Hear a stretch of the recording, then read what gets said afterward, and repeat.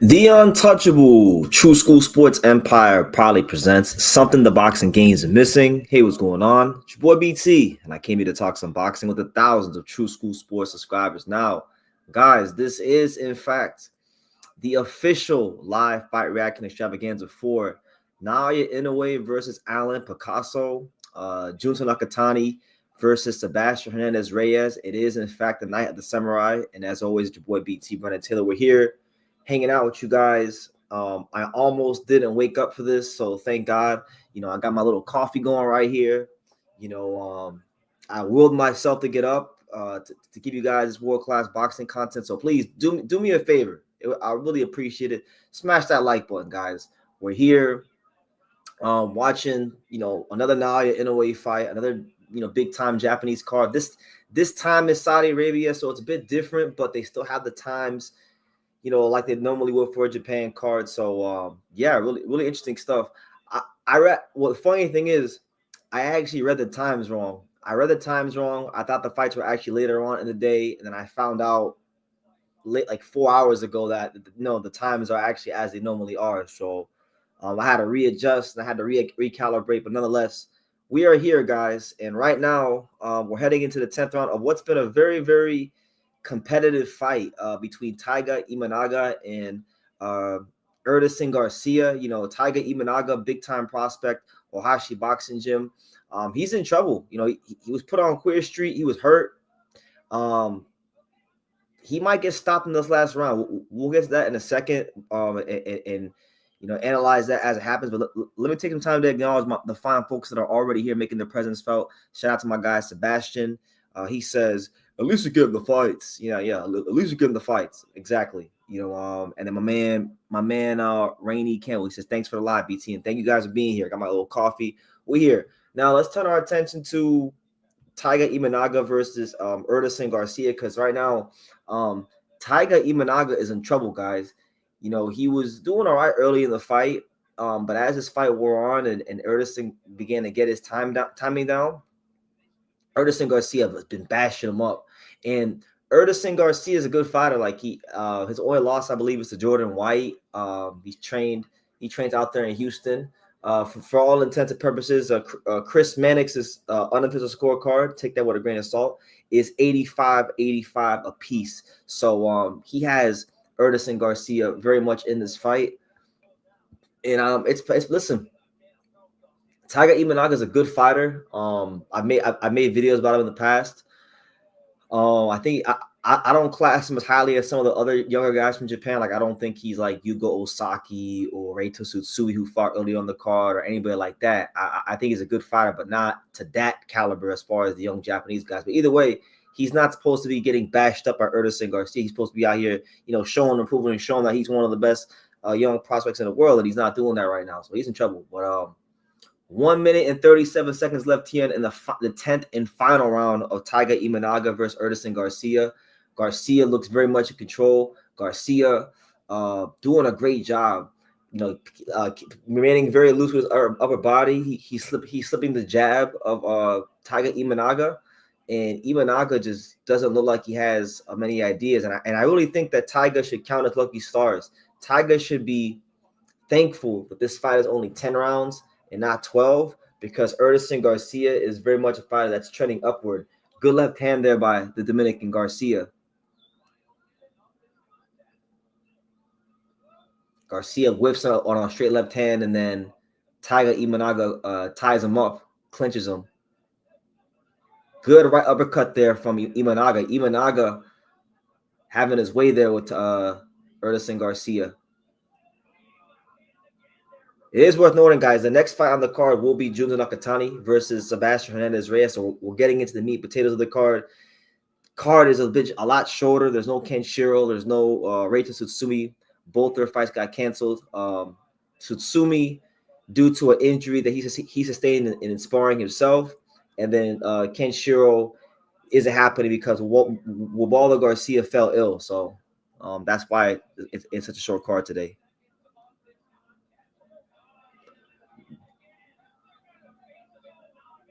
Bro, Taiga Imanaga is getting his ass tore up. Erdison Garcia, I think, won this fight. I think he might have won this fight. I'm not gonna lie to you guys. I didn't see every round of this fight. I woke up a little later than I wanted to. But from the time I turned this fight on at the 7th round to now, Tiger Imanaga has been getting his ass tore up, and he did not look like a top prospect. And he was a favorite, but not by as much as you would think. He was and I'll show you guys. Look, so I'll show you guys the odds so you guys can understand what kind of upset this is. Hold on, let me go to screen share. Shout out to everybody here. Let me see, share screen. Make sure y'all smash that like button, guys. I'm still waking up. I'll get my little coffee in. Hold on, let me see. Look, so these are the actual odds from the fight. When the fight opened, Tiger Imanaga opened up as a 225 favorite. Hernandez Garcia was a plus 164.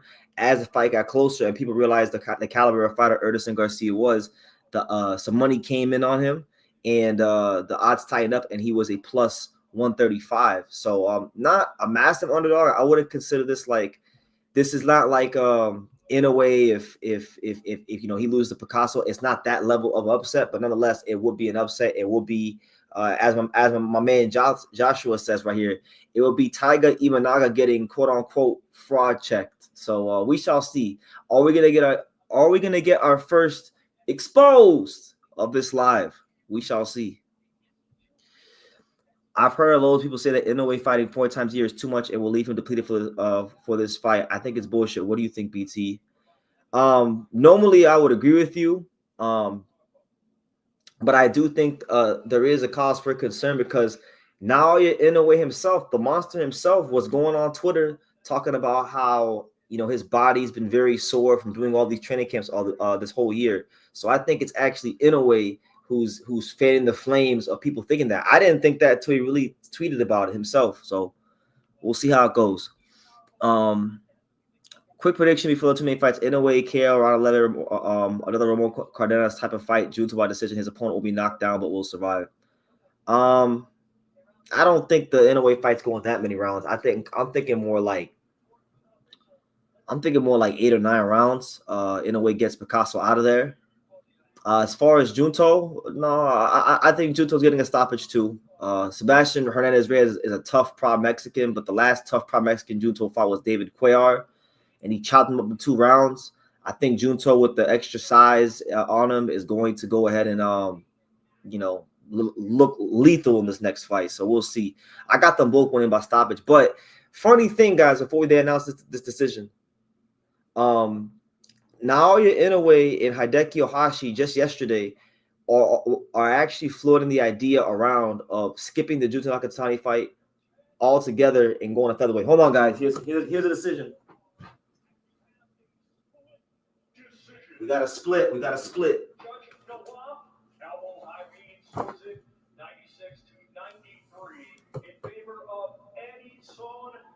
So one judge has it for Garcia.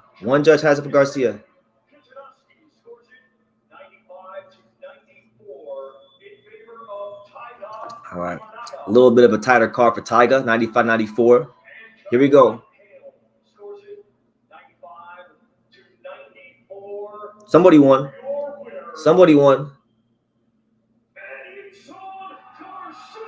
There you go, guys. There you go. We have our first upset. Maybe not our last. We shall see what happens with Inoue and Nakatani. But we have our first upset. There goes the old Tiger Imanaga. Ohashi Boxing Gym. Exposed. All right? Tiger Imanaga. Exposed. Hernandez Garcia has come here, and he has let the world know that, hey, I am here. I went ahead and I fraud checked Tiger Imanaga. I am one of the top. I am a damn good fighter, and I am here to be reckoned with. So there you go. Hernandez Garcia comes to Saudi Arabia, and Japan is not going to go undefeated. It's not just going to be Japan beating up the rest of the world in this card. No. Tiger Imanaga has lost his O in Saudi Arabia. So an upset, yes, not a colossal upset. This isn't Junto or Kenshiro or Inoue losing, but nonetheless, an upset and a very good win for a guy that coming into this fight was very, very overlooked. So congrats to him. Here's what he's doing this interview right now.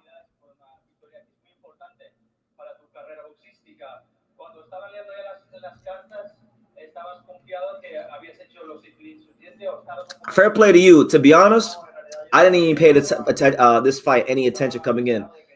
The two fights that I cared about the most are not even happening, which was Kenshiro versus Walter Garcia and then Hayato Tsutsumi fighting for the world title. Those are the two fights that I was the most excited about. Neither one of them are happening. So I'm a bit subdued for this card. I'm a bit like, I'm here, I'm watching it with you guys, but I'm a bit subdued for this card because the two fights that I wanted to see are not even happening.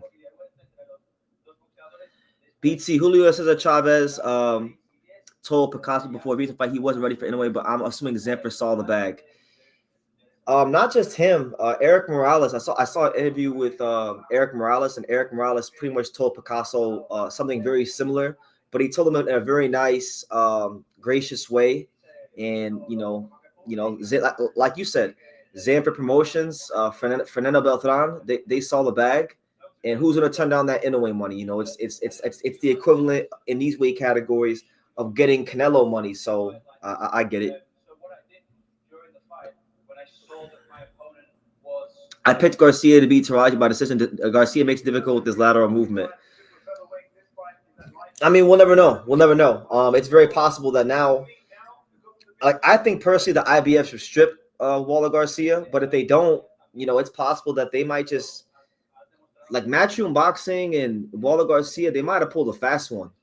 Kenshiro Taraji might not even get a shot at the IBF title, and maybe they might fight Bam. And maybe if they can work out a deal with Maloney, Bam could fight this guy in a more favorable matchup and have an easier path to undisputed. That's possible. But it may, like you said, Joshua, maybe it winds up being for a vacant title. I think that's what it should be for. I think Kenshiro got royally screwed. He was professional. He came in on weight, and it was Walter Garcia's body who failed him. Kenshiro was ready to fight. And then you had Turki Al Sheikh. Who came and basically, he was trying to get Kenshiro Taraji to fight these gas station workers, these guys that's 1-0, these guys 3-1, and disrespectful, honestly.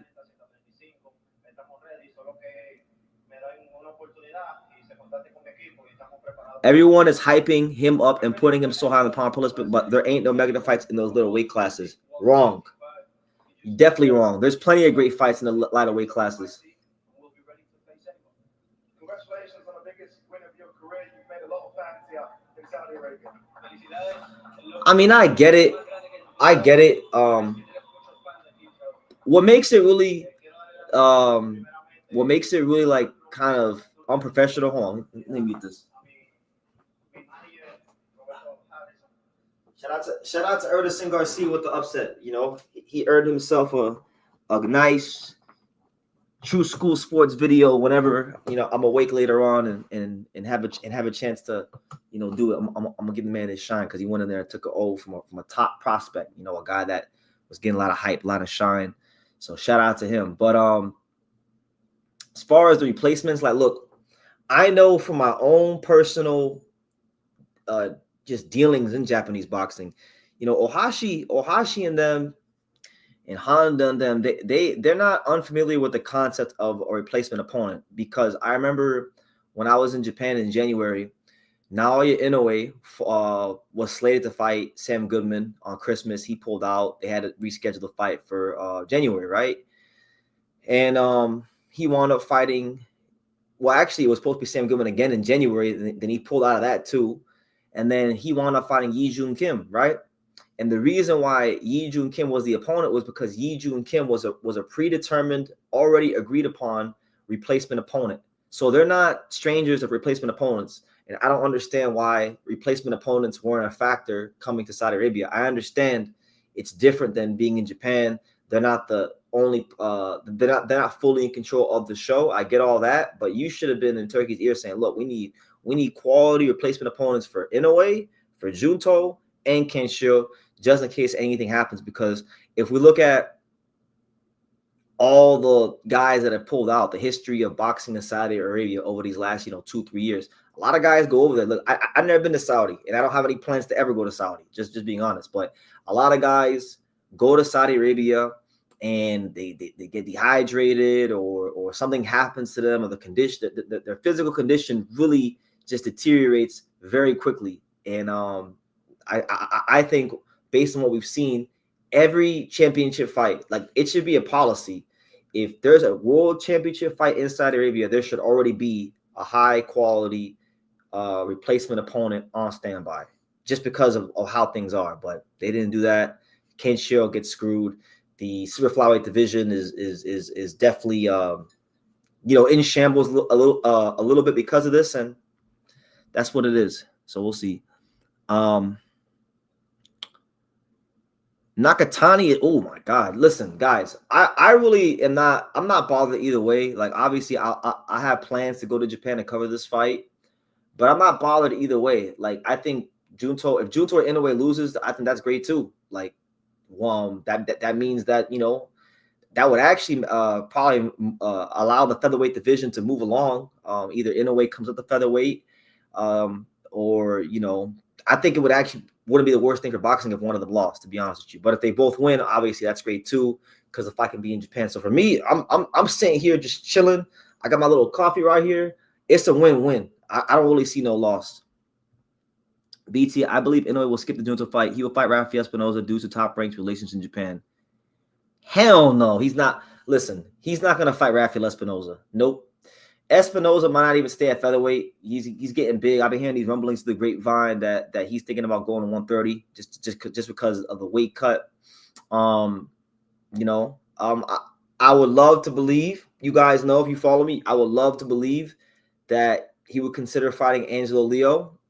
There's reason for me to believe that it's a consideration, but there's safer options for him. I think like Nick Ball was a fight. I think Nick Ball is the number one guy in the queue if Inoue wants to come to featherweight. They had that little back and forth earlier in the year on Twitter. Nick Ball has a good British fan base. He's developed a good little following.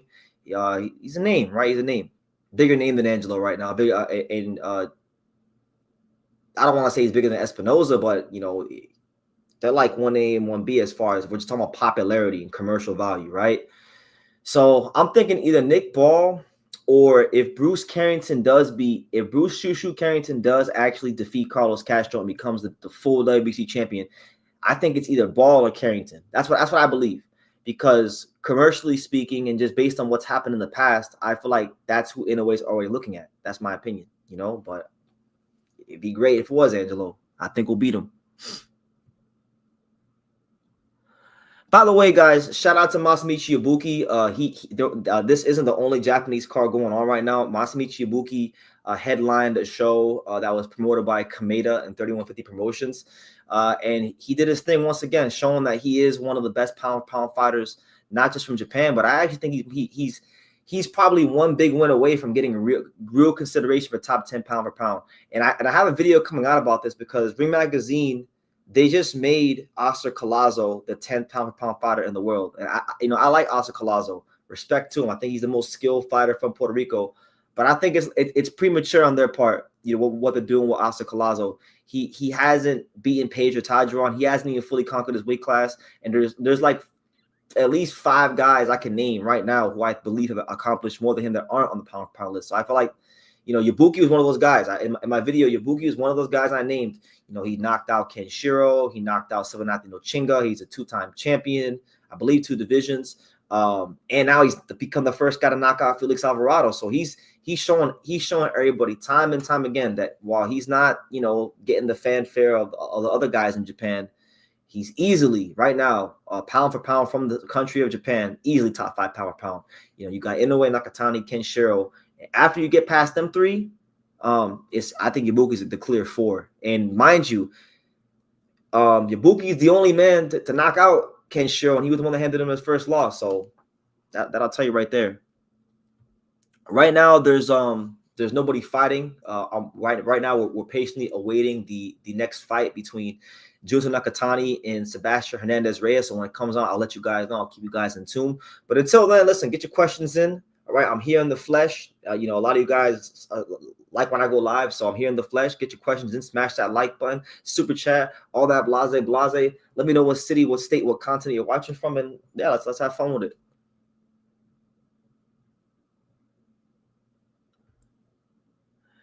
Boxing is declining. The new politics are ruining the 80s, 90s style. Call my name and it's on in boxing. There you go. Shout out to Fareed. He's letting y'all know. You think Nick Ball can get the fight in the UK if it happens? No, absolutely not. I mean, I'm sure they're going to try to negotiate it. You know, Frank Warren and Queensberry are very, very experienced when it comes to negotiation. But nah, man, if Inoue wants it in Japan or what, he's the money man. So ultimately, you know, you can negotiate, you can try, but I don't think it's going to be in the UK.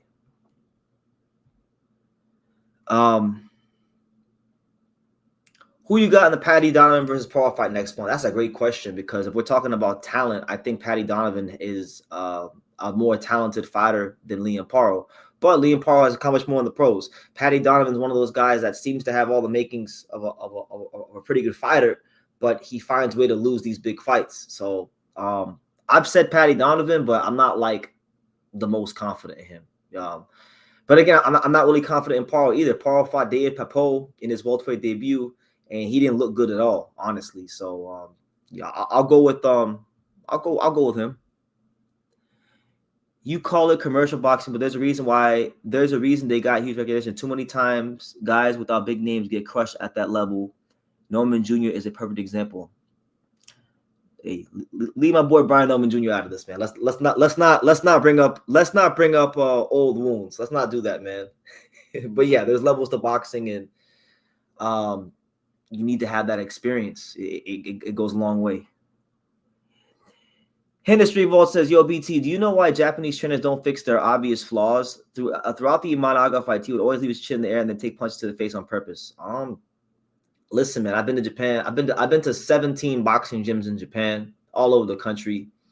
From what I've seen, going to Japan, seeing them train myself, a lot of these Japanese gyms, like they have their disciplined, regimented style that they train.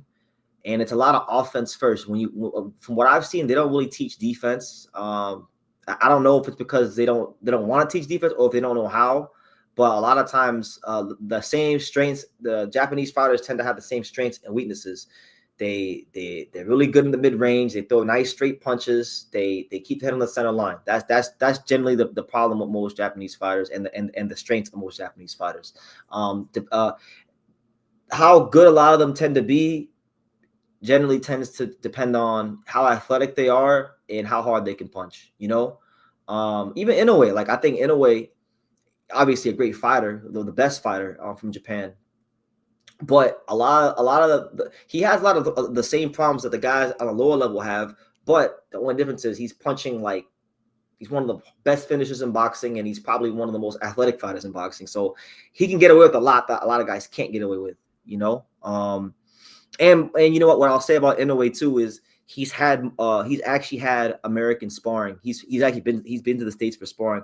A lot of times what happens too is a lot of these Japanese gyms, they keep these guys in Japan and they get spar the guys over there. That's a big problem. Like for example, like you know, I love Jin Sasaki, but like they don't send him to America as much as they need to for him to be where he needs to be. And that's the case for a lot of guys in Japan. I feel like they need more American sparring. They got to go to Mexico. They got to go to other places and get different kinds of looks. And a lot of times that's why I think their flaws aren't getting changed. That's my opinion on the matter. Let me go to the super chat. Shout out to my main man, Mr. Miyagi, with the 10 euro super chat. He says, "What's up, BT? This card should have had some prelim fighters ready to fill in. Much love from the UK. I was looking forward to Jazza Dickens and Tsutsumi. Me too, man. Because Jazza Dickens is a very underrated fighter. You know, he's a better fighter than a lot of people give him credit for. I was looking forward to seeing him match up with Hayato Tsutsumi, who, in my opinion, honestly, if we're just talking about technical skills, I think Hayato Tsutsumi is a potential top 3 fighter from Japan. In terms of just skills, not resume or accomplishments of talent. I'm talking about just in terms of straight skill set. He's up there, but he got a cut in sparring, and the fight's not happening, so it wasn't meant to be. Would have been a really good test. We'll see what happens. I guess Jazza Dickens now they've stated that he's going to go ahead and be fighting Anthony Kakachi, so that's a good little UK clash. hopefully Tsutsumi can get back in the ring. I don't know if we'll get a shot at Jazz Dickens again. There's other guys in the WBA. Like I know you have like Raymond Ford that was very high in the rankings. I think Zoltan Sauerbek from Kazakhstan. So maybe he might have to fight one of them guys. I don't know what's gonna happen with Tsutsumi, but yeah, it's disappointing for me. This card is cursed because I know, like, I'm excited to see Inoue. The only reason I'm even live right now is because that's how much I love watching Inoue fight.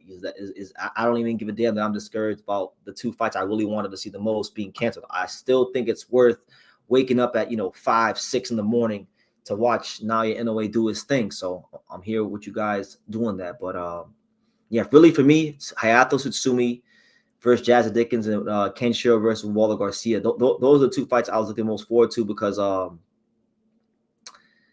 like I feel like with Inoue and Nakatani, I mean, they're supposed to go in there and win. They may not. We'll see. You can never underestimate the Mexican fighters, but like, the storyline of Kenshiro potentially, becoming a 3-division champion, and then Hayato Tsutsumi getting his chance to really prove himself at the top level as a world champion and become a world champion. Those things were interesting for me, or intriguing for me, because I've been covering Hayato Tsutsumi consistently here on this channel since like the middle of 2023, so yeah, there's that.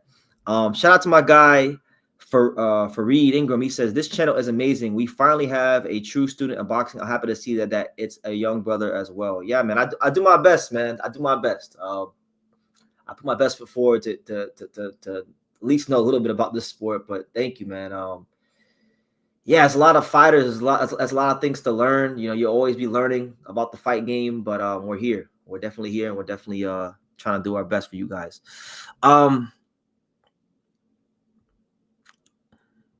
He says, so there were 2 fights cut from this card. Yes, this card, Kenshiro Taraji versus Walter Garcia for the IBF Super Flyweight title was cut from this card, and then Jazz Dickens versus Hayato Tsutsumi for the WBA Super Featherweight title was also cut from this card. So, this card to me, I'm excited for because I like Junto and Inoue just that damn much. And you guys know how big the Japanese coverage is a part of this channel. But really and truthfully, like, I'm a bit bummed out about those fights being canceled. But hopefully, one of these fights will turn into a great fight that really gets us turned up here on True School Sports. TSM Harden says, send Jin to America and forget about him for like 3 years. I agree. That's what they got to do because, he's got a lot of habits he got to clean up. My man Free wants to know, and right now, guys, I'm just answering y'all's questions because there's no the ring walks haven't even started yet. I'm still waiting for Junto Nakatani. When all I get started, I'll let you guys know. So don't panic and don't start asking me who's fighting next. I'll let you know. I'm keeping a good eye on it. I can walk and chew gum at the same time. But he said he wants to know, BT, what is your view on the WBC politics surrounding Crawford? Do you think the rematch will happen? Crawford retired. I don't think he's faking a retirement. Although it does happen a lot in boxing. I don't think he's faking the retirement. I think this is definitely it, and I think it's the correct decision. He's going out on top. He's going out on a high, and as he should, But as far as their politics surrounding Crawford, I'm not angry about them shipping Crawford. I feel like, as the old saying goes, it cost me the boss. Is $300,000 a lot of money for a sanctioning fee? Yes, it is. But when it comes to the subject of sanctioning fees are things that are agreed upon before you fight. So if you agree before the fight to pay those sanctioning fees, then it is incumbent upon you to pay the damn sanctioning fees. Terrence Crawford wanted to fight Canelo Alvarez for the undisputed title, and you can't fight for the undisputed title if you don't pay the sanctioning fees for said titles. You got to understand, belts are nothing but just marketing tools to make your fights bigger, to make the networks like belts. It sounds better when you have fighter A and fighter B fighting for the undisputed title, and undisputed costs money. It costs me the boss. So in life and in boxing, there's trade-offs. Terrence Crawford acted like he understood that, and he agreed to pay those sanctioning fees. So I don't care if the sanctioning fees was $3, $300, 300,000 or 300 million. If you out here agreeing to that beforehand, you gotta pay it. Miguel Cotto had the same problem 10 years ago when he fought before he fought Canelo Alvarez. He didn't want to pay 300,000 before he fought Canelo. So what did he do? He relinquished the belt, and it was what it was. But nobody was sitting here calling Miguel Cotto some sort of revolutionary for not paying sanctioning fees. Floyd Mayweather for years, he didn't go undisputed because why? He voluntarily chose to not pay sanctioning fees, and he only wants to fight for the WBC title. So that's my view. Hopefully that clears it up. Anyway, guys, we turn our attention and we are switching gears because Junto Nakatani, one of the best pound-for-pound fighters in the world, he is making his way to the ring. This could be a bit of a trap fight. He's taking on Sebastian Hernandez Reyes. A lot of people, myself included, feel like, you know what, in terms of a massive upset, in terms of really shaking up the landscape of the fight game moving forward on this card, this is the fight that could be your upset because Sebastian Hernandez is a guy that has 18 knockouts in 20 fights. We know this is in fact Junto Nakatani's first fight in the weight class, but when you watch the film on Sebastian Hernandez Reyes, he's a guy that really, truthfully, he's very, very straightforward. He's like Floyd used to say, straight up and down, no special effects. So the only way I really see this being a problem for Junto is if Junto just can't take a punch at 122. I think he's a better fighter than him from what I've seen on the film, and they picked him for a reason. Good record, good style, Mexican. He's gonna bring the fight to you. They get a lot of Mexican sparring in LA. He's with Rudy Hernandez. They do a lot of it. He's seen a lot of guys like this in the gym. So I'm going to say it like this. You can't underestimate no one, and I'm not doing that. But, like, if Junto can't dissect this dude, I'm going to really call into question his boxing IQ because he's bringing the fight right to you.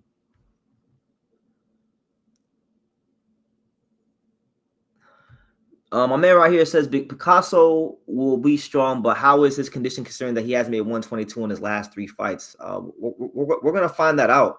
Picasso, I think, like I said in my video, I dropped like, what was it, 8 or 10 hours ago. I'm not picking him to win. Let's get that very, very established. I'm not picking Picasso to win, but I'm gonna give him like a 15% chance of winning this fight because, number one, Inoue is being asked about everybody but Picasso. So there is that potential for a letdown. And on top of that, he himself, not anybody else, I'm talking about the monster himself, he's mentioned that basically his body has been feeling the wear and tear of these training camps, and his body's very sore, right? So it's possible that all these training camps the whole year, because mind you, you got to remember, before he fought Sam Goodman in January, they were supposed to fight in December, which means that he was basically he basically would have had to been in camp in October of last year. So from October of last year to basically right now, Inoue's whole life has been a training camp. He has not stopped being in training camp for the last 14, 15 months.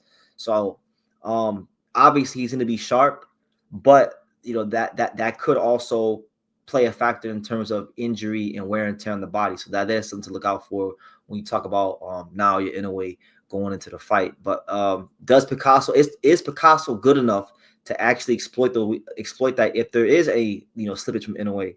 We'll see. He's a volume puncher. He can box a bit from the outside, but he's never been on this level. He's never ever fought anything remotely close to Inoue.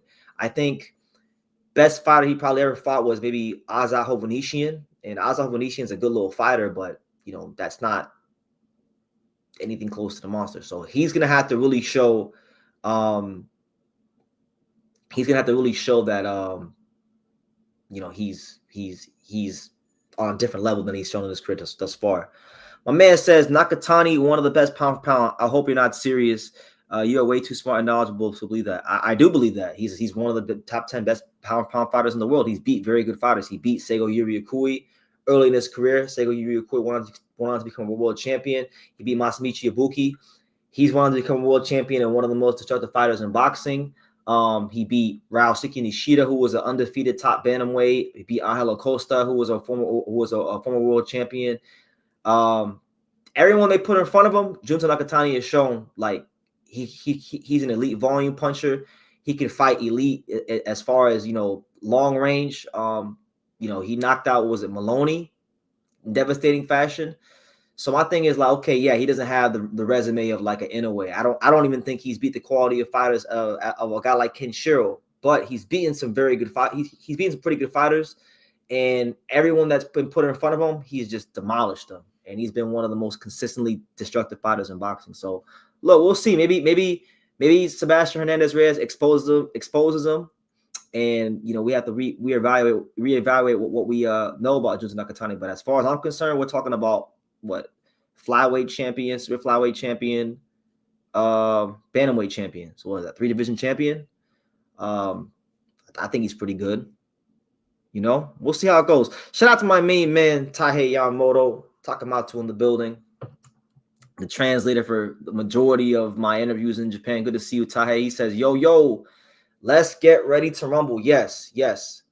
And let me turn this volume up, man. Let's turn this volume up, because now introducing first, we're now in the meat and potatoes of the card. We're now like in the main parts of the card.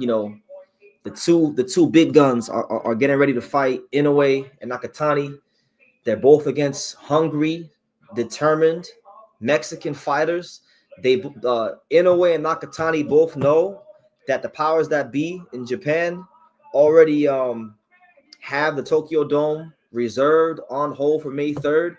And it is likely that if they both win this fight, they are fighting each other next. Even though Inoue and Ohashi are floating around this idea of going to featherweight next instead of fighting Junto Nakatani, the reality is that that's still the number one option. Inoue Nakatani is going to be the biggest event in the history of Japanese boxing.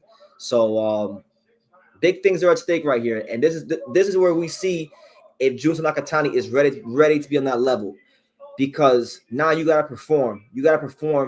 Things are expected of you. It's not just like people like me who like Japanese boxing that are paying attention to you. Now the whole fight game, the whole world that loves boxing is starting to pay attention to you.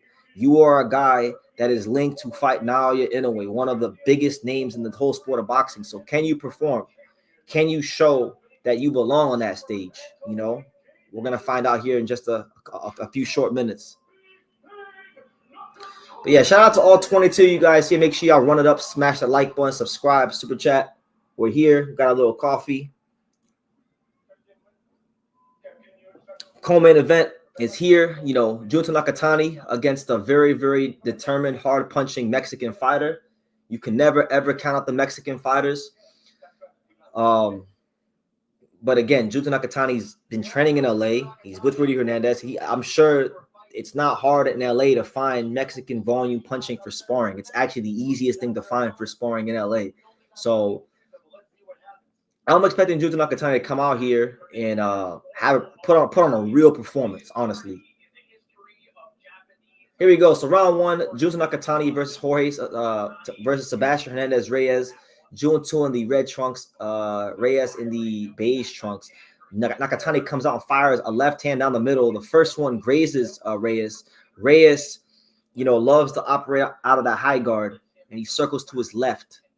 Nakatani feints downstairs, touches the gloves, trying to find his range out of that southpaw stance. Oh, a big right uppercut from Junto Nakatani. So already, Junto Nakatani in the first, 35 seconds of this fight, he's finding some holes in the high guard defense of Hernandez Reyes. Hernandez Reyes marches forward, not a whole lot of jabs coming from him. He's just marching forward straight in a high guard. I think he's trying to find the timing down of Nakatani, but he better not wait. He better not wait, because Junto is gonna let the leather fly. He's gonna go ahead and punch through the target. So he got to offer him something. Nakatani just touching him with that southpaw jab, that southpaw probe. Nakatani with the left hand to the head and then a right hook to the body, and then he turns Sebastian Hernandez Reyes. Another thing that Nakatani, I think, has in his favor, guys, is he moves very, very well. So, Sebastian Hernandez Reyes has to find a way to cut the ring off, and he gets caught with a big left hand down the middle. So Nakatani early and often is finding a home for the straight left hand, and that's a very bad sign for the Mexican.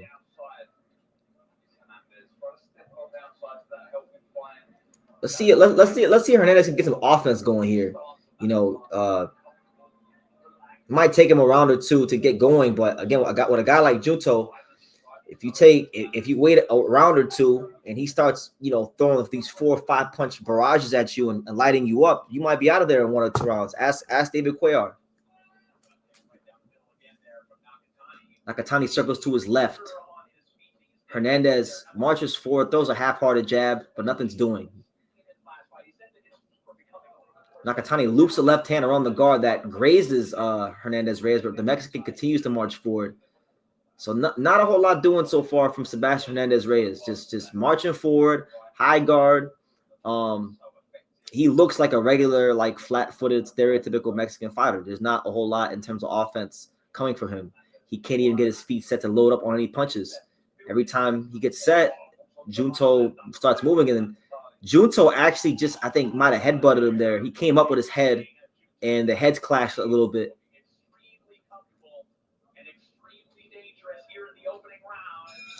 But a good first round from Junto. Junto, I thought, won that round pretty easily. Not literally zero offense from Sebastian Hernandez Reyes was generated.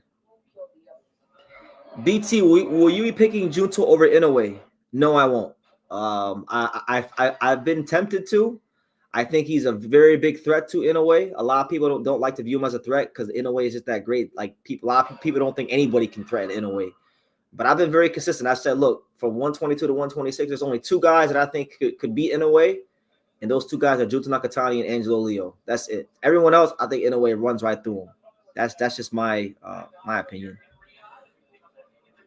Yeah, they picked the right guy. With this dude, he's just marching forward in the high guard. He has a good knockout ratio on paper, but I'll say, unless he starts getting some offense going like right now in this second round, he's not going to see the 6th round. He's going to get stopped, unless his chin is just made out of granite, which many Mexican fighters are. But anyway, here we go, round 2. Nakatani's starting to throw uppercuts now. He just threw an uppercut. He probed off the southpaw jab and then threw a left uppercut, and it landed. So I mean, he's not having a hard time finding his power punching range early in this fight. He's landing whatever he wants. Nothing going on from Sebastian Hernandez Reyes. He hasn't tried to, load up on anything. And to Junto's credit, every time he gets in position to get ready to load up, Junto circles the ring on his ass. It makes him reset. So Junto showing you right now a good blend of boxing, and just power boxing. He's just power boxing his ass around the ring. Good counter punch there from Junto Nakatani. Nakatani varying the jab right there. A straight jab, up jab. The up jab scored. Good left hand there from Junto off the jab. And that momentarily backs up the Mexican fighter. I'll tell you one thing, though. One thing that's saving Sebastian Hernandez Reyes is he's doing a good job keeping a nice tight high guard. And then he's getting a little bit underneath Junto's left hand and he's smothering it. Junto hasn't been able to really fully extend and land that left hand the way he wants to, but he's starting to get there. Oh, good. All right hook from Nakatani. There's a left hook from Junto. A left uppercut, I should say. Left uppercut. And then a left uppercut to the body. So a left uppercut to the head, and then 5 seconds later, a left uppercut to the body there from Junto Nakatani. And if this guy is durable like most Mexican fighters are, this might have to be death by 1,000 blows. And right now, Nakatani is doing a great job to kind of have that kind of performance. He's placing the shots to the body, to the head. He's varying the shots. And Hernandez is starting to open up, and now Nakatani just countered the hell out of him. That was the best left hand he's landed so far. Left hand, and then he just misses the right uppercut. Left hand to the body there from Junto Nakatani. So Hernandez Reyes is starting to open up more now, and Junto is starting to have his best moments in the fight so far.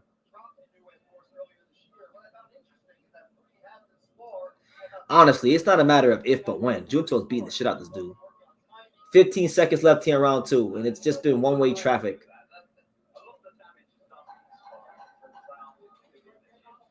Good body shot there from Junto Nakatani, and then a right hook to the chest. It's levels right now. Junto Nakatani is just having his way.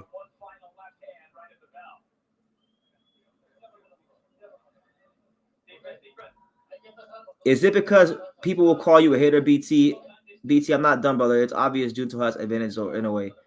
No, I'm picking Inoue because I think at 122, Inoue is just this is the if this fight was at featherweight, I would say Junto, but I think and I think Junto needs a bit more experience in my opinion. Even though he's a great fighter, he's a multiple time champion, he's one of the best fighters. I still think he needs a tad bit more experience. That's my opinion. But like I said, I've been saying it for a while. Nakatani and Angelo Lee are the only two guys that I think could beat Inoue from 122 to 126. I don't give a damn if anybody calls me a hater. People talk shit in life regardless. You know, whether you say good things or bad things, people always talk shit. So that don't affect me. He's blatantly stacking the tape and ignoring the commission when he saw not a stack of tape. I didn't expect it. I mean, they're not in Japan, so you can't. I mean, I gotta see the video. I didn't see it, but in Japan, you can wrap your hands a certain way. You can't. I don't know what the policy is in Saudi Arabia, but you know they're not the most experienced boxing commission, so you can do with that what you will. But here we go, guys. Round 3: Nakatani versus Jorge Sebastian, or Sebastian Hernandez Reyes. Okay, an uppercut to the body and an uppercut to the head from Junto Nakatani. And Nakatani's starting to really mix his punches up now. Good left uppercut from Nakatani that grazes the right side of Reyes' head.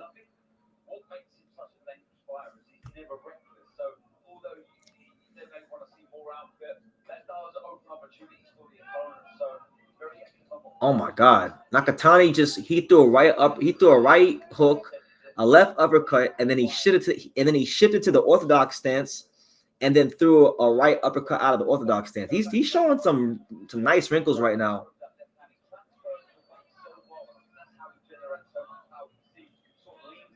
There you go. Good left hook by Nakatani.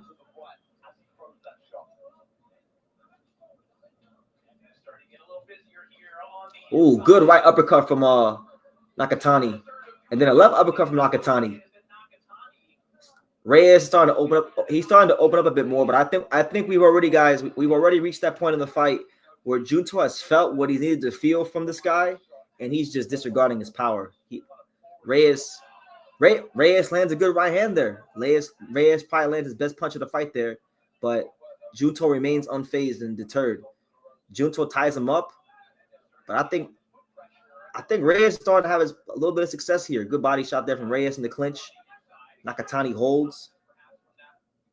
One thing about these Mexican fighters is that they can go rounds. So Nakatani's conditioning has to be up to par. Otherwise, this guy will get himself into this fight.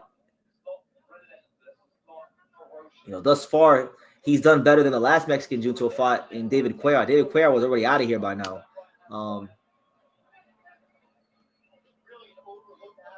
Last 30 seconds here, round 3. Good uppercut there from Nakatani. And then a 1-2 down the middle from Junto.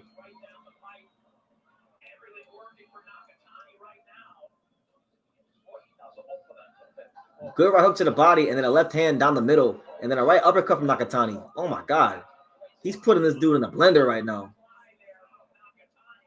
But I give Reyes credit. You know, he was buzzed a bit about a minute ago, but for the most part, he's doing a really good job taking these shots. So he hasn't won any rounds, but I think in that third round for Reyes, there were a couple of little moments for him that he could build off of. But right now, it's mostly Junto Nakatani. Shout out to my main man, 50 grand, Eric Lanzis Jr. He said, "What's the link?" Fuck, hold on. It's on Vipro. Just go on Vipro. You'll find it.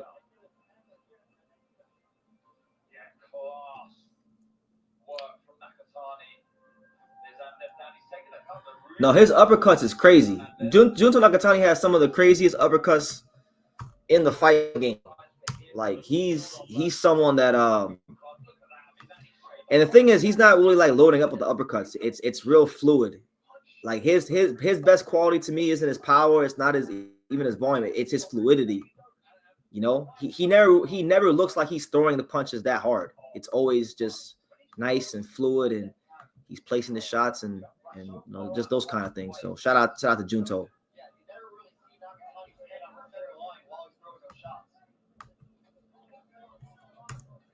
There you go, Eric. Just for you, champ. That's why I'm watching it. But round 4. Let's see if Reyes gets himself back in the fight. Good left hooks by Reyes, but Junto Nakatani, it's like Reyes will land 1 punch and Junto lands 4. Good left hook to the body again from Nakatani. Reyes moves his hands and places some shots to the body of his own, but again, it's not doing nothing. Or at least it doesn't seem like it's doing anything so far.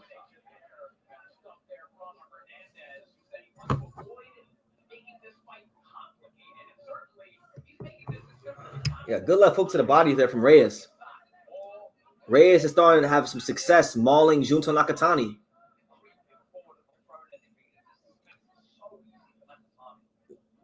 Good right uppercut from Nakatani.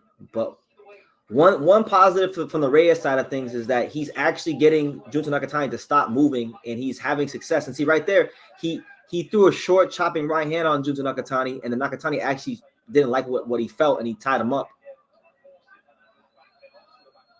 Ooh, good left hand down the middle from Nakatani, and then a right hook from Nakatani, and then a jab down the middle from Junto. Junto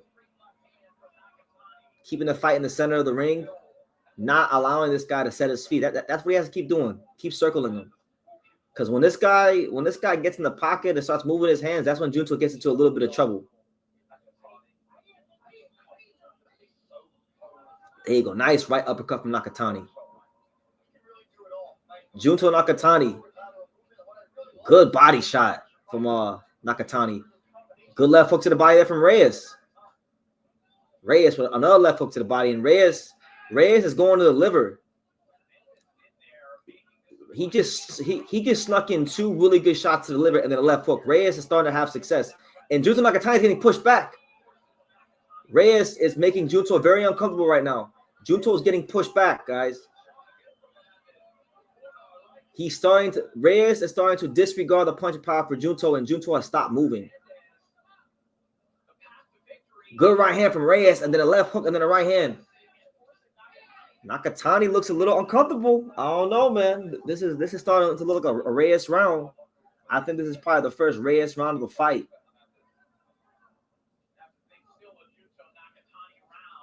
Nah, I don't. I thought that was a Reyes round. I liked Reyes' work better that round. Junto was trying to do what he did the first 3 rounds, but he wasn't doing it in that round. And Reyes had him visibly like frustrated, uncomfortable. He was placing shots to the liver. He was pushing him back with the right hand. I thought that was a Reyes round. So I got Junto up 3-1. Junto has to get back to his boxing. He's got to not get discouraged and stick with the game plan. Don't sit there with him. Don't let him smother you. Don't let him place it. Because look, one staple of Mexican boxing is the liver shot. Junto's a southpaw. When you're a southpaw, your liver's in the front. And, you know, he's going to look for that liver over and over again. So we'll see. I mean, Junto did land some clean shots. They're showing the replays right now. But I thought Reyes actually nicked that round. I thought he won that round.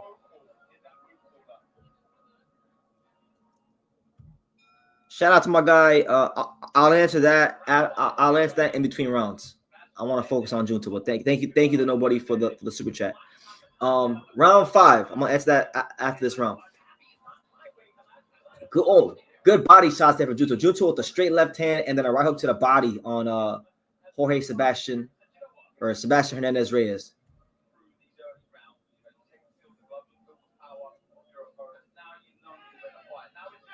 Good body shot there from Reyes. Reyes closed the gap and then landed a little short right hand on the inside. Good jab there from Reyes. Reyes moves forward again. Good left hand from Nakatani. Nakatani still moving, still doing what he's done the whole fight, but I'm noticing the punch output dip a little bit. It's dipped a little bit, and he's starting to do a little bit more holding. And like, shout out to my main man Miguel Leo, the great trainer. He always tells me, he says, BT, the fight. He says, BT, the fights don't start till the 5th round, right? And right now we're in the 5th round. So in the Miguel Leo school of boxing, this is round 1, and I'm seeing Junto, still landing some nice shots, still doing some really good work, but the punch output's starting to dip a little bit, but he's putting them back together again. He's upping the output again.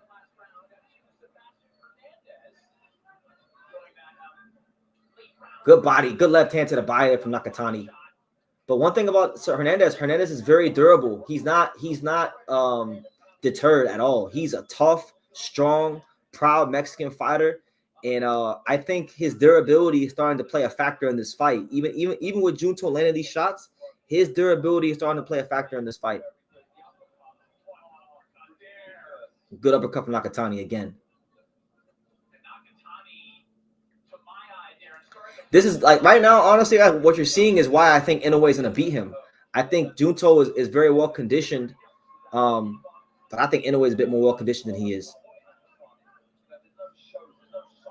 And he's a harder puncher and sharper and more and probably.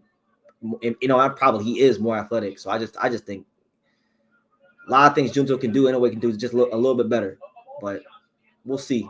He better get to this Mexican, because what I'm seeing right now, I'm seeing Junto fighting a nice disciplined game plan, but I'm seeing these punches not affect him. And look right there, you got Sebastian Hernandez Reyes, who's getting Junto to hold his feet, and he's getting his punches off. Good right hand by Hernandez Reyes, and then a right hand to the body, and that right hand visibly shook Junto Nakatani.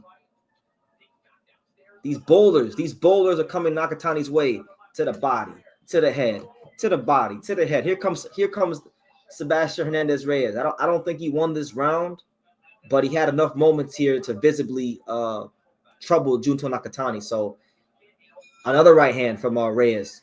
So, I don't know, man. I'm seeing Junto Nakatani. He's trying. Like, I give him his credit. He's got the mental discipline. He's trying to fight his game plan. He's trying to circle the ring. He's trying to walk this guy into big shots. He's throwing his 3, 4, 5 punch barrages in spots of the fight.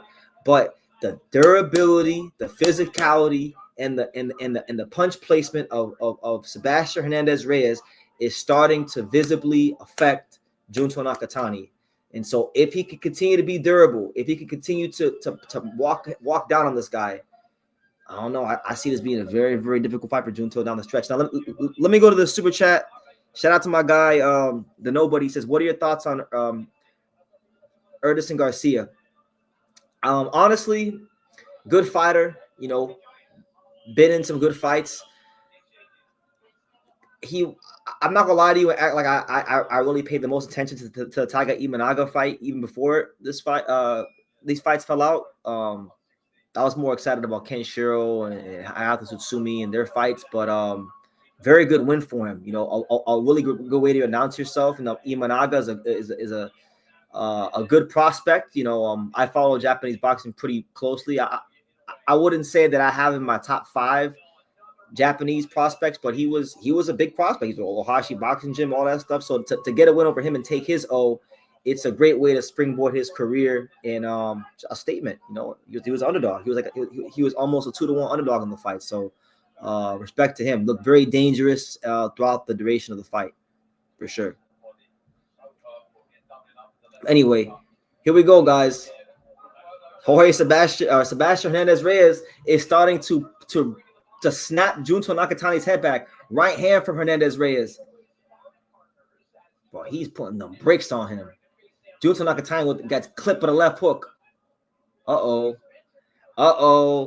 There goes the fight at the Tokyo Dome, guys. There it goes. It's sailing away. Here comes the Mexican to ruin the party. Good left hand by Nakatani, and then an uppercut from Nakatani. Junto Nakatani is landing punches, but they're not doing anything to Sebastian Hernandez Reyes. He remains unfazed.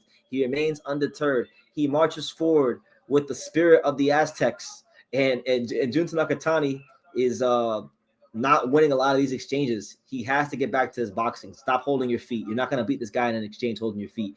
Left hook to the body there from Sebastian Hernandez Reyes. Oh, and a left hook to the liver from Sebastian Hernandez Reyes. And then a right hand from Sebastian Hernandez Reyes. And then a couple punches for good measure, just to score. Nakatani's holding. He's getting a little bit tall in that pocket. Oh, man. Oh, man. The Aztecs, the Mexicans are here. Oh, good left hook to the body from Nakatani. But it's like it's not doing nothing. 2 left hooks to the body. And then a right hook to the body from Nakatani. And then a straight left hand. And now he's starting to finally push back Sebastian Hernandez Reyes. But Sebastian Hernandez Reyes holds his feet, throws a left hook to the body himself. This is definitely the best round of the fight so far. Most exciting round of the fight. Nakatani's volume is being matched with the precision in the punch placement of Sebastian Hernandez Reyes. Boy's in trouble. Nakatani's you in for a fight. We're not even at round 7. And good body shots there from Reyes. And he's not doing anything. When Junto holds his feet, he's just placing them. Left hook from Sebastian Hernandez Reyes. Nakatani circles to his right. And then a right hand down the middle from Sebastian Hernandez Reyes. And to me, look, that is the second clear round for Sebastian Hernandez Reyes. So I got it 4 rounds to 2. Junto Nakatani, but Sebastian Hernandez Reyes is very much on an upward trajectory. Like, I'm actually very concerned for Junto Nakatani because this dude isn't going anywhere. You're now in a position where it seems as if he sapped your energy. Hopefully for Junto's sake, he catches a second win, because if he doesn't catch a second win, oh my God, there it goes, guys. There goes the Tokyo Dome fight. There it goes, And who knows? Like I said, boxing's crazy. Inoue might get lined up at Picasso in the next fight, but you don't know. That's why they fight the fights. Has Nakatani's power maybe not carried as well as Inoue's, despite him being quite a bit bigger? It's possible, but I mean, like, to me, in my opinion, he's fighting a harder opponent than Inoue is. I think this guy is more durable. He hits harder, and it's showing, because it's not like Nakatani isn't landing. He's landing flush. This guy's just a shit brick house. He's very, very durable. You was right. Junto has an ego. When he starts getting touched, he really sits in the pocket. Like a lot of Japanese fighters. A lot of Japanese fighters have this built-in Bushido spirit that they want to hold their feet, and that's the clear difference to me between him and Inoue. Inoue can box if he needs to.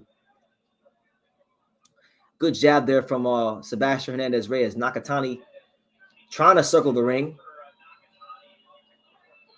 Keep that fight in the center of the ring. That's what you got to do. Good. He's getting suffocated right now. Good left uppercut there from Nakatani, but again, it's not deterring this Mexican.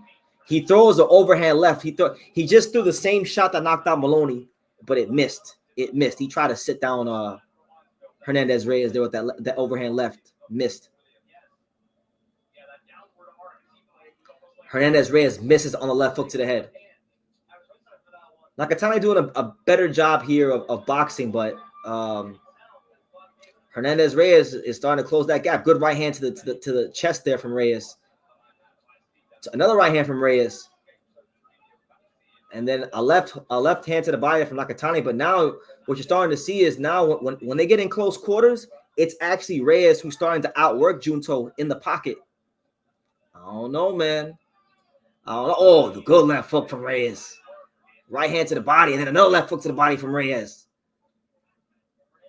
Oh my God, this boy Junto's in trouble. This Mexican ain't playing with him. I knew this was gonna be a hard fight for him. I said this, to me, this is the fight that I thought was gonna be the hardest fight on the card for any of these Japanese fighters. Good body shot there from Reyes. And then a left hook to the head from Reyes. Junto Nakatani's on the ropes. and he's got nowhere to go. Reyes is just getting off on him. Nakatani throws a left hand, gets off the ropes finally, and then throws a half-hearted left hook that connects on Reyes, but he's still holding his feet. He's not moving. He's been sapped of all his energy in the physicality and punch placement from this short, compact, dangerous Mexican warrior is wearing down Junto Nakatani, guys. 10 seconds left here in round 7. Good left hook by Reyes, and then an overhand right by Reyes.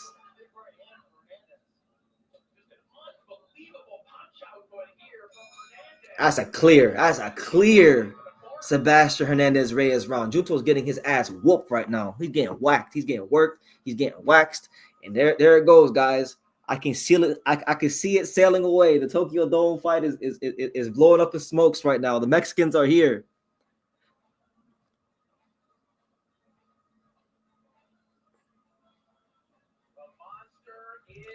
I agree with that. Nishida had a lot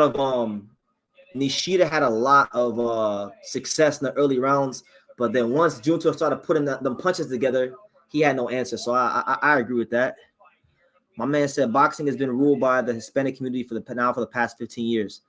The Latinos will always have their place in the fight game, whether they're from Mexico, Puerto Rico, Venezuela, Nicaragua. You know, they make.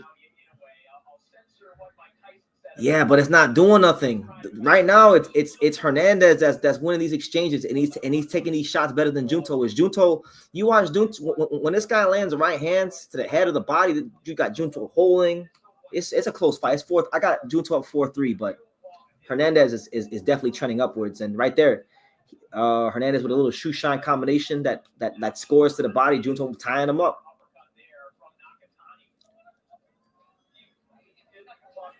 And Nakatani's on the ropes a lot more than you probably want it to be. Junto Nakatani circles to his right, gets back to the middle of the ring, probes with his jab, lands a good left hand down the middle. Reyes marches forward with a right hand to the body that scores. And then a short left uppercut to the head there from Reyes. Nakatani's starting to miss with his uppercut too. He was landing the uppercut at will earlier. Now when he steps back, Reyes has made an adjustment and he's keeping them hands a little bit tighter whenever Junto darts out and throws the uppercut.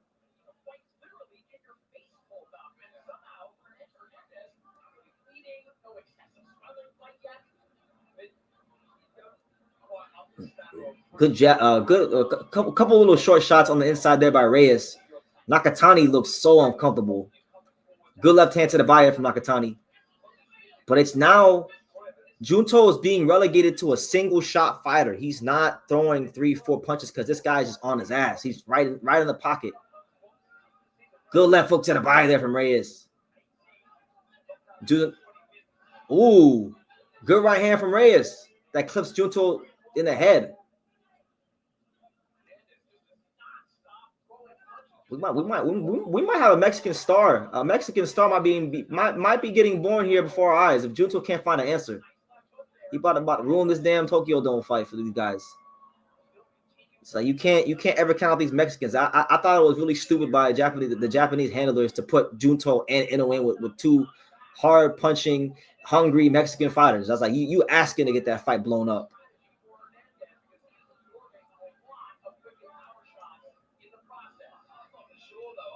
Junto Nakatani is in trouble, guys. He's trying to keep on the outside. Now he's on the ropes again. He's in a square position. He gets hit. He gets hit cleanly to the body. Gets another left uppercut delivered to the head. And now this guy is literally running at him. Hernandez Reyes is literally running at Junto Nakatani from pillar to post.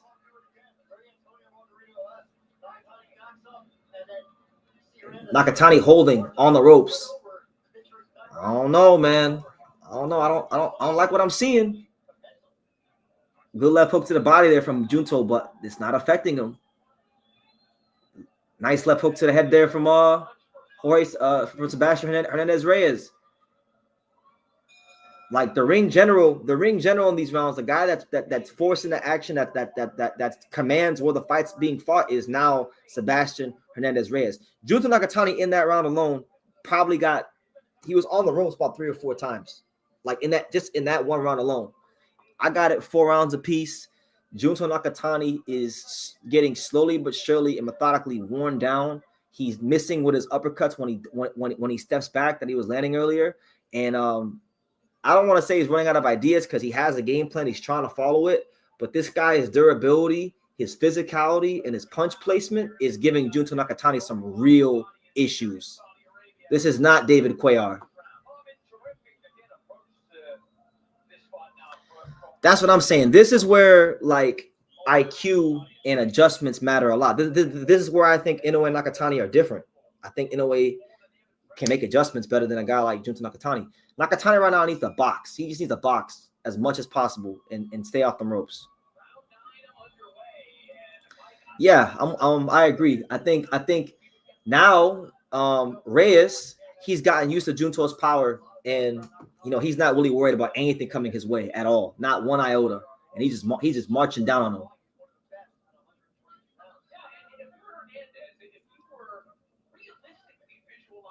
Junto Nakatani starting to move, get on his toes and box, but this Mexican's still marching down on him, and he lands a left hook there. Reyes just landed a left hook. Nakatani pulls out, probes with the right hand, but holds his feet. Good, and then Reyes keeps things very simple. Anytime Junto holds them feet, just right to the body every time, and them little shots are landing. And then sometimes he'll set up a bigger shot up top. Good left hook there by Reyes. Another left hook by Reyes. Nakatani don't got no answers. You know what this fight reminds me of, guys? This fight reminds me of early in Junto Nakatani's career when he fought Masamichi Ibuki. Ibuki got real physical with him early in that fight, and it wasn't until the latter rounds where Junto stopped him where he really had a success. But he was kind of a similar thing, Ibuki got real physical with him, and Junto looked like this in a lot of those rounds early in his career. Overhand right there from Sebastian Hernandez Reyes, and then left hook to the body. And Nakatani's like his feet are he's getting really tall in that pocket, and there's not a whole lot on these punches that he's throwing on Reyes. And good body shot there from Reyes again, and then a left hook to the head from Reyes. He's starting to outwork Nakatani in close quarters. Nakatani's throwing this little half-ass overhand left, but there's not a whole lot on it. Even when it scores, there's not a whole lot on it. And it's only just one shot. Reyes throwing 4 or 5 punches. And he's just moving his waist. He's moving his waist. He's getting leverage on his punches. And then he gets clipped Junto with a right hand. Reyes just clipped Nakatani with a straight right hand. Junto was hurt. I think he's a bit hurt, and he's just fighting off of adrenaline and balls right now. He's not even fighting off of like any IQ. Reyes is beating the shit out of Nakatani. It's a systematic breakdown of Junto Nakatani. The Tokyo Dome, guys, the Tokyo Dome mega fight is blowing up in smokes. The Mexicans have come here to crash the party. Left hook there by Reyes. Right hand by Reyes. Nakatani getting too tall in that pocket. And he's getting absolutely obliterated by this Mexican fighter. Good body shot from Reyes. Right hook, left hand, right hook. And Nakatani's holding his feet. And this guy is just working around him like a heavy bag. He's just getting his waist behind these punches and keeping things real short and simple. Anytime Junto holds those feet and stops moving, Reyes is letting 3, 4, 5, 6 punches go. And they're not all hard. He's not loading up on them. He's just placing the shots and putting the numbers together. I've got it through what is that, 9 rounds completed? On my card, I now officially have Sebastian Hernandez Reyes up 5 rounds to 4. We are heading into the championship rounds. This Mexican fighter is not slowing down. Junto Nakatani is in trouble. The Tokyo Dome fight is going up in flames, guys, as we speak. It's going up in smokes.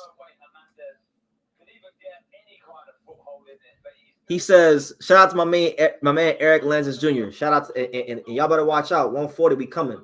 We are coming to bash shit up at 140. Y'all gonna see. But he said, watching the fight with True School commentary is different. It is true cinema. Thank you, man. I try my best. I mean, this is the difference. I mean, this is what I'm saying. Like Junto, a lot of you guys are saying that Junto Nakatani was better than Kenshiro. He's not better than Kenshiro. Kenshiro can make adjustments. I've seen Kenshiro be down on the cards against strong punchers, guys in their prime that come to win, bigger than him and knock them out. Like Kenshiro is, like I've always told you guys, Kenshiro is on a different level than Junto, and right now it's being shown. Now, Mike Coppinger, for what it's worth, he's got Junto Nakatani up by 1 point. I don't agree with that, but, you know, either way, it don't matter, bro, because right now, Junto Nakatani don't have a lot of answers. Nakatani circles to his right and then gets met with a left hook there by Reyes. Reyes places the shots down to the body. The boxing fans, the fan scorecard is like my scorecard. They have Reyes up by a point like I do, so make of that what you will. Make sure y'all smash that like button. Definitely subscribe if you're new to the channel. Super chat, all that blase. Let me know what city, what state you're watching from. Junto Nakatani is in trouble. We're here in round 10, and he's looking for answers, hopefully trying to catch a second wind. His feet look a bit heavy. Junto's feet look heavy, and Reyes is actually upping the pressure a little bit. Junto circles to his right, but these are just like accident punches. These are excuse me punches. These are not punches with intent to hurt. He's just trying to get this guy off of him, and it's not working. Nakatani probes with this southpaw jab, circles to his right. Good jab there by Nakatani, but it's not doing nothing. Like these are accident punches. These are not punches that are doing anything. But he's boxing though. I give him credit. He's starting to move a bit more. He's boxing. He's not allowing Reyes to be quite as physical, but Reyes closes the gap, and now he's got him in the pocket. Reyes runs right at him. Nakatani lands a half-hearted right uppercut, slips the right hand, gets back to the center of the ring. So Junto doing a bit better boxing here. But I'm going to tell you this, guys. One thing about boxing scoring is a lot of times you got Sebastian Hernandez Reyes running at Junto Nakatani. Even if he's not landing punches, that could give the impression that Junto is losing this fight. And look, now you got Reyes closing the gap, landing 3-4 punches. He holds his feet, bah, bah, bah, bah. Like Nakatani with good jabs there. But what I'm saying is you got Junto circling the ring, and you got Reyes literally running at him. That could give the judges the impression, even when Reyes isn't landing punches, that he's the ring general. And that's not good for Junto. Good left hook by Reyes. And now Junto's holding his feet in the pocket again. He's trying to fight the Reyes in the pocket again. He's getting on the ropes. Reyes just moving his hands. I mean, better round there from Junto, but I think he lost that round. I don't think he won that round. Honestly, like he was on his way to winning that round. He was doing better at boxing, but then he let Reyes take the play from him again. So I got Reyes up around 6 rounds to 4. I can see a 5-5 scorecard, but I got it 6 rounds to 4. Right now we're heading into the 11th round. Junto Nakatani is in a hellacious fight. Like I said, these Mexican fighters, you can't just, you know, if you trying to do a mega fight and get your 2 Japanese fighters to a mega fight, you don't put them in there with 2 hard punching, hungry, determined, undefeated Mexican fighters. That's stupid. You know, but what do I know? Bro, I can't believe Junto Nakatani is losing. I can. I've been saying that I thought that this was going to be the most difficult fight on the card. I thought Junto had a tougher opponent than Inoue. He punches harder than Picasso. He's more durable than Picasso. And Nakatani doesn't have the experience level of an Inoue. So it was a recipe for disaster. But I thought Junto would still dissect the style, but he still might. You know, there's still 2 rounds, but I don't like how it's looking for him. Good body shot there from Reyes, and then Junto goes to hold immediately. Reyes is just spamming. He's just spamming the left hook. He's just spamming the left hook to the body, into the head. Nakatani gets back to the center of the ring, but gets hit with a left hook on the way out. And then now he ties him up. Now he's getting real tall in that pocket. Anytime he's in the pocket, you just got Reyes with his hand free, just going to the body. Left hook to the head from Reyes. Reyes scores again with the left hook.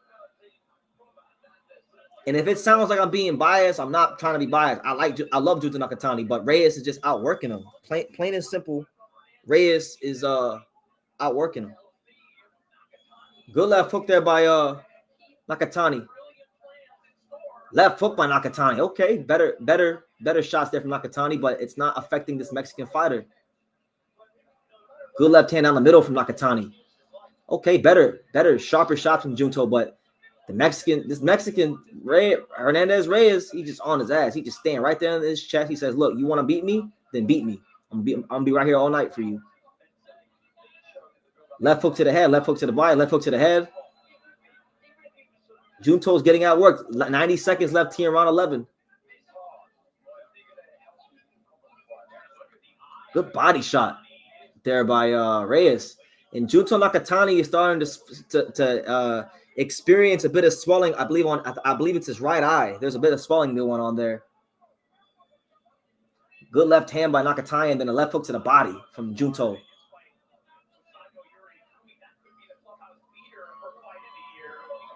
Good body shot there from Reyes.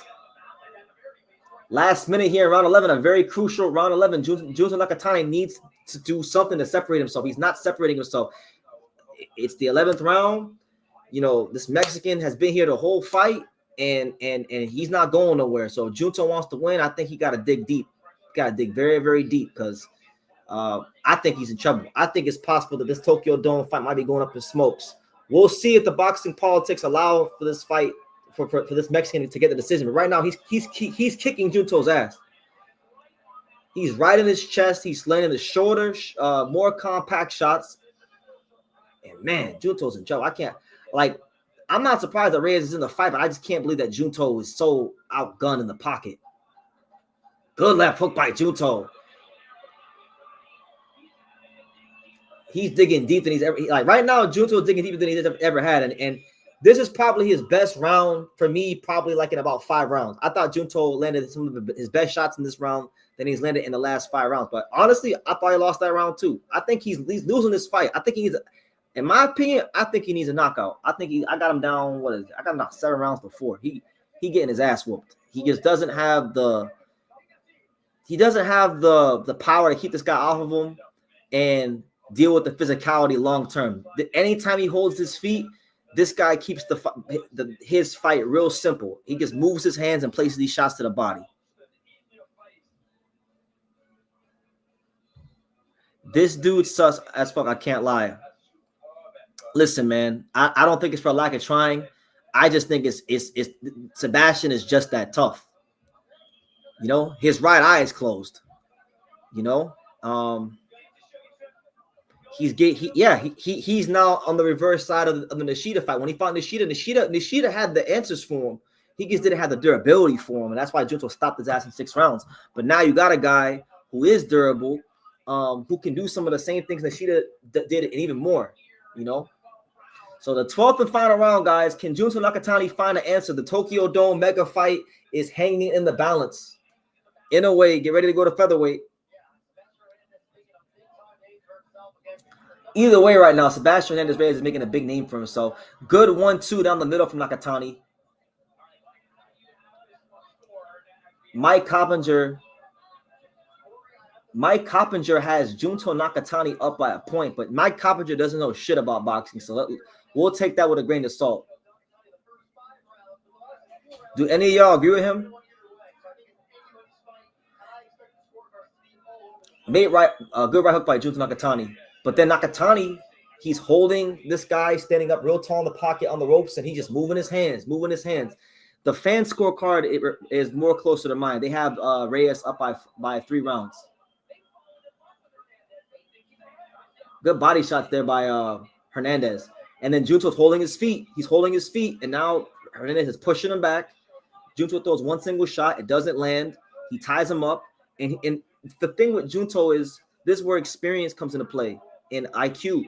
He's given, in my opinion, there's too many moments and too many rounds where Junto Nakatani is giving the judges the impression that he's losing this fight, that he's losing key moments of these rounds. And that could be the difference in how they score these rounds. That's what being a ring general is about. Good left hand there by Nakatani. They picked this guy. They thought he was going to be like David Cuellar. David Cuellar, he is not. Put some respect on Sebastian Hernandez Reyes. Sebastian Hernandez Reyes gets Junto Nakatani on the ropes again and just moves his hands to the body, to the head, to the body, to the head. Nakatani's trying to tie him up and keep this Mexican off of him. This Mexican remains unfazed, undeterred. And the way I see it, unless Nakatani lands a God's straight left hand and knocks this guy out, yo, a new star is about to be born. As long as they don't rob him, a new star is about to be born. And we are about to get an upset, guys. Let me see. What are the odds for this fight? Yeah, he's trying to. He don't want to be in there. Junto don't even want to be in there. He's getting ran out the damn ring right now. Good right hand by Sebastian Hernandez Reyes. Nakatani just wants this fight to be over with. He lands a good little left hook, straight left hand, but doesn't do anything.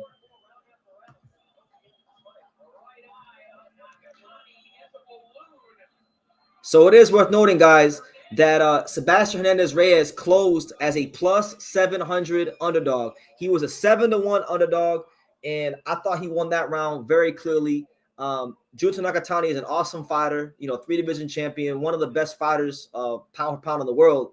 But he met his match tonight. He met a stylistic nightmare for him. And to me, this is a very easy fight to score. I scored this fight 8-4, 116-112 for Sebastian Hernandez Reyes. And I told you guys many, many times, it's a tale as old as time. The kryptonite to the Japanese style is a Mexican volume puncher. Daniel Zaragoza showed us that back in the day. Ricardo Lopez showed us that back in the day. Sebastian Hernandez Reyes just showed us that now again. So I don't know, man. I'm gonna tell you guys this: Japanese boxing. I love Japanese boxing.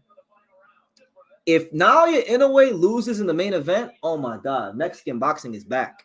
Mexican boxing is here. Mexican boxing is gonna have a big trump card over Japanese boxing for a while. If Sebastian Hernandez Reyes gets this decision and Picasso does the unthinkable and beats Inoue, Mexican boxing gonna be at an all-time high to close 2025. Straight up, the Mexicans are here. They've always been here. They're always amongst the elites. But to do this, if you have Sebastian Hernandez Reyes beat Junto Nakatani and Alan Picasso beat Naoya Inoue, oh my God, it'll be a night to remember. Shout out to my guy, Eric. He says, expose. That's right. That's right. Junto is not a 122-pounder. He was talking all that featherweight shit. This is my first time seeing Nakatani fight. Oh, man. Well, there you go. It's a bad fight to watch. Does the Inoue fight time next spring? I've seen there are rumors he could go to 126. Well, look, man, I want him to go to 126. I've always wanted him to go to 126. But listen, for all of you guys out there, now let me talk my shit because I got my, he ain't fighting today, but I got my Kenshiro Taraji banner on the wall. For all you guys out there who make fun of me saying that Junto Nakatani is levels above Kenshiro, this fight proves that he's not levels above Kenshiro. Kenshiro Taraji is still above Junto Nakatani. I've been telling you guys that. I thought Hernandez won. I thought Junto Nakatani won 4 rounds. You could give him 5 if you want to be generous. You can give him 5, but he lost that fight straight up. He lost that fight. There's no way in hell he beat Sebastian Hernandez Reyes. He spent the whole second half of the fight on the ropes holding. He looked like the physically weaker fighter. And the Mexican volume punching style, like it's done many times throughout the course of boxing history, has dissected the Japanese style. So we'll see. We'll see how it goes. Here's the decision. They better get this right because Junto lost this fight, and I love Junto. He lost this fight.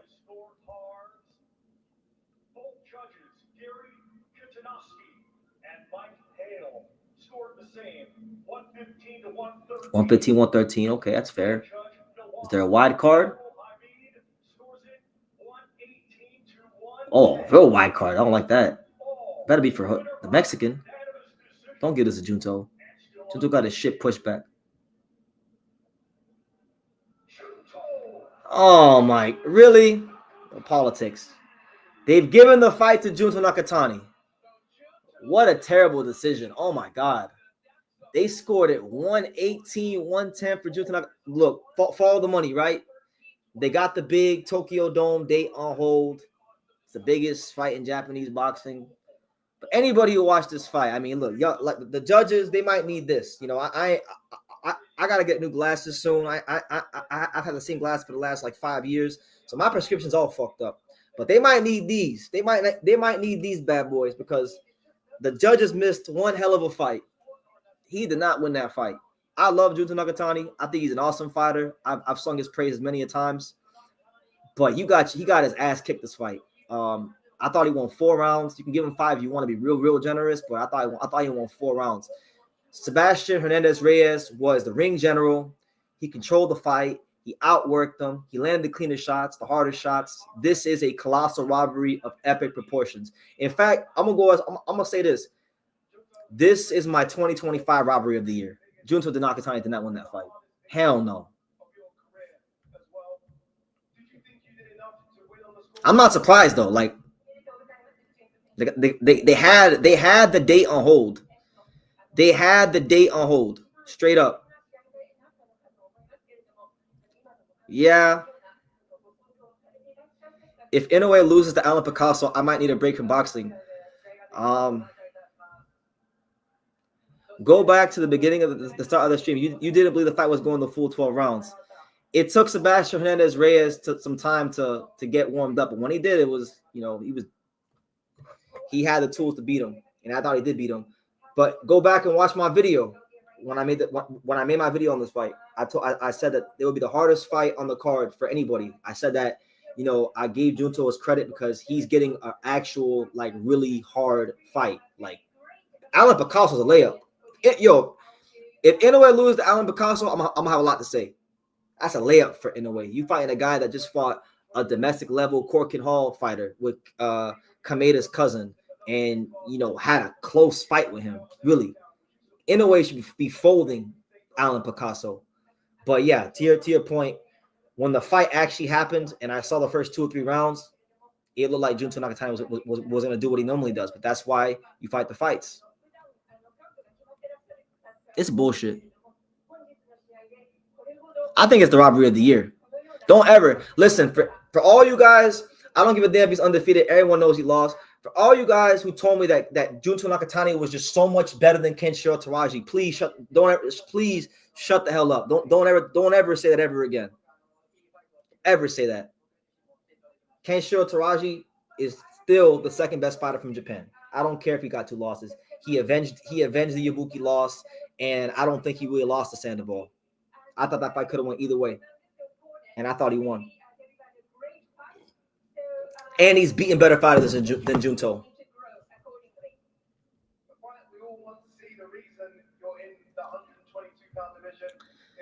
Yeah, durability.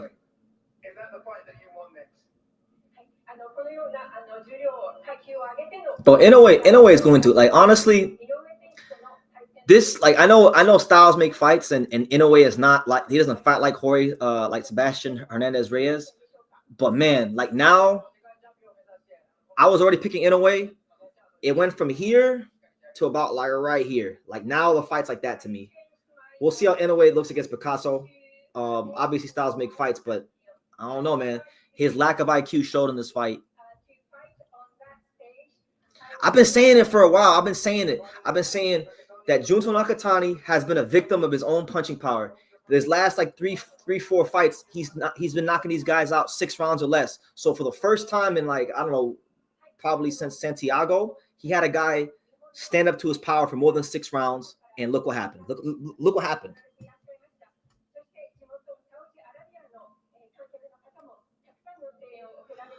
I don't know, man. I don't think it was a close fight. I thought Sebastian Hernandez Reyes won 8 rounds, clear as day. Arigato gozaimasu. You know. Yo, shout out to Junto. I love Junto. I think he's an amazing fighter, but you know, I'm not here to be a fanboy. You know, I may have a Japanese flag on my wall, but I'm gonna tell the truth. I'm gonna tell the truth when I see when the truth is apparent. He lost that fight. He did not win 7 rounds.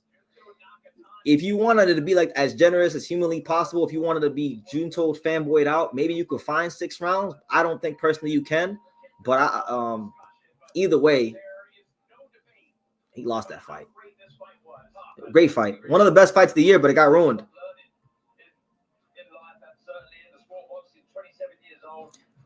That guy would have beaten a lot of fighters tonight. He was a man possessed. No, he was. You got to give him his credit. He put on some real, like Junto in the first 6 rounds did land some great shots and was putting the punches together very nicely, but he stuck to his game plan. You know, he got Junto Nakatani to feel his physicality and his punch placement to the body. And every time Junto held his feet, 4 or 5 punches at a time to the head and to the body, moving the waist, get leverage on the shots. Mexican boxing should be very proud of Mexican fight fans and just fight fans in general should hold this man, Sebastian Hernandez Reyes, in the highest of regard, because he came in here tonight against one of the top fighters in the world, and he made him look very ordinary. And this is a guy in Junto Nakatani who's been running through everyone. Good fighters too. Like, he hasn't been fighting bums. He's fought like Ryosuke Nishida, who was an undefeated, proud champion. Just running through everyone, 6 rounds or less. Premier volume puncher, premier outside fighter. None of that mattered in this fight. The Mexican volume, physicality, pressure style showed why it's still one of the most effective styles in boxing when it's done right. Shout out to my guy, Matt Borgeson. He said, I cannot believe that 118-110. I guess a $300 million mega fight determines the scorecard. And I agree. I 1,000% agree. This is why, guys, I hate when there's big fights where they already have like the venue and the date already picked out, because what happens is the fighters that gotta fight these A-side fighters are already essentially down 4 rounds to nothing before they get in the ring. It's ridiculous. And the only way that Tokyo Dome fight is going up in smokes is if Inoue gets plastered by Picasso and knocked out. Which crazier things have happened in boxing, but is Picasso the guy? Does he has like decent pop, but is it enough to do anything with Inoue? I don't think so. Based on what I've seen, I don't think so. But we'll see. They fight the fights for a reason. I thought Sebastian Hernandez Reyes won clear as day. They should have used these bifocals that I'm wearing. Straight up.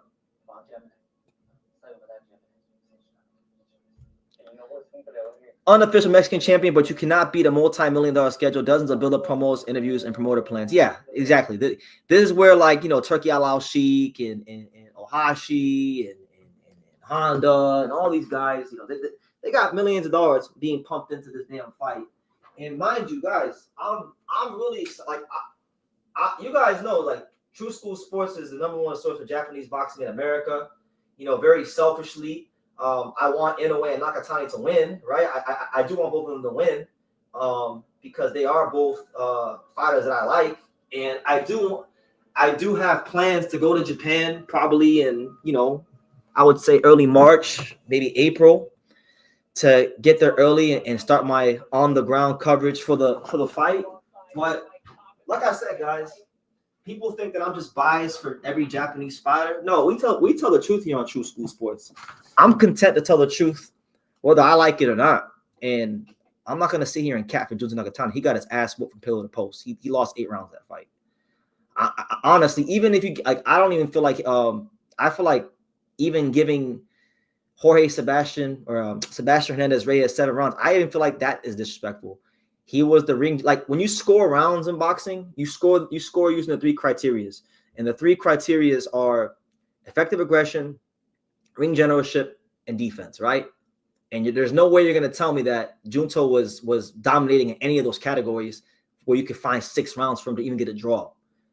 For the duration of this fight, it was the Mexican who was the effective aggressor. It was the Mexican who was the ring general, who determined where the fight was fought and how it was fought. And it was the Mexican who ultimately was the better defensive fighter. So how are you going to sit here and tell me that Junto won 7 rounds and they scored at 118-110? So that's like what? What is that? 118-110. They get what they gave him, like what, 9-10 rounds? Like, come on, man. What are we doing? Matt Borgeson, shout out to you for the super chat, and shout out to everybody here. Shout out to all 52 you guys waking up with me here. Having your coffee with True School Sports. Make sure you guys go ahead and smash that like button, hit the subscribe button, all that good stuff. Let me know what city, what state, what content you're watching from, and all that good stuff. But he says this is what this is my problem with the Saudis. They paid out, and yeah, you know, listen, I don't want to get into a rant about the Saudis. Anything that I've said about the Saudis has already been said. It's in the video archives here on True School Sports. So you said it, brother. You said it, not me. Mexico is slapping Japan around tonight. I mean, thus far, the other guy, the guy that beat Tiger Imanaga, he's not Mexican. I believe he's from the Dominican Republic. So he's not Mexican, but yeah, all the other countries just right. Listen, right now, Japanese boxing is not in a good place. Because what was it? Like a week and a half ago, 2 weeks ago, you had Rene Santiago, Puerto Rican, go to Japan and rip that belt off Kaosuke Takami. You had Junto get his ass kicked by Sebastian Hernandez Reyes, right?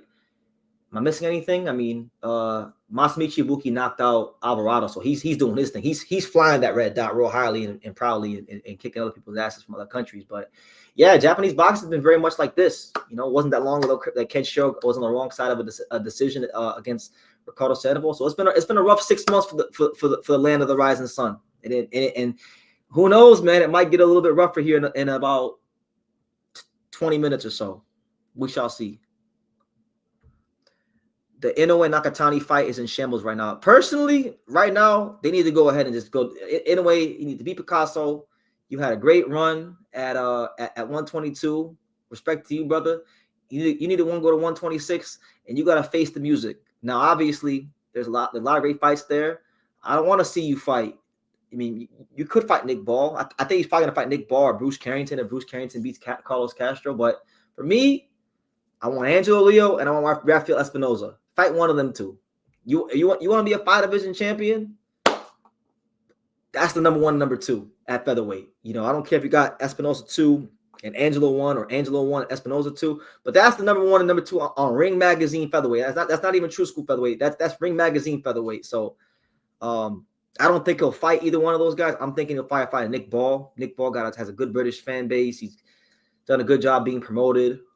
He's a shorter guy, volume puncher, brings the fight right to you. But a man can dream, you know. A man can dream. Shout out to Chile in the building. Good to see the fine folks in Chile in the building. I love Chile. Let's go, people. Cheers from Florida. Shout out to the state of Florida, South Florida. Stand up. I mean, yeah, no. Listen. I know you don't associate that Mexican high guard volume punching style with defense, but he got hit less than Junto. He outworked Junto, and his offense was his defense. I feel, you know. Weight class jumps aren't easy just because it don't make it look easy to jump up and beat a unified fighter in his first fight in a new weight class. No, listen, it's hard for any and everyone. Only the special fighters make it look easy. Straight up.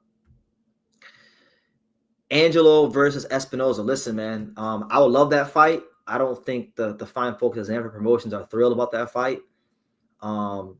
Listen, guys, y'all can say what you want. Like, I'm telling you from what I know. I'm not talking about what I don't know. I'm talking about from what I know. People in the fight game, they know Angelo Leo is a threat to a lot of their a lot of these quote unquote big names. So they're not particularly eager to unify titles, you know. I just spoke to a guy from Queensbury when I was at the WBA convention, and he didn't sound thrilled about it. Is that GGG in the front row? Yes, it is. Golovkin is there ringside, right next to Usyk. Yes, in fact, it is. Shout out to the good brother Gennady Golovkin. He's going to the Hall of Fame. Yes, sir. Hernandez was in front of him the whole fight, and Junto didn't do nothing. He fought in spurts and was in survival mode in the championship rounds. Yeah. So what that showed me is that when you put Junto under real resistance with a real volume puncher and they're not getting knocked out, he can't outwork them. So I got to even rethink some of my things about Junto as a volume puncher. He's a volume puncher when there's no resistance being put on him. But when there's resistance, he wasn't really that volume puncher that he was looking like when he was down there at 118. So we'll see how it goes. It's almost that time to see Inoue go to work. Yes, and shout out to you, Sebastian. Shout out to Sebastian Santana. Good luck on your fight, Sebastian. I know you're fighting January 4th out there at the Hard Rock. I could be wrong. I think it's your third pro fight, maybe your third or your fourth pro fight. But either way, man, good luck. And yeah, it's almost that time. I don't think Top Rank wants that fight, especially with how Angelo Leo exposed the former world champion in Mexico. Well, yeah, man. I mean, look, there were plans in place from the powers that be. They wanted to they used Angelo because they thought he was going to be a stepping stone, and they were going to cash him out to Venado Lopez, and they made a big mistake because Angelo Leo is a world-class fighter, and he's at his best weight class now at featherweight. And I'm telling you, like there's so much bullshit going on, like with Angelo's career that I know about. I can't even speak. One day, guys, I'm gonna do a whole documentary on all this, and I'm gonna tell you guys all the untold things about his career and all the ways he tried to deprive this man of his greatness and slow him down from getting the big fights. You guys have no idea the type of bullshit that Angelo Leo is going through right now. It's ridiculous. They won't even give him a voluntary. Like, getting a voluntary is like a pain in the ass. But I'll say that for another time. Shout out to my man Matt Borgeson with another super chat. He says, "Why did Saudi Arabia not just make Inoue and Nakatani in Japan instead of this nonsense? These two fights shouldn't be happening now. Loss hype by 100%." I agree. Personally, I don't think it was the smartest thing on the behalf of the matchmakers to match these two guys with two undefeated, hungry, strong, determined Mexican fighters. It's been shown. What this tells me is that somebody in the Japanese stable or the Turkey stable or whoever green-lighted these matchups doesn't understand boxing history and styles, because it's been proven literally throughout the course of boxing history that the kryptonite for a Japanese style is a Mexican volume puncher. Daniel Zaragoza and Ricardo Lopez literally made a whole career off of going to Japan and beating the shit out of the Japanese fighters, because that Japanese style, it's good for mid-range. It's good for, if the guys can keep you at a certain distance, but once you crowd them on the inside, they don't have no answers. So, I mean, I think they screwed up. So Junto suffered from Tommy Morrison syndrome. Is that what you're saying? Explain Tommy Morrison syndrome to me. I think you could be right. I'm not sure what you mean by Tommy Morrison syndrome. Yeah, it's a robbery. Honestly, this is my 2025 robbery of the year. I love Junto. Like, again, I got a Japanese flag on my wall, right? I'm not even Japanese, right? I got an immense respect for the country and the culture, and I love the boxing there, but I'm not no dick rider, and I'm not gonna not tell you guys the truth. He lost that fight.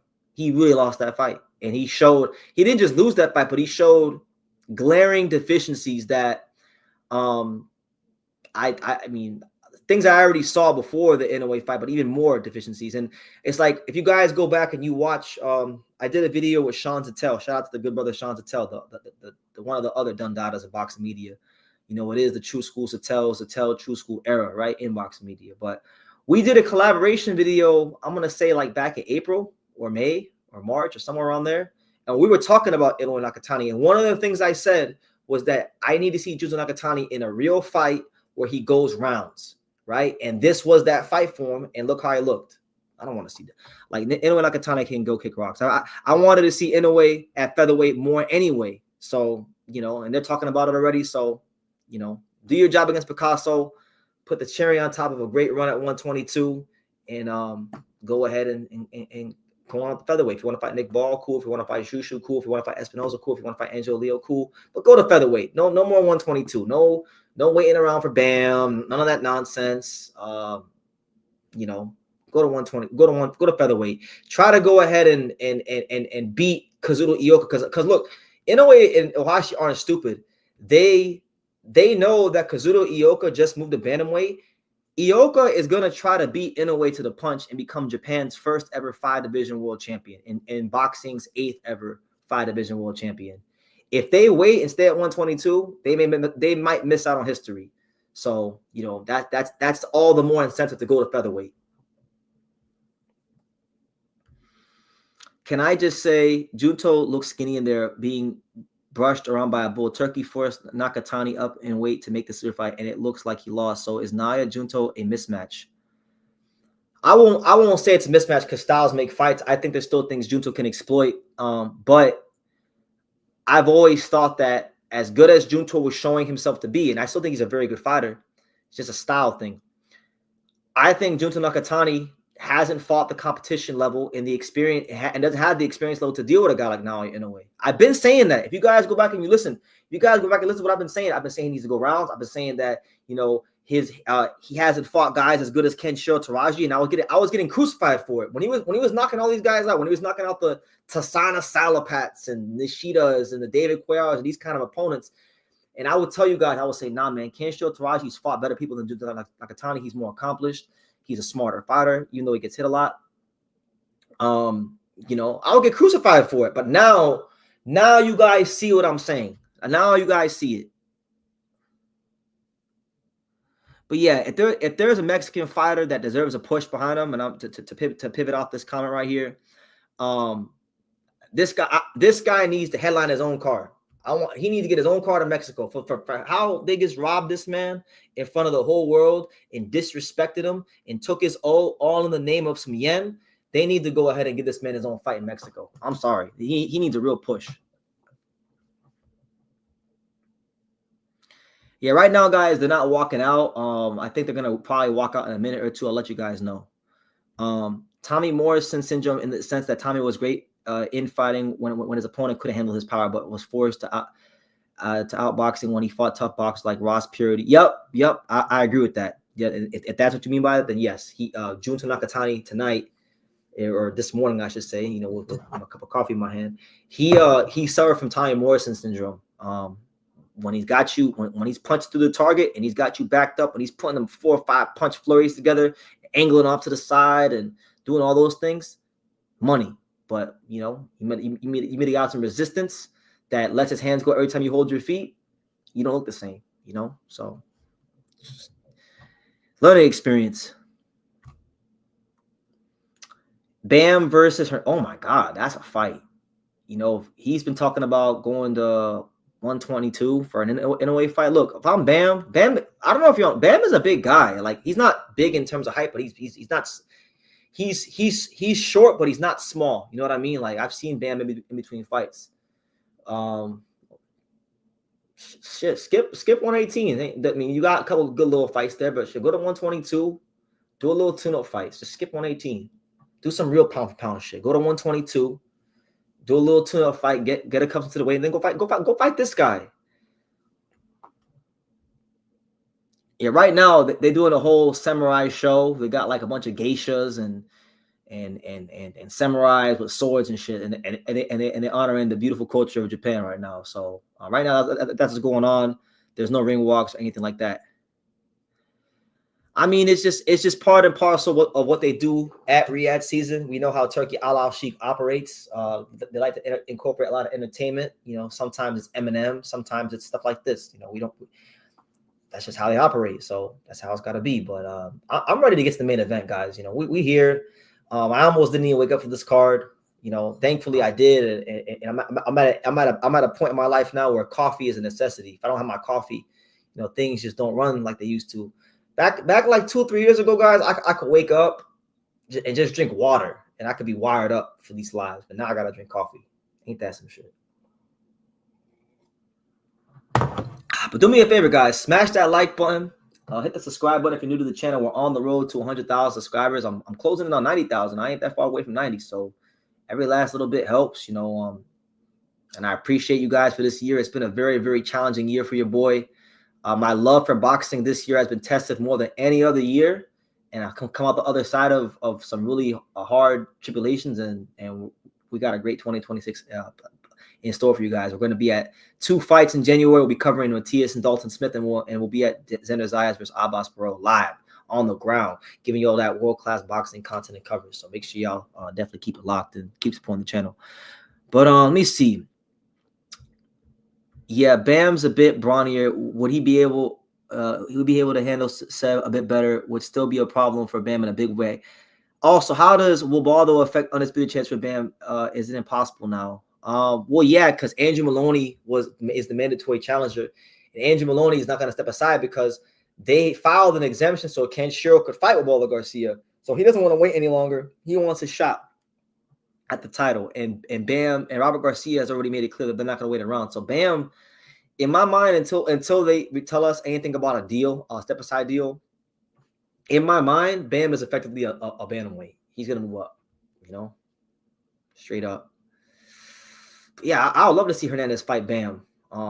Bam is a short fighter, but he's not small, guys. He's not as small as you think. I've seen him. I've seen Bam in between fights. He's not small. I say you get him a fight or so to get acclimated to the weight, and take the safety out the Glock. Let him go ahead and see what he's got against him. And then if he can beat him, then you could do Bam versus Junto or Bam versus Inoue, like they've been talking about. But guys, they're starting the introductions. Naoya Inoue, Alan Picasso is upon us. So I don't know how it's going to be any crazier than that last fight, but they fight the fights for a reason. So we set our attention to Naoya Inoue versus Alan Picasso, the fight that I jokingly referred to many times as the gayest fight in boxing, right? But it's a chance for Alan Picasso to really add one big shock to the sport. If Inoue were to lose right now, it'd be one of the biggest stories for boxing this year.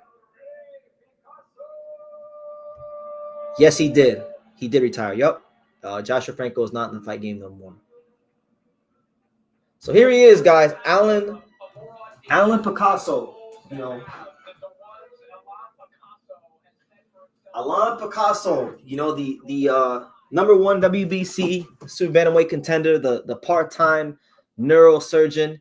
He comes in tonight, guys, as a 10-1 underdog. So if you thought Sebastian Hernandez Reyes was an underdog, he's an even bigger underdog, right? But one thing about these Mexican fighters, one thing history's shown us, I don't give a damn who's fighting. You get a Mexican fighter, determined, unfazed, underdog, you can never question them. So look, I've seen Alan Picasso fight 3 or 4 times. Nothing that I've seen leads me to believe that he will beat Inoue. I give him like a 15% chance out of 100 of beating Inoue. But he is a volume puncher. He is fighting the Japanese style. And many times throughout the course of history, we've seen the Mexican volume punching style be successful over the Japanese style. Obviously, Inoue is a different beast because of his athleticism, his explosiveness, his ability to finish, his ability to box. He's a complete fighter, but he's got the Japanese style. So it's very possible. We'll see. I'll tell you this though, if they wouldn't even give Sebastian Hernandez Reyes a decision over Nakatani, there is no way in hell. There's literally zero way in hell that they're gonna give him a decision over Inoue. Inoue is literally the Michael Jordan of Japanese boxing. Yeah, for those of you who don't know, Alan Picasso is definitely a guy, or he's a part-time, he's a college student. He's going to school in Mexico, and he's majoring in neuroscience. There's pictures of him with like brains and shit. Like, it's crazy. Bro, Rudy was even saying that Nakatani would go to 126 and defeat Espinoza and wait for Inoue. I mean, it sounded cool.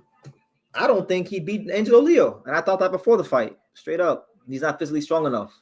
I seen that in the Nishida fight. Like, there were parts of the Nishida fight where Nishida was physically pushing him around. But Nishida just didn't have the durability to deal with the volume punching and the punch placement. But Junto Nakatani, we're going to see how great he really is, because now he's got to make adjustments. Now, people, Inoue is going to look at that fight.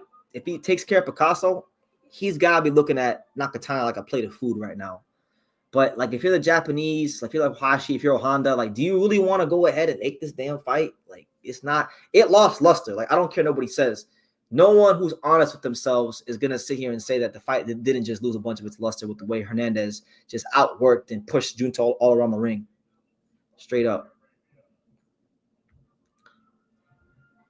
So, yeah, right now they're doing the national anthem. Right now they got the Saudi national anthem. And then they're going to do the Mexican national anthem. And they're going to do the Japanese national anthem. So we still got anthem. We still got introduction. So we're probably like a solid 10, maybe even 15 minutes away from the fight happening. But make sure y'all go ahead and y'all smash that like button. We're moments away from the main event. It's your boy BT, Coffee with True School. We're here trying to make sense of what happened to Junto Nakatani, getting a gift decision against Sebastian Hernandez Reyes and what I think is the 2025 robbery of the year. And now we're going to see if that translates to Inoue. Can Inoue overcome the Mexican volume punching style, which has so many times throughout the course of boxing history given the Japanese fighters problems? We shall see.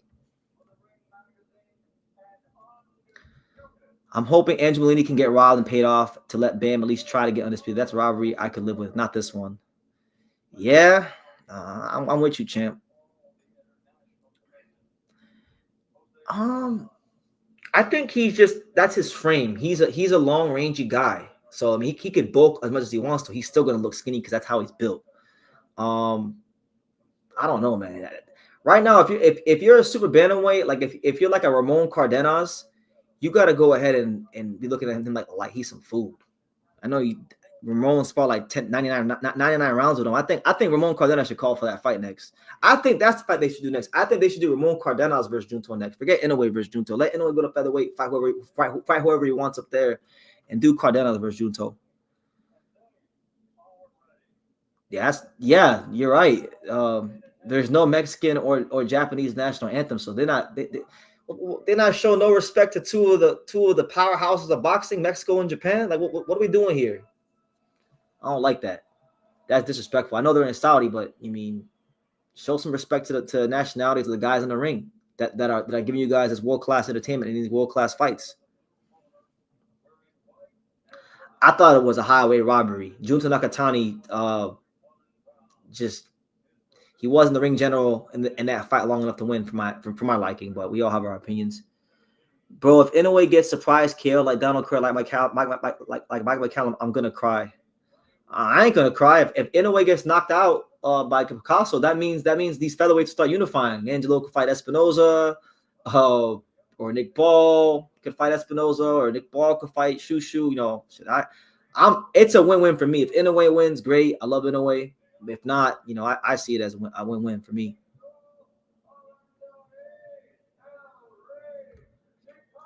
Fans are way too caught up in the hype. If a guy is coming up in weight and fighting a world-class guy, it's not going to be a cakewalk 9 times out of 10.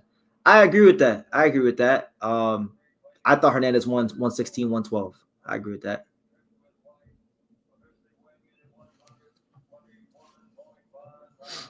So there's Naoya Inoue. You know, he looks a little bit more filled out. He actually looks like he's ready for featherweight. He's not a big guy. You know, I've seen Inoue in person multiple times this year. I saw him in January when I sat ringside for the Yi Jun Kim fight in Tokyo. I saw him when I covered the Ramon Cardenas fight in May. And then I saw him again in June when I was at Ohashi Gym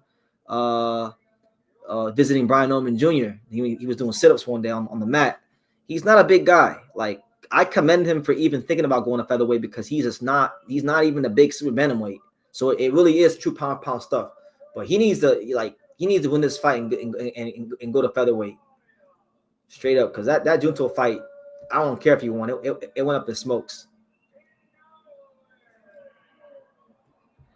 Inoue gets killed. That means he has competition. We want good competition, not cakewalks. I agree. Picasso and I don't think Picasso is a terrible fighter. I just think that it was his ranking from the WBC is premature, him being mandatory. I don't think he really beat anybody to earn that shot. But look up, he's big. He's 5'8". He's towering over Inoue, and he's strong. He's young and he's strong, and he's 25 years old, and he's a volume puncher. He's got the one thing that tends to give Japanese fighters throughout history a lot of problems, which is volume. So we'll see. But here we go, guys.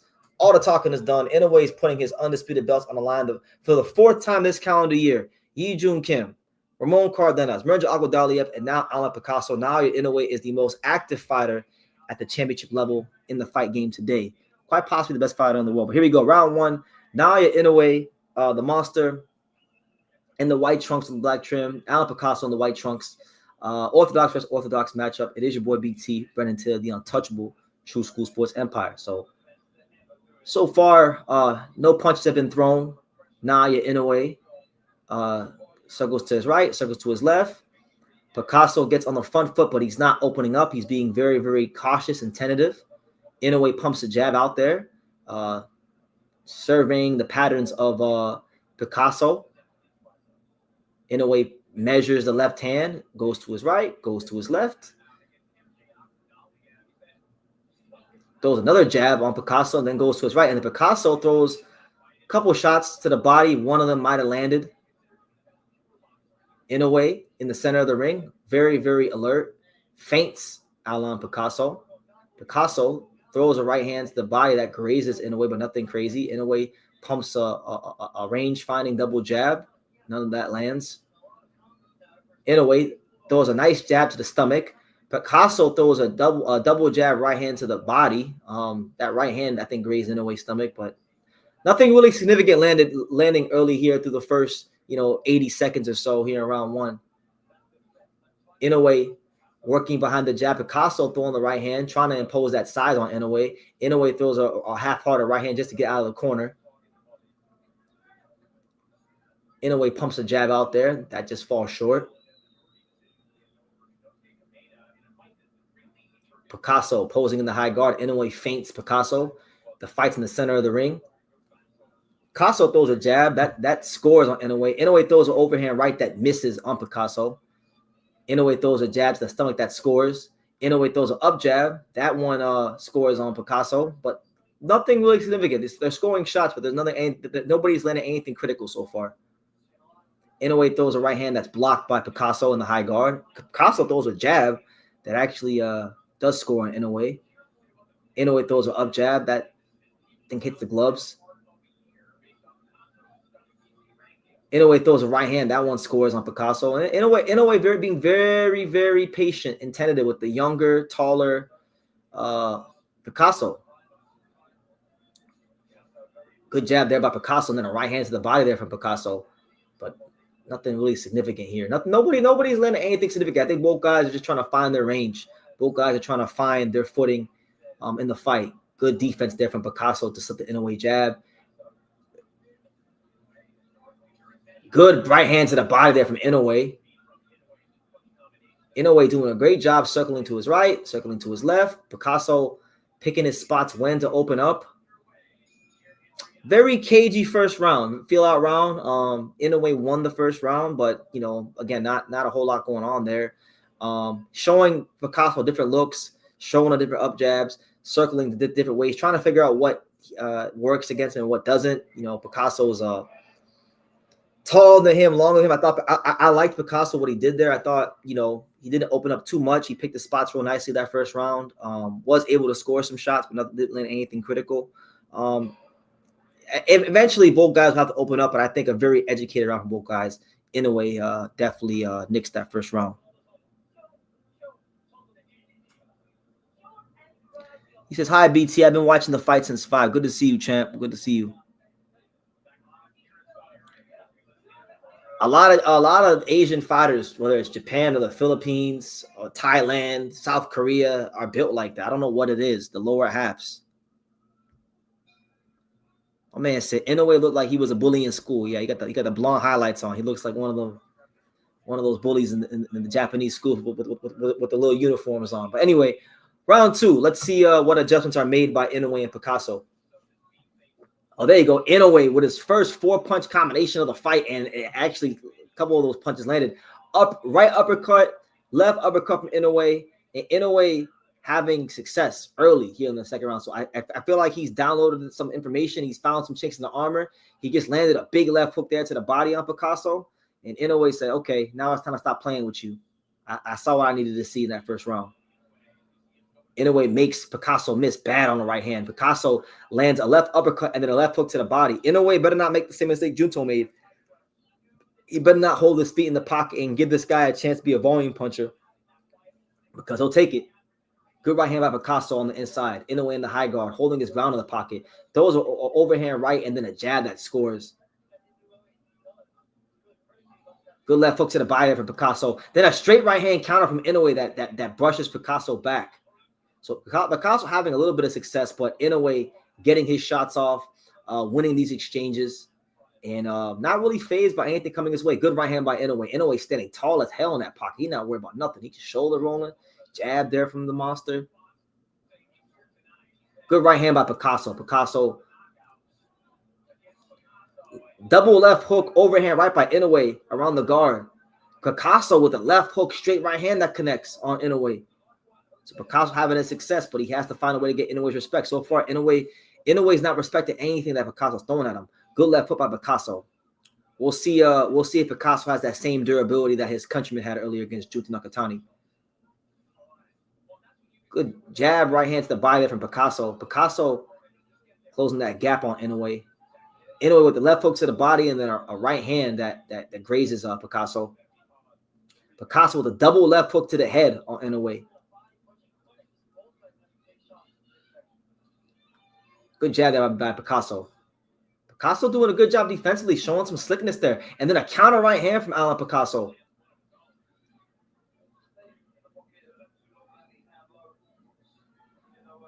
Inoue kind of operating out of a half-ass high guard. He needs to pick his hands up a bit more. Picasso misses a shovel jab. Inoue makes a miss there. Inoue lands an up jab of his own. Picasso with the right hand and then a jab, a 2-1 that scores. A left hook by Picasso. Inoue with the right hand, and he steps around Picasso. Picasso with the left hook to the body that scores. Picasso having a lot of success here in round 2. And there's a 3-punch combination down the middle from Picasso that lands. The Inoue with the right hand and then the left hook. It's a close round. I don't know, man. That could be a swing.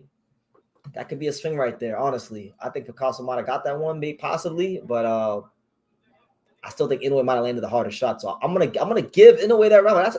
That's a swing. That's a swing round. What do you guys think? I don't know, man. Alan Picasso,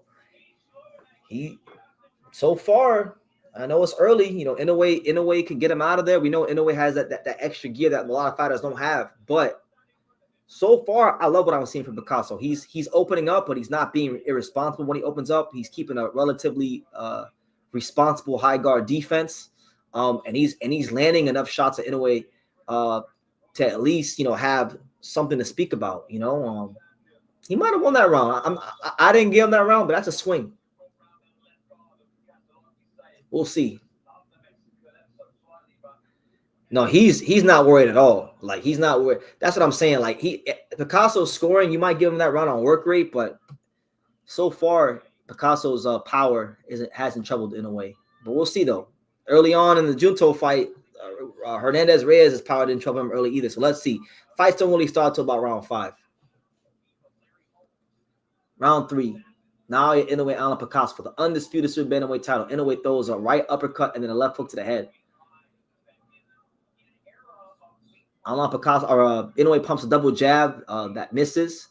Picasso gets real low. He gets real low, lower than Inoue. Damn near at eye level.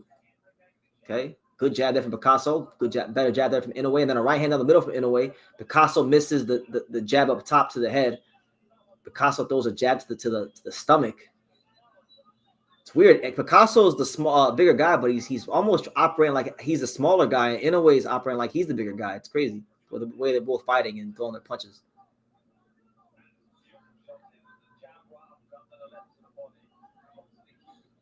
Good jab there from Inoue.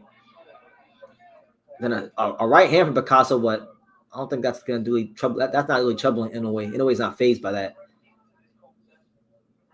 Picasso's defense, I give Picasso credit. Like, he's doing a good job slipping the Inoue jab.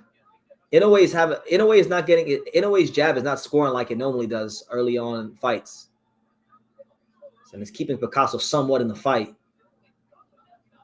Good left hook to the body there from Picasso. Inoue circles to his left. Gets the fight back to the center of the ring.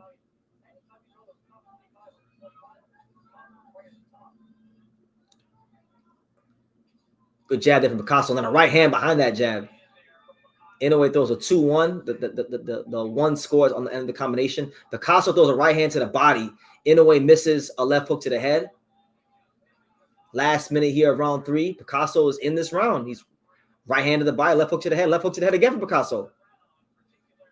Left hook to the head, left hook to the body for Inoue, and then the right hand is blocked by Picasso. Good uppercut by Inoue. I don't know, man. I feel like Inoue, he's throwing these punches with a lot of leverage, but a lot of these shots are getting blocked. Picasso's doing a good job staying responsible. He's not getting careless. Right hand to the body from Picasso, and then a left uppercut up top. Good right hand by Inoue. 20 seconds left here, round 3. Inoue's right hand and left uppercut are blocked by Picasso. Picasso's high guard defense doing a good job here. And then Picasso scores with his jab. Picasso scores with a left hook. Okay. Right hand of the body there from Picasso. Inoue lands a chopping right hand. I don't know. That one, see, now that round, I thought Picasso won. I thought Picasso won that round. I thought Picasso's defense was very good that round. A lot of those right hands. Inoue had to go to his jab a lot more in that round because when he would throw that overhand right, the sweeping right hand around the guard, Picasso was blocking the shot. Picasso would also too when Inoue jabs. Sometimes Picasso does a great job of slipping, and he's doing a great job of changing levels. Even though he's a taller guy, there were parts of that round where you saw Picasso get even lower than Inoue, despite the fact that he's significantly taller than him. So I thought he outworked him in spots in that fight. I thought his ring generalship and his effective aggression might have got him the nod that round, and he was pretty sound defensively as well. So I'm going to give that round to Picasso. I got Inoue up 2-1, but Picasso, I think so far is in this fight. Inoue has landed some shots, but he hasn't landed anything critical yet to 3 rounds. So Picasso, if he can keep this up, we'll see how it goes. Round 4. Here we go. Round 4 begins. Picasso, once again, gets very, very low on Inoue. He's making himself a smaller target for Inoue. Inoue jabs and throws a right hand, but those punches are blocked. The punch that's been working for Inoue so far has been that jab to the stomach. That one's landing, but any jabs to the head, right hands to the head is not really getting through.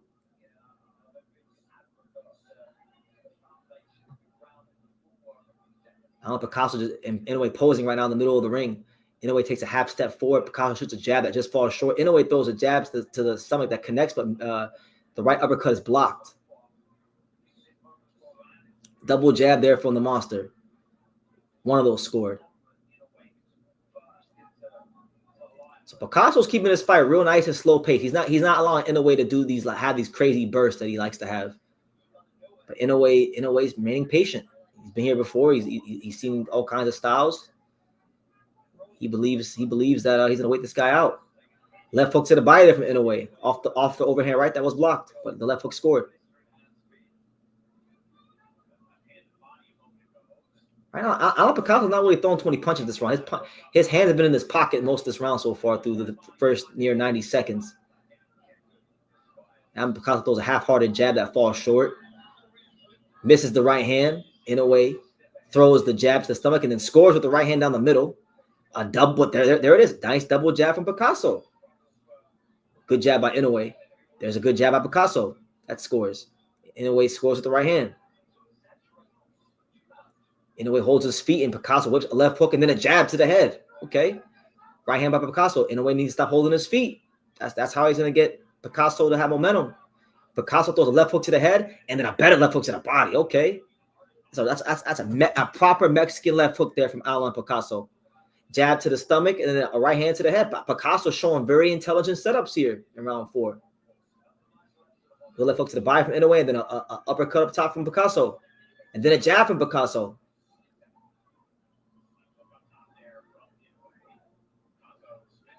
Inoue in the high guard, holds his feet in the pocket, which I think is very stupid on his end. It's dumb. Bro, box and move. Good jab by Picasso. Inoue throws a right hand that's partially blocked by Picasso. Inoue is just trying to loosen that guard of his. Nothing doing so far. Left hook to the head from Picasso, and then left hook to the body, and then a right hand downstairs from Picasso. And some of them shots is getting through. There's another left hook from Picasso. Inoue getting a little tall there on the ropes. Alan Picasso might steal this round. Good jab from Picasso. I don't know, man. That Alan Picasso, I like what he's doing, man. He's picking his spots real nicely. He's not being overly predictable when he throws his shots. Inoue is not having these bursts. Like Inoue normally he'll hit you with a big shot and then he'll overwhelm you with 4 or 5, 6 punches. That's not happening. He may land the second shot or a third shot in the combination, but he's not landing 2 shots at a time. And you can see he's a little frustrated. Honestly, I thought Picasso won that round. Inoue got really tall on the ropes, got clipped with a left hook. Picasso is recognizing the spots when to outwork him, and he's outworking him. 2 rounds apiece. What do you guys think? I don't know, man. Inoue better be very careful getting tall like that, because one thing about Picasso that he's shown that he's doing very well, that I'm actually very impressed with, he's getting very low. Despite that he's significantly taller than Inoue, he's getting very low, making himself a smaller target. So if Inoue gets tall and Picasso gets low, that liver shot gonna be there. Watch. But anyway, here we go. Round 5. Very competitive fight so far. Fight in the center of the ring right now, early on in round 5. Inoue throws a left hook to the body. That might have scored, but I'm not sure. Inoue misses a big left hook, but then he grazes Picasso with a right hand down the middle, but it didn't land like all the way, but it grazed him. Good jab to the stomach and then uppercut to the body there from Inoue. Picasso keeping a nice, tight, intelligent high guard. A lot of torso movement. A lot of torso movement from Picasso right there in the pocket. Good jab there from Picasso. Doesn't score, but it pushes Inoue back a little bit. Inoue throws a double jab in the right hand. Nothing really lands there. Picasso throws a double jab of a right hand of his own, and that actually grazes Inoue. The right hand did. So nobody landing anything critical here early in round 5. Very, very intelligent chess match so far between Inoue and Picasso. Double jab there from Picasso. Jab to the stomach there from Inoue. That scores. Left hook to the head from Picasso. Beautiful setup there from Picasso. Right hand to the body from Inoue. Inoue with the right hand to the down the middle. That scored. The Inoue jab is, I don't know. Inoue jab ain't what it normally is. Good jab there from Inoue, but that scored from Inoue.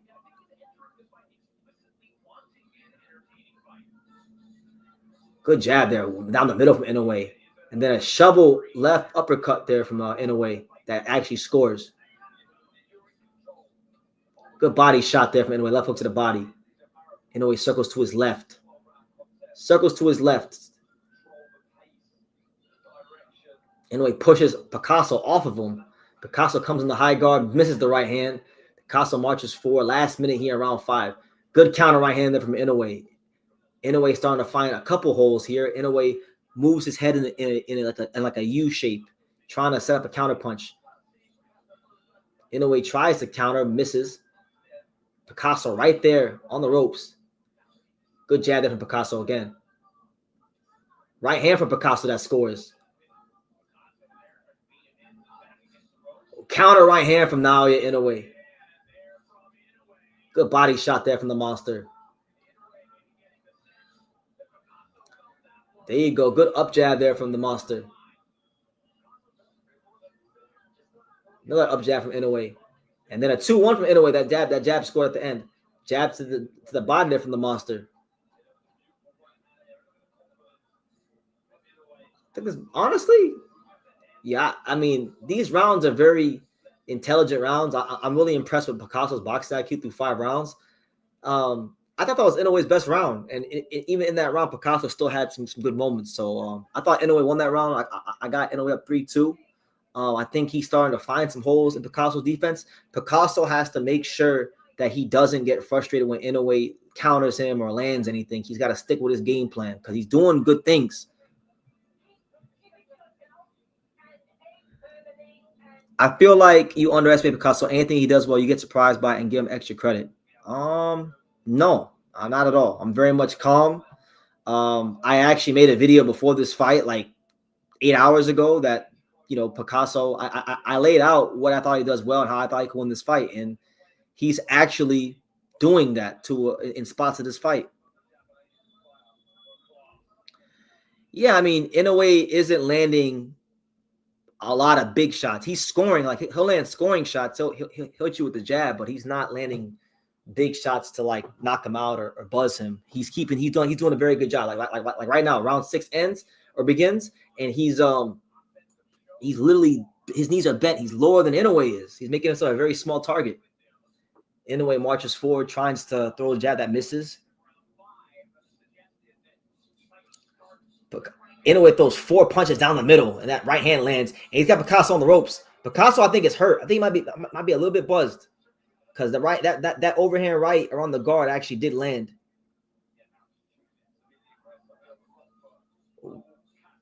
Now Inoue's in that pocket. He's trying to sit on something vicious. He's just waiting for Picasso to get careless and counter. and overly commit. Inoue operating out of a Philly shell. Double jab, overhand right hand to the body for Inoue. The only punch that landed was the right hand to the body. Picasso jabs to the stomach. Picasso jabs and then throws a right hand to the stomach and pushes Inoue back a little bit. There's a left hook from Picasso that just misses. Picasso misses the right hand. Inoue throws a half-hearted double left hook. Second one might have landed. Good up jab from Picasso. Another up jab from Picasso that scores Inoue's that snaps Inoue's head back, but then Inoue lands a right hand of his own that scores. Good right hand by Picasso to the head.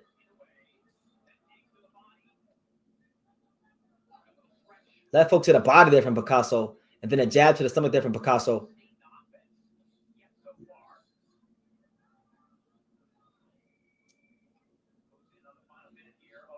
Good jab there from Picasso.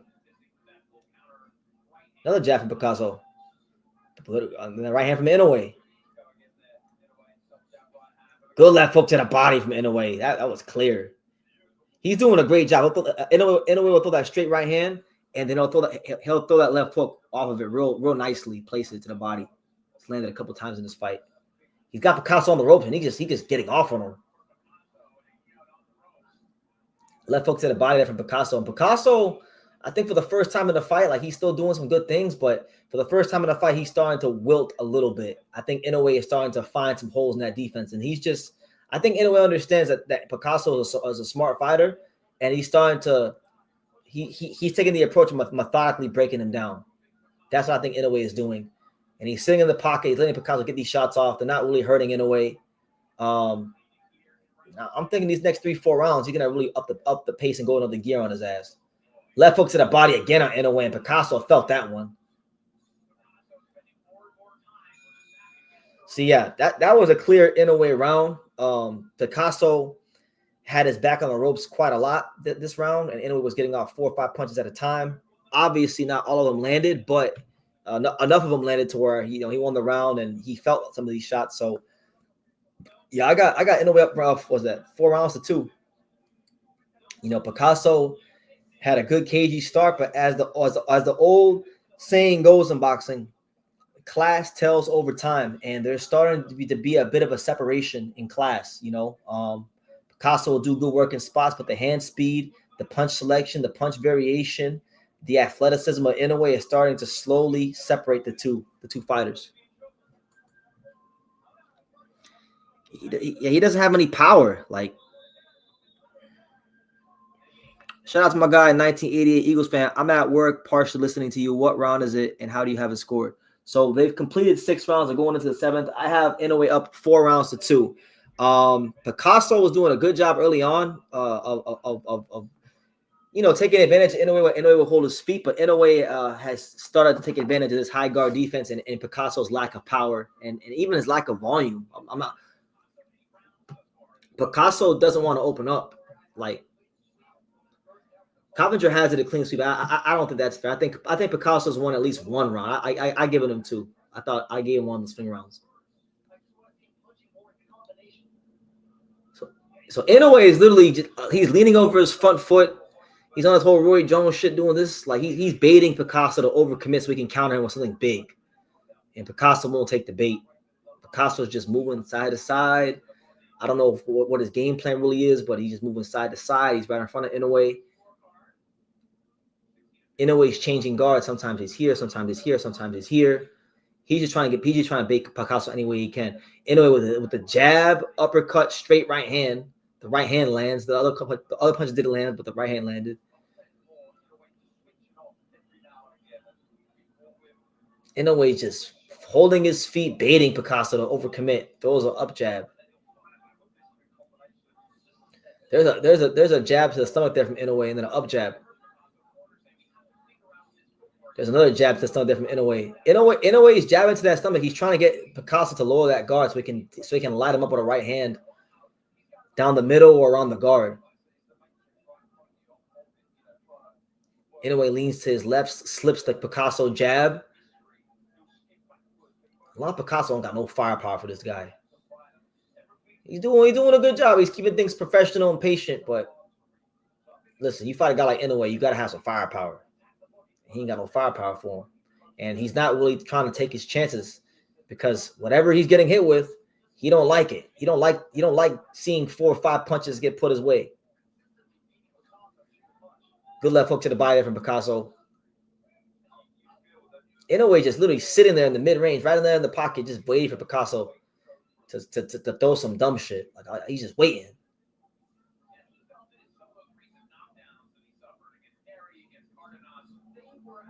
Good defense there from Picasso, but Inoue, like even in these rounds when Picasso's doing good things defensively, he's getting outworked. So the judges are going to give Inoue a lot of these moments in these rounds because of just work rate, and he's starting to score. Jab to the stomach there from the monster. Now Inoue goes into a high guard and lets Picasso get a right hand off. Nothing doing there. Inoue throws a half-hearted touch jab.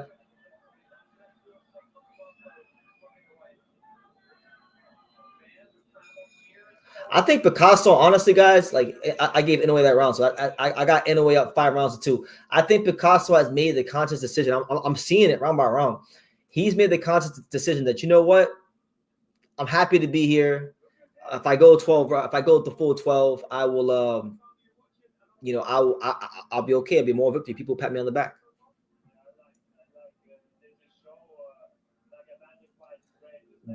They're interviewing Usyk.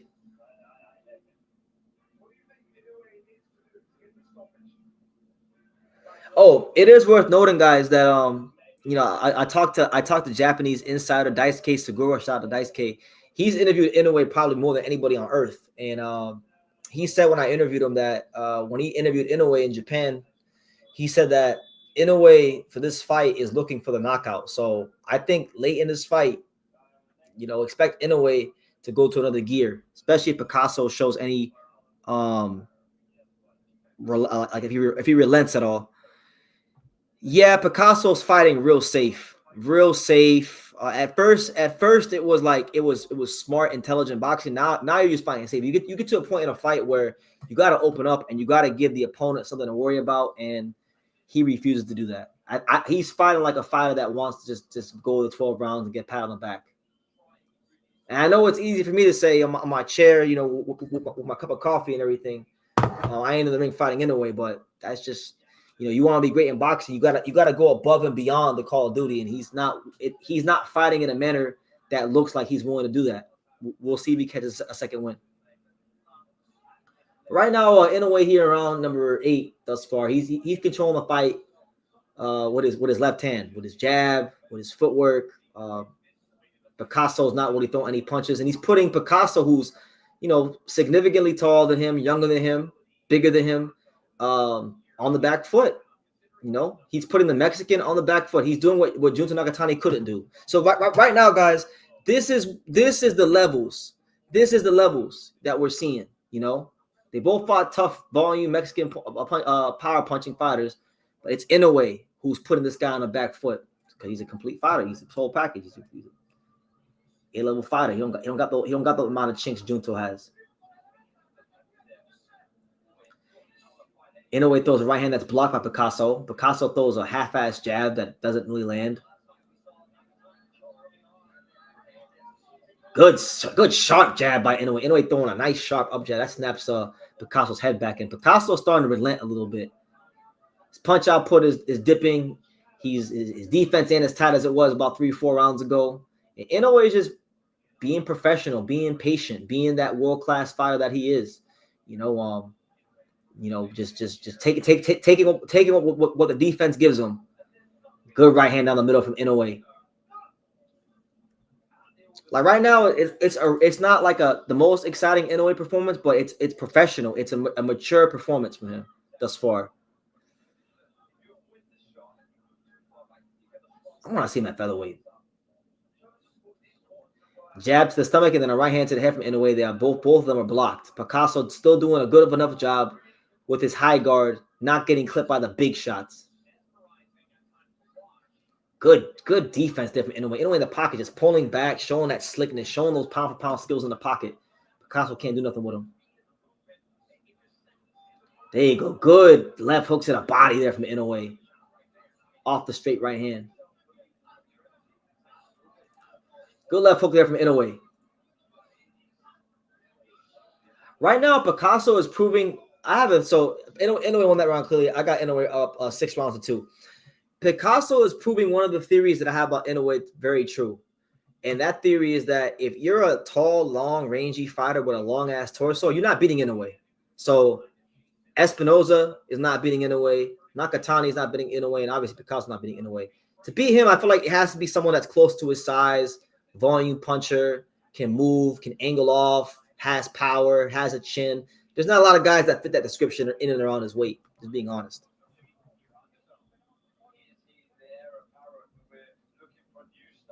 Picasso was fighting Mexican-American, not Mexican. Yeah, he's pulling a Paul Butler now. I mean, I'm not like you guys can see me like I love Inoue. Inoue's one of my favorite fighters, but like I'm not going crazy over it because while it is a good performance and it's a young fighter who's undefeated, he's better than him. Like there's a reason why I would use hyperbole and exaggerate and call this the gayest fight in boxing because Picasso's not on that level. He shouldn't even have been the mandatory, for being honest, but you know, what do I know? Round number 9. Let's see if Picasso can make this a fight.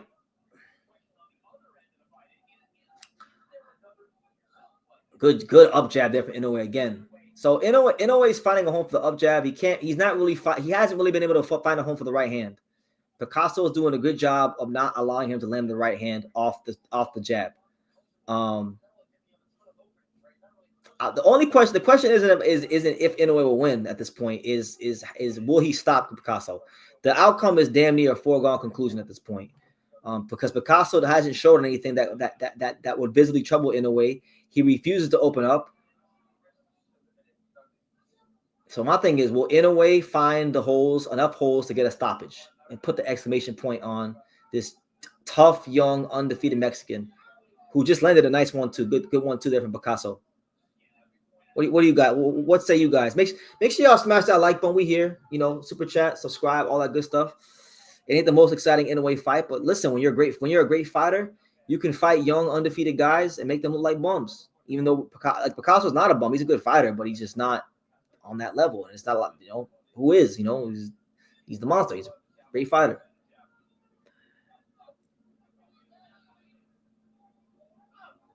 Picasso misses a big left hook. Whips bad.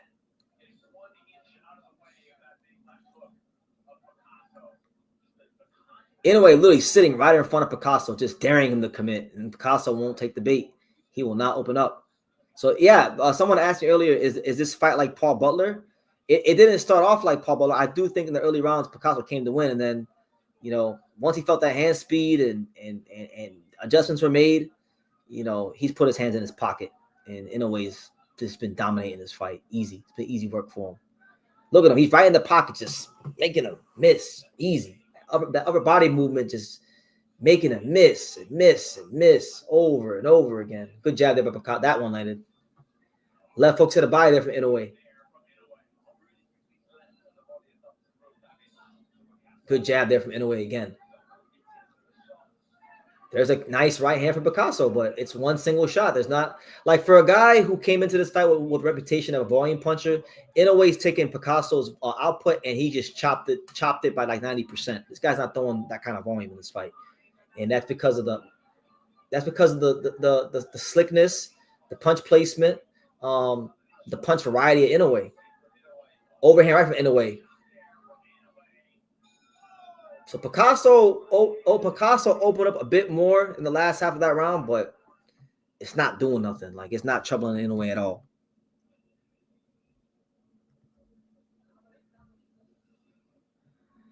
They said Picasso wasn't a poor enough Mexican to win. Well, listen, he's a neurosurgeon. He's trying to preserve his brain to become a neurosurgeon.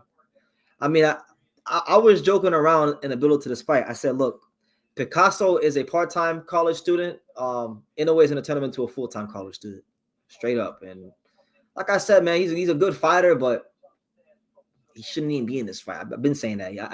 I didn't think he was worthy of being the mandatory challenger. That's just me. Espinoza is dense, muscular, heavy, imposing heavy punches. He's not one of these. Nah, man. He fights too damn tall. Inoue would chop him up too.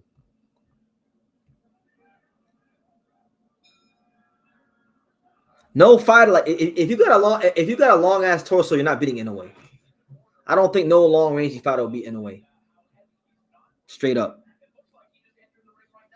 That's not happening. There's no chance in hell that happens in this fight. But it's funny to think about. But we're around 10. Inoue, Picasso, as many suspected, me included, doesn't have anything for Inoue, but he has the moral victory right now of going 9 completed rounds. He's at round 10 right now. Inoue's marching him down. He's throwing left hooks. Picasso throws an uppercut, but then guess what? He gets countered with a left hook to the body himself. Inoue circles to his left.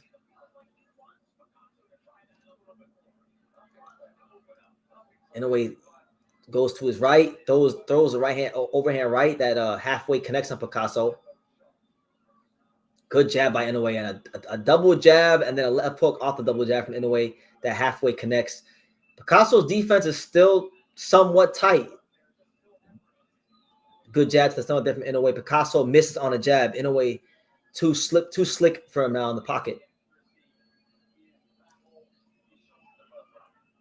This is probably, in my opinion, thus far through 9 rounds, now we're in the 10th round, this is probably like the most slick I've seen Inoue in a fight. He looks very, very slick. Good left hooks to the body there from Picasso. He's literally standing in front of Picasso and making a miss. Like he looked like, not for nothing, he looks like a black fighter. He looked like a black American fighter. The way he's sitting in the pocket, just making a miss. I like to see him counter off of a lot of those slips. He's making a miss, but he's not countering. I would like to see him counter. You know, you got this guy missing. He can't hurt you. Make him miss and make him pay. Stop making a miss and reset. Make him miss and make him pay. That's what Inoue should, I like to see him do here. And that's really how I think he's going to get a knockout. I don't think he'll get a knockout resetting and, initiating the exchange. He's going to have to counter.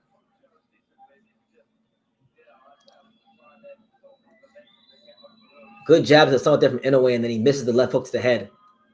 He's literally right there in the pocket with his hands down, and Picasso refuses to let his hands go. Good right hand by Picasso, but it's just one single shot, and he ain't punching like that. Left hook to the head, left hook to the body from Picasso. Lands, but it's not affecting Inoue. Inoue gets to the middle of the ring. Last 20 seconds here in round 10. Honestly, the fight's almost a foregone conclusion. I'm enjoying the fight. I think it's a very mature performance from Inoue, but like this is not like we're getting to a point now where you need like Junto just got his ass whooped, right? And got a gift.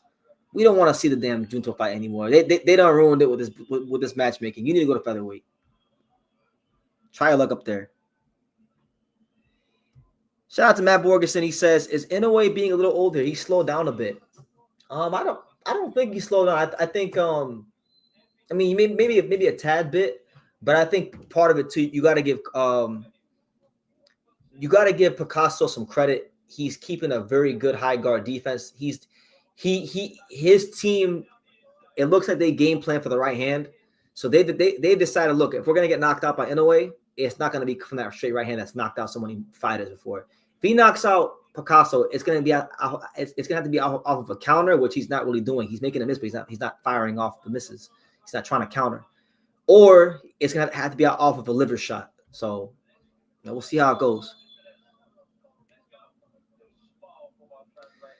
Shout out to the fine folks out in Coral Springs. Yes, shout out to Coral Springs, the whole South Florida, Dania Beach, Pembroke Pines, Miami, Boca Raton, Delray Beach, Hollywood, Weston. Shout out to you. Good to see you, champ. We're here in round 11. Inoue is in firm control. I probably have a much more generous scorecard than everyone else. I gave Picasso 2 of the early rounds. I got Inoue up 8 rounds to 2. And if nothing changes, he's probably gonna win this fight 10-2, easy. Inoue pumps the jab out there. He throws a jab downstairs, throws downstairs again, and then throws an up jab that actually scores on Picasso.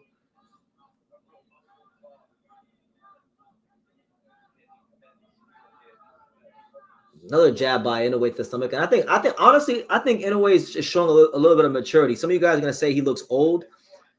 I feel like Inoue is showing that, like, look, I can outbox people. Like, I'm not just a knockout artist. And he's like, you know what? This guy can't hurt me. Why even give him a chance? Let me outbox this guy. This is the difference between Inoue and Nakatani. And look at him in the pocket. Made a miss again. Up jab from Inoue. Another uppercut from Inoue that just misses. Picasso. Come on, man. You get an opportunity of a lifetime. Gotta do something, man. See, this is what happens. Like, not for nothing, but you know, he got his degree. He got his degree in neuroscience. He can fall back on, straight up.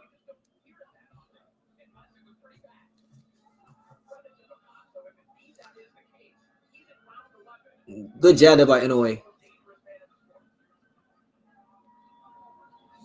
I'm just waiting for Inoue to take this the distance, because Inoue is not getting a stoppage.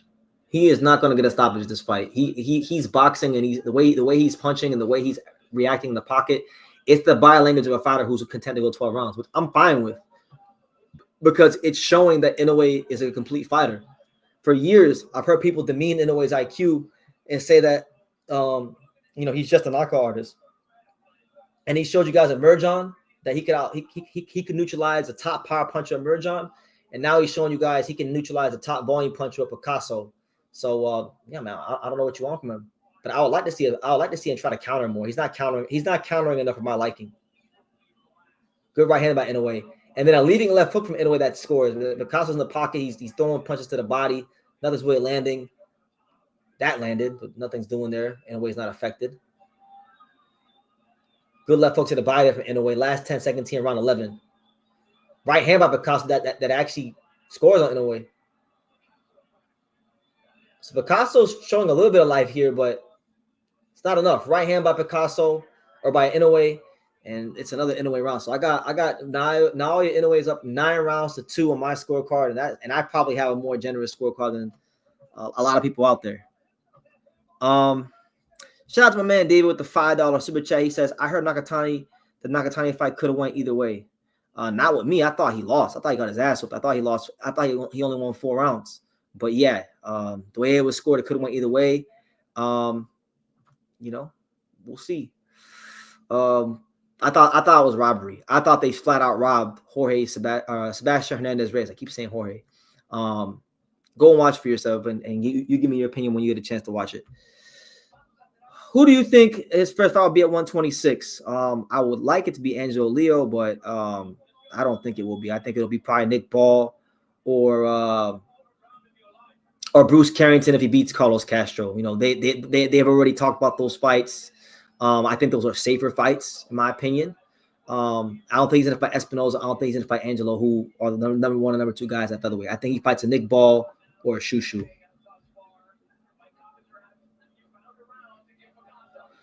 All right, so let's here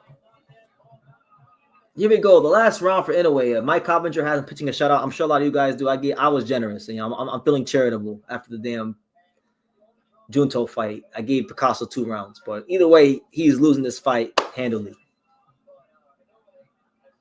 Can Inoue get a stoppage? Let's see. Good up jab there by Inoue. Inoue throws a 1-2 down the middle. The right hand grazes Picasso.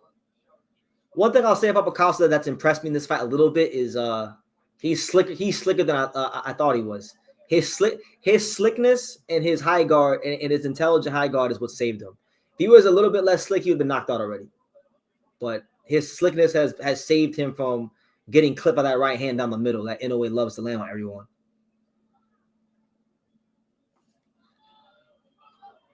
Good left hook to the body there from Picasso.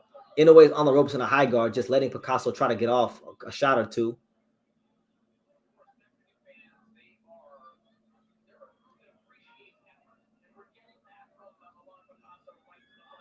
Good body shot there from Picasso. Inoue throws a half-hearted overhand right that's blocked. Ooh, nice left hook up top by Picasso.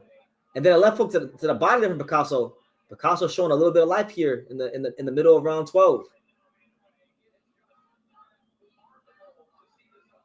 Good right hand by Picasso. Good left hook to the body there by Picasso. And then a left hook. Picasso landed some left hooks to the head on Inoue. But it's not doing anything. It's not really doing anything. I'll tell you this, man. That's not a punch that he can allow certain guys at featherweight to land, the left hook. But for now, it's okay because you're fighting Picasso. But don't let Angelo Leo land one of the left hooks, or a guy like Espinoza. They might sit you out.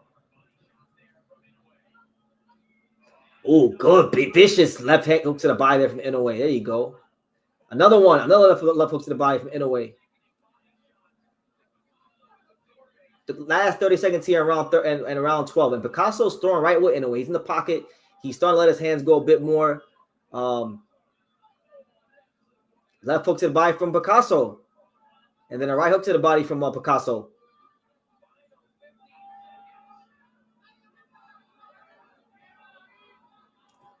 Right hand from Inoue. Picasso misses the left hook.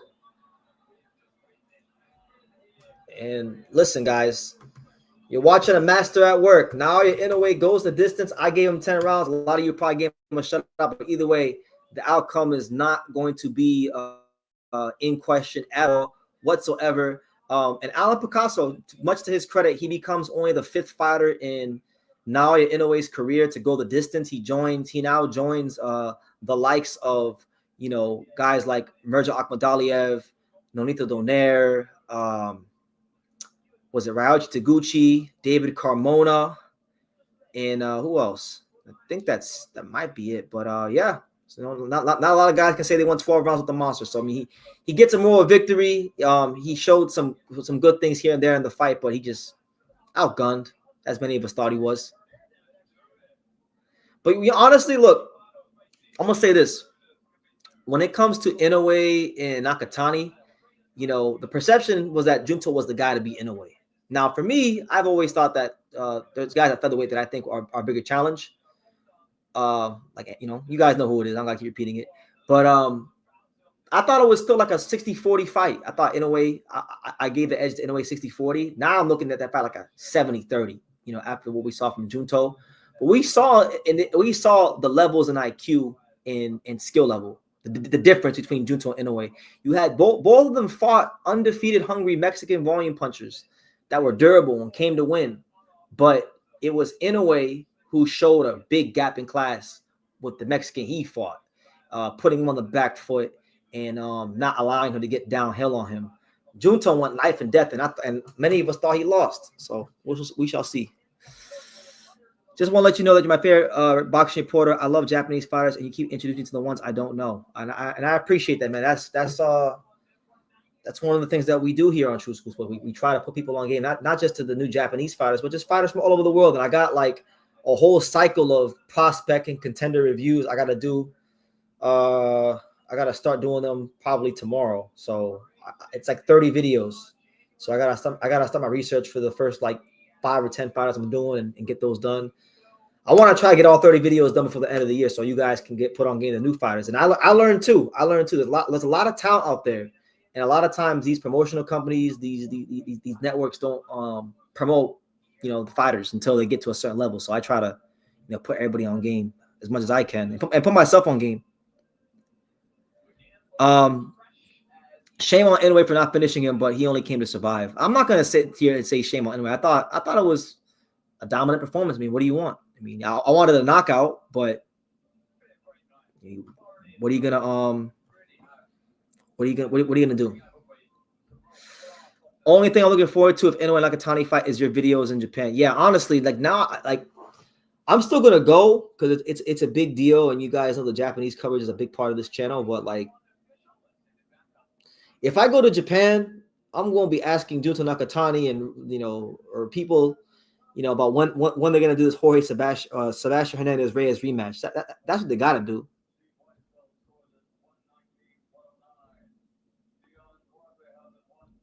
Do I think he would stop Ball or Shushu? I think he would stop Shushu. Ball, I don't know about because Ball is such a small fighter, low center of gravity It's good defense. It might be a fight like where you just outboxes them like this. But I think it'll definitely stop Shushu. And you know what? You guys might think I'm crazy. I think he will stop Espinoza for sure.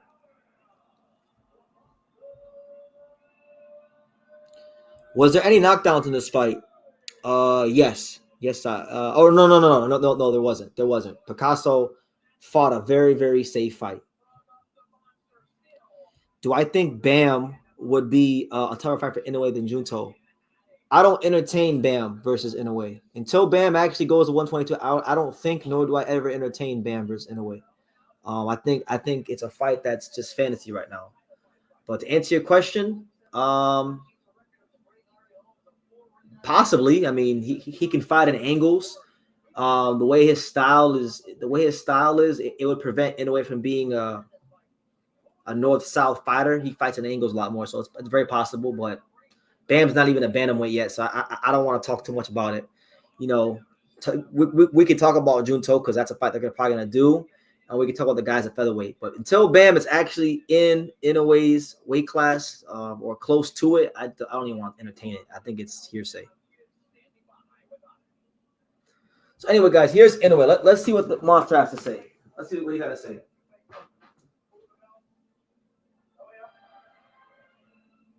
Here it is. There are so many belts, and before we start the interview, Reno, I believe you have another belt for Inoue. They got a new special belt for Inoue. Inoue is an exceptional world champion. He's become the first Ring Magazine champion to match the record of the great heavyweight Larry Holmes by making 4 successful defenses of the Ring Magazine. It's impressive. In a single calendar year. He didn't fight the best competition this year, but still impressive. Performance tonight against a very gutsy challenger, Picasso, who hung in there for the full 12 rounds. About to give him an extra belt. In honor of that, on behalf of Ring Magazine and His Excellency Turkey Al-Sheikh, I'm presenting Naoya Inoue with a brand new Ring Magazine belt that I know he's wanted. A new one. Another Ring Magazine belt for Inoue. First fighter since Larry Holmes to defend the ring belt 4 times in a calendar year. Very impressive in this day and age. Irrespective of who he has or hasn't fought, it's a very impressive accomplishment. So congrats to the monster.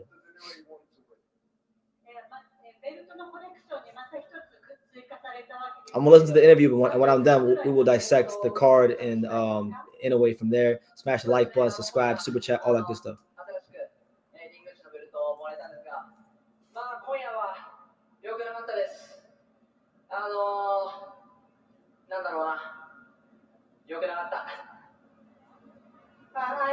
Thank you very much. I got a new Ring Magazine belt tonight, but actually my performance tonight is not good enough. I should have done better. You're always very tough with your performances. It's been 4 fights this year, 4 wins. It's been perfect. What could he have done more? 試合はタフなものだったと思いますが、今年4試合をやって4勝しました。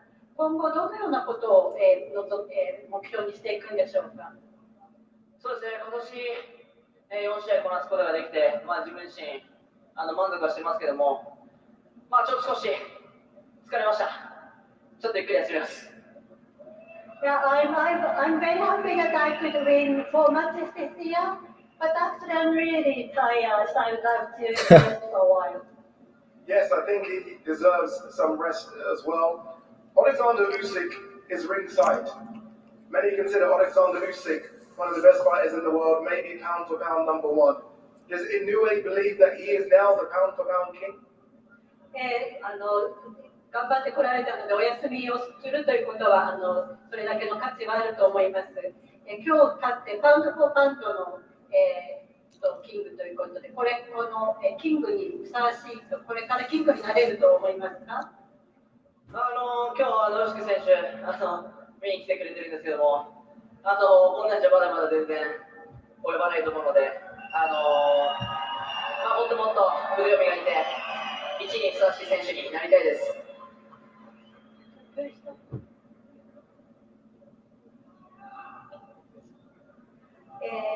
Tonight, Mr. Tex here to see my match But actually, I wasn't very happy about my performance. I should have done much better. So I learned from this, and I'm going to be much better next time. Now, this fight was to build up to the Nakatani fight next year. Nakatani won his fight. Inoue has won his fight. He won, but he didn't really win. Come on, Ade. Stop being a company man. Got his ass whooped. 来年はこういうビッグマッチを期待していいでしょうか。はい、まあ、今夜お互い無事に勝利できたということで、また来年しっかりちょっと、いろんな方向性含め交渉していきたいと思います。Yeah, both of us had a very good win tonight. So for the next year, we are going to leave it to Mr. Ohashi to decide what to do. まあでも日本のファンの皆さん、期待はしててください。But for the Japanese fans, you can expect something very good. There are many fighters that want to test themselves against this great champion. One of those fighters, if he comes up, is Jesse Van Rodriguez. Can we stop this bullshit with Bam? Like, he's not even at 118 yet. Like, Jesse Van Rodriguez, if he came up in weight. たくさんのファイターが井上さんに挑戦したいと言っています。その中にバン・ロドリゲス選手もいると思います。階級をもしかしたら上げてバン選手と対戦するということは可能性はあるんでしょうか。そうですね、彼が階級を上げてきて、スーパーバンタム級という階級でタイミングが合うのであれば、そこは、待ち受けたいなと思ってます。Yeah, when he's ready, and if he can fight at the super bantam class, and if our timing and perfect each other, yeah, I'd have to wait for him to challenge me. Anyway, there are many Japanese fans and media that have come all the way from Japan to see you. there is. I'm surprised. Happy to see you. I'm shocked there's so many Japanese people there for the Inoue. To all your fans that have traveled. I know they travel, but Saudi's a long way from Japan. So shout out to the Japanese people that made it to Saudi Arabia. They really support Inoue. そういうファンの方々に何かメッセージをお願いします。はい、今夜会場に来てくれたファンの方、そしてレビューのご覧のファンの方、皆さん本当に応援ありがとうございました。またサウジアラビアにはるばる来てくれた日本のファンの方、改めて本当にありがとうございました。本当に心強い声援ありがとうございます。Thank you very much for the fans who came to see my fight, and also the fans who are watching at the Remino, on the Reminos and me fighting. Thank you very much for your support. That gave me a lot of power. One of the recurring problems is that apparently we can't get good Japanese translators. If Mr. Honda needs a Japanese translator, all you gotta do is hit me up. I got a couple. I could have lent them some translators.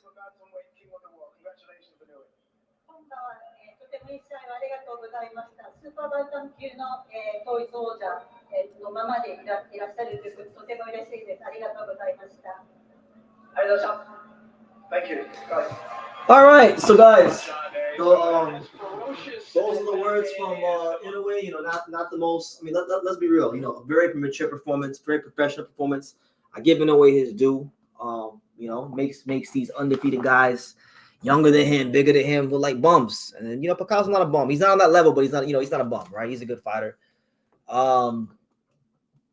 You know, it's your boy BT, Brennan Taylor, the untouchable True School Sports Empire. You know, good morning to everybody out there in the world, and Ohio gozaimasu to everybody out there in Japan if you're out there. You know, we are live. This is like, now you can consider this the immediate aftermath of Inoue versus Picasso. And somebody had asked me a question. They said, BT, what was your overall impression of this card? Hold on, let me lay my charger because, you know, computer's dying on me.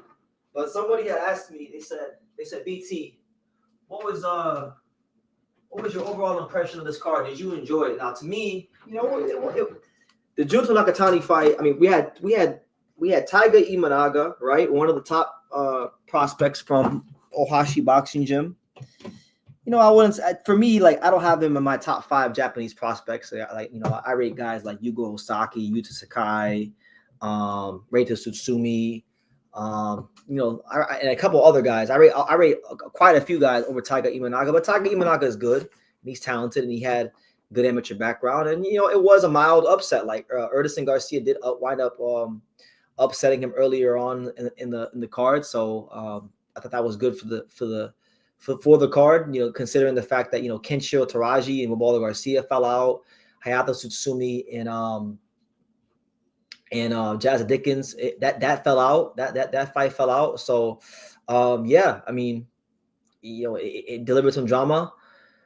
I thought, we've said it a million times. I'll say it 1,000,001 times. I thought Sebastian Hernandez Reyes was criminally screwed and just robbed in front of the whole world. I mean, Junto Nakatani, love the guy. I think he's an amazing fighter. I think he's an exceptional fighter. But he ran into a Mexican tonight with elite volume punching, with elite durability, who fought his fight, stayed within himself, and made him feel every last bit of that Mexican physicality and volume. And I thought Junto lost. And of course, they didn't actually score the fight for the Mexican fighter because they had the Tokyo Dome date already on hold for May the 3rd. And it's really intriguing now because, when I think back to yesterday, Ohashi and Inoue both came out yesterday, and they both floated the idea around of Inoue potentially foregoing a Junto Nakatani fight and fighting next year in May for a featherweight title. Now, which featherweight title, we don't know. There's a lot of good fighters that currently occupy those belts. You got Angelo Leo, who occupies the IBF title, Nick Paul, who occupies the WBA, Rafael Espinoza, who occupies the WBO, and then you got Bruce Carrington fighting Carlos Crafton for the WBC belt. So any one of those fighters, could be in the running for the Inoue fight. I don't have to get too deep on who I want to see Inoue fight. I think I've said it a million times here on this channel, but really and truthfully, man, I even before Junto had this performance, I've been wanting to see Inoue at featherweight. I just feel like, look, man, you cleared this weight class out to the very, very bare bones. Like, there's nothing else to do. Junto, look, Junto, this was his first fight against the Mexican. This is his first fight at 122. He's not even really a proven 122 pounder. He had one fight at 122, and I thought he lost that fight. So you're gonna stay here for this blown up bantamweight that didn't even show improve in his first fight in the division? Nah, man, you clear this weight class out. Let Junto rebuild. Junto can go do that rematch with Jorge, with the Sebastian Hernandez Reyes, or go fight Ramon Cardenas, and really show that he deserves the Inoue fight. And then let Inoue go pursue history. In this fine sport of boxing, there's only been 7 5-division champions ever in the whole sport. Those fighters are as follows: Manny Pacquiao, Floyd Mayweather, Sugar Ray Leonard, Oscar De La Hoya, Roberto Duran, Terrence Crawford, and Thomas Hitman Hearns. The only 7 fighters that have been a 5-division world champion. If Inoue wins, he will be the 8th 5-division champion in the history of boxing. But he better not wait, because another Japanese fighter, Kazuto Ioka, he was Japan's first 4-division champion even before Inoue. He's now a bantamweight. He's going to try to become Japan's first 5-division champion before Inoue does. So Inoue has incentive to go to featherweight and try to do that, because if he waits, maybe Kazuto Ioka accomplishes that before him, and he becomes Japan's first 5-division champion, along with already being Japan's first 4-division champion. So, yeah, I'm really excited. For me, before I get to the comments, because I'm going to stay on for like 15 more minutes after I get this last point off, people are going to ask me, BT, who do you want to see him fight? Now, I think they're all fantastic fights. If he fights Rafael Espinoza, obviously Espinoza is very tall. He's got the volume punch, and he's got the very dense bones. He's looked at to be the guy that that at featherweight that could beat Inoue just because of his size. I don't see it that way. I think Inoue going to chop Espinoza up. His torso's too long. He fights really tall in the pocket, and I don't think he's going to be as cautious as Picasso was in this fight. So, as crazy as it sounds, I think Inoue going to fold Espinoza if they fight. Nick Ball, I think, is a tricky fight. Although I think Inoue would win, I think it's a tricky fight because he's shorter than Inoue, which is going to be a new challenge for Inoue. He's got a very intelligent high guard defense, and he throws a lot of punches. So it may be ugly. He might even get ducked up to the point and be on the verge of being disqualified. But I think he could give Inoue some fits there in the pocket. I think Inoue would probably win a decision. But for me, you guys already know what I think. I've been telling you guys what the fight is, and time is being very kind to me. I don't care if he lost Stephen Fulton. Triangle theories don't work in boxing, and that wasn't the same Angelo Leo. I think the Angelo Leo Inoue fight is the fight, because at featherweight, at 126, that's a boxer puncher. Angelo boxer puncher. He showed you guys multiple occasions he can knock guys out in one punch. He can beat guys with a jab. He can be an elite volume puncher. He's never been dropped in his entire career. I think he has the goods to beat Inoue, and I've always thought that. I thought that since 2020. I made a video about it in 2020. So for anybody out there that comes across this and says, "Oh, BT, you're being a hater," or whatever you want to say, I've thought this for half a decade. These are not new thoughts. That's one of the best fights in boxing. Obviously, Inoue is going to go in as a favorite. He could obviously beat Angelo, but to me, I genuinely believe it's one of the best fights in boxing. I feel like, that's two of the best body punchers in the sport, because you can't tell me that Angelo isn't one of the best body punchers in boxing. He is. He's proven that throughout his career. And that's two very top upper echelon, boxer punchers. So for me, I like that fight. Now, do I think it's going to happen anytime soon? Objectively, no, I don't. I think, when you look at all the champions, Inoue has had some sort of interaction with all the guys that have belts except Angelo. He had the Twitter back and forth with Nick Barr earlier in the year, right? About the whole kicking thing. He sat next to Espinoza at the Ramon Cardenas press conference, right? And they had a little back and forth as far as talking, friendly exchanges. And then he came and watched Bruce Carrington fight in New York City. So those are like all minor interactions he's had with guys that either have titles or are fighting for titles. He's never had that any interaction with Angelo at all. But I know Angelo's been very vocal about wanting to fight him. So I'm praying to God that people think I'm delusional. That's okay. It's good to be delusional. The delusional ones in life, the delusional ones in life are the people that succeed. I think it's a great fight, and I hope it happens next. But if not, give me Nick Ball, give me Espinoza. Just give me something at featherweight. I want to see as a longtime Inoue fan, as an Inoue fan of about a decade now. I've been watching Inoue a long time. I've been live for a lot of these Inoue fights in the past. As an Inoue fan, I want to see him, even if it's not against Angelo, I want to see him get a chance to become a 5 division champion, because I understand how rare that is in boxing. There's only been 7 of them in history. You see, before Crawford, I think the last 5 division champion in boxing was probably Pacquiao or Mayweather. And there was, and that's a gap. That's quite a gap from Pacquiao and Mayweather to Crawford. That's about a solid, 10 to 12 year gap. You understand? So I would like to see Inoue try to put himself amongst boxing royalty, because when you become a 5 division champion, you are now he's already boxing royalty, because he's the best fighter to ever come out of Japan. With all due respect to the great Fighting Harada, who was a damn great fighter, one of boxing's all-time greats, I think Inoue has actually passed him, in my opinion. But that's my opinion, right? But when you become a 5 division champion, you are really cemented boxing royalty. And so I want to see that for him, because I think he's that great. I don't care who it's against. Just go to featherweight. Junto has some things to prove after that fight. Let me see. BT, who do you think won the Nakatani Hernandez fight? I thought Hernandez won 8-4. Easily. 116, 112.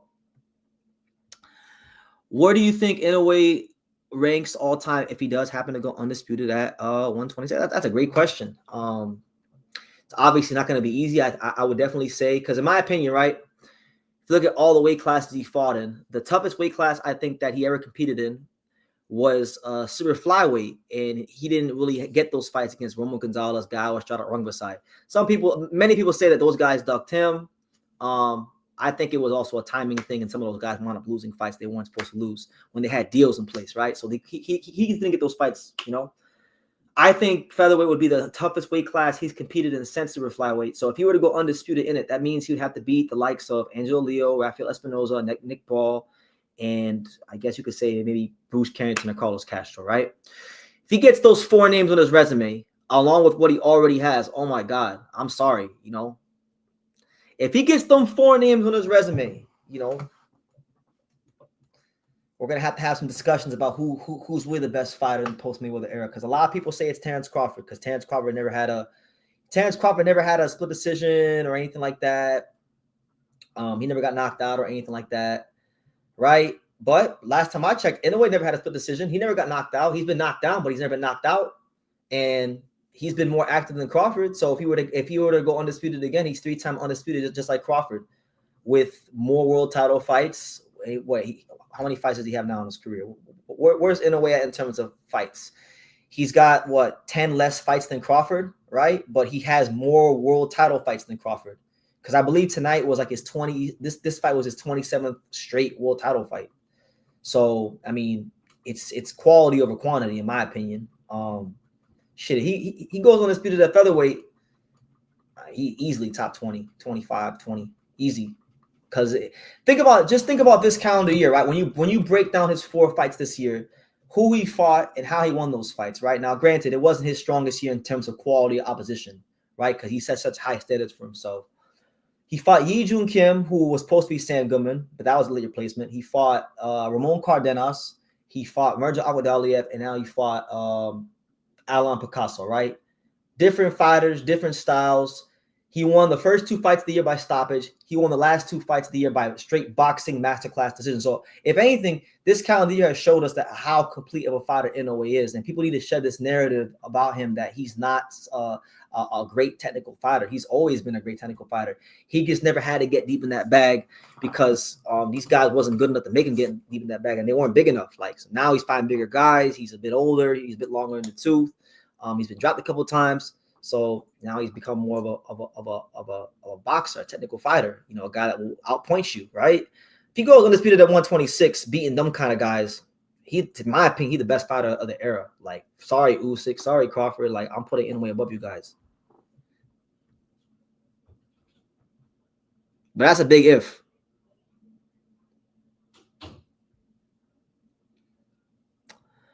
Let me see. What did I miss? Shout out to my guy, Next Gen. He says, damn, Junto might as well get back to the drawing board and look at the Bam fight. Yeah, I feel like, Ramon, honestly, yeah, they could do Bam. Bam is cool.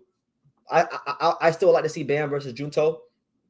But honestly, he need to go fight Ramon Cardenas or run it back with Hernandez Reyes.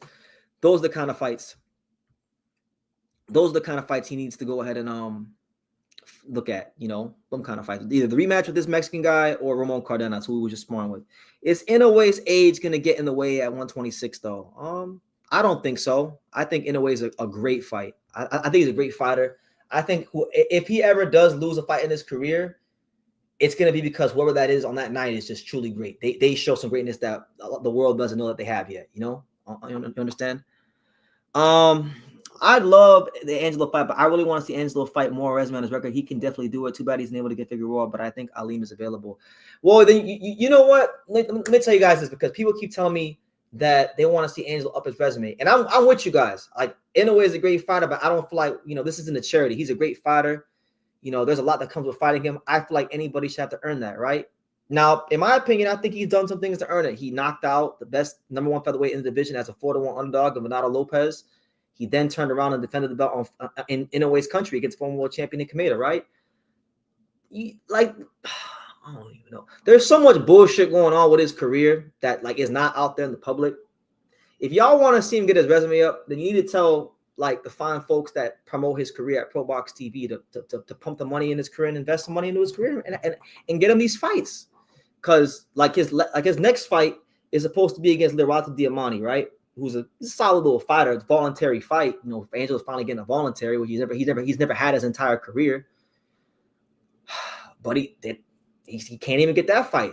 They're trying to switch the opponent out on him and make him fight someone even better than Diamante, who's undefeated, who really is the kind of guy that you fight. I'm not gonna say the guy's name, but it's the kind of guy you fight when he's the mandatory, right? And then they have Reyes, who's already his mandatory. So really, he gonna fight basically 3 mandatories in a row if he can't get a unification fight. So, the powers that be, in my opinion, objective, like this, I feel like they're not giving him the opportunities as champion to show that he is what I think he is and what many people in the fight game believe he is. And it's because they don't want to fuck with the back. I'm gonna tell y'all the story. We'll have a little story time here on True School Sports because it applies to this comment.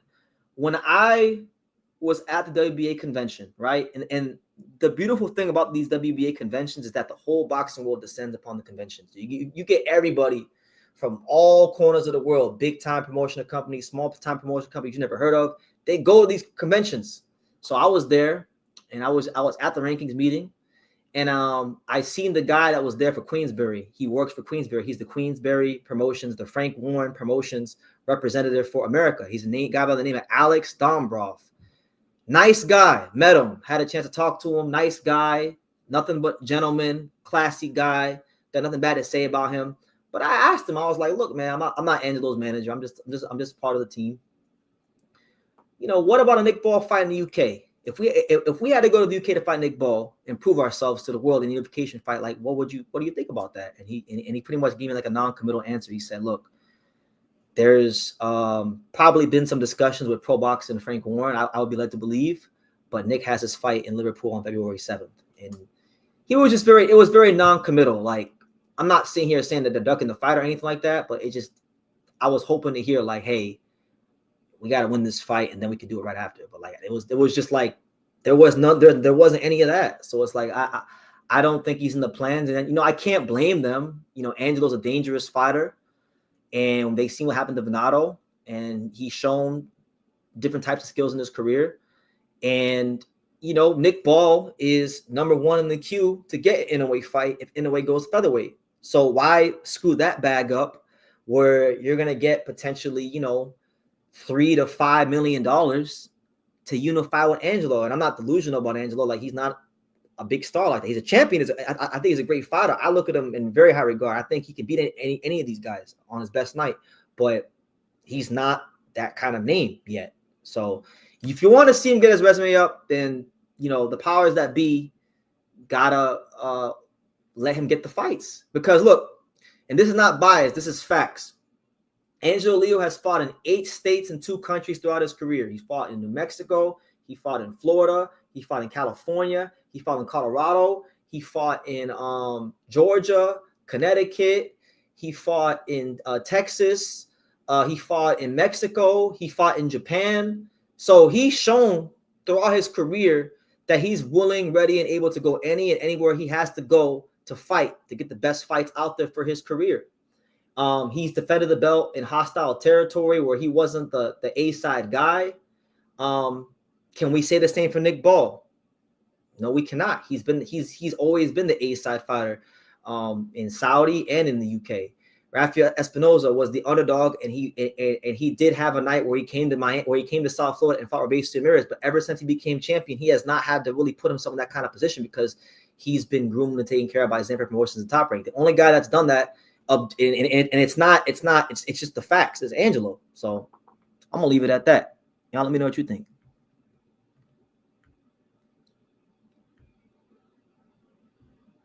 I hadn't been able to see Junto, but I imagine he'd be better. So now I feel safe for Inoue. I really don't want to see Inoue lose. Inoue is so great. He's so skillful. The only thing that will really, he's so great that he has to move up in order to get a real challenge, and even then he might not. Look, as much as I think great all these things about Angelo, might not be a challenge. He's that damn good. Like he's that damn good. I understand the caliber of fighter Inoue is, so we'll see. I mean, Angelo got the belt, and we know what Inoue about that resume talk is. That's what I'm saying. He got a belt, so you can't really talk about that resume stuff. I don't want to I'm cool. I feel like he got to go beat a Cardenas. He needs to go get a Cardenas. He needs to go rematch his Mexican guy, have a definitive outcome. I feel like he needs to earn that fight. Now I feel like if they give Junto Nakatani the Inoue fight, they just giving it to him because he's Japanese. They just doing it because of racism. And I'm not one to play the race card. I'm just saying, like, because he didn't win that fight. Shit, if he goes undisputed at 126 too, he might be top 5. That's what I'm saying. That'd be a crazy resume.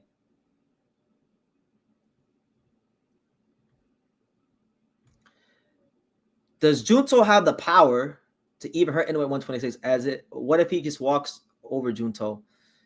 Honestly, after today, like, that's what I'm saying. They fight the fights for a reason. We get new information every single fight. I don't know.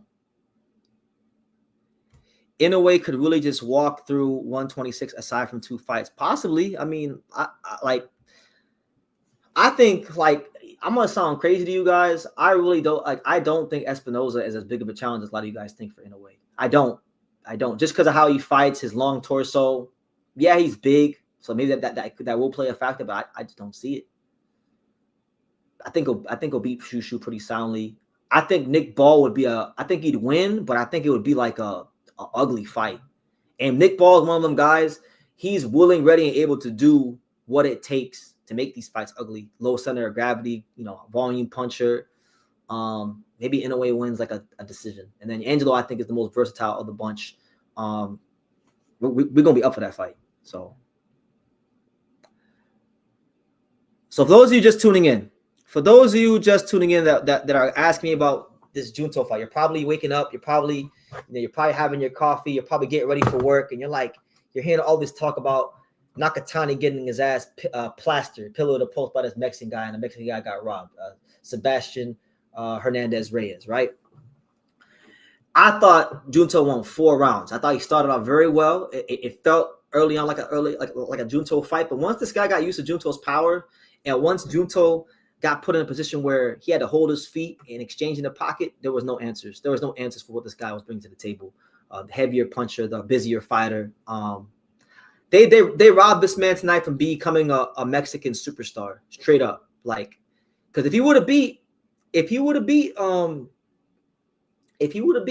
Junto, oh my God, if they would have actually given him the win, Star would have been born overnight. But now it's just like he got to settle for his stock going up in a noble loss, and that's terrible. That's what you hate about boxing sometimes. So it's really Angelo and Nick that will be the only ones to give Inoue trouble. That's what I believe. I used to think so my feelings have actually changed, believe it or not.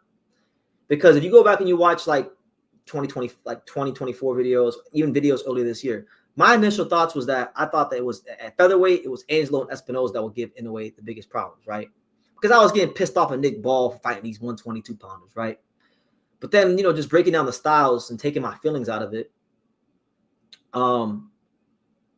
I think Nick Ball, just because of how he fights, the low center of gravity, him being a volume puncher, him willing to make these fights real dirty and physical, I really think that he could give Inoue some problems. I still think Inoue would win the decision, but it's going to be an ugly fight. That's for sure. I don't think no fighter. It's not even just an Espinoza thing. It's a Junto thing. It's an Espinoza thing. It's a Picasso thing. It's a what's that guy's name? Who is that? It's a Jane McDonald thing. Like any tall, lanky, rangy fighter who has that sort of frame, I don't think beats Inoue, because Inoue's body punching is too much. I think it's too much. That's just my opinion. Oh man, the Japanese yen has been tanking since 2023. It was stronger than the USD when I was living in Seattle for 7 years. Take advantage of it, BT. I'll be in Japan in, I don't know yet, maybe March. It'll be after Angelo's next fight with the guy that they're gonna put in place of Diamani, supposedly.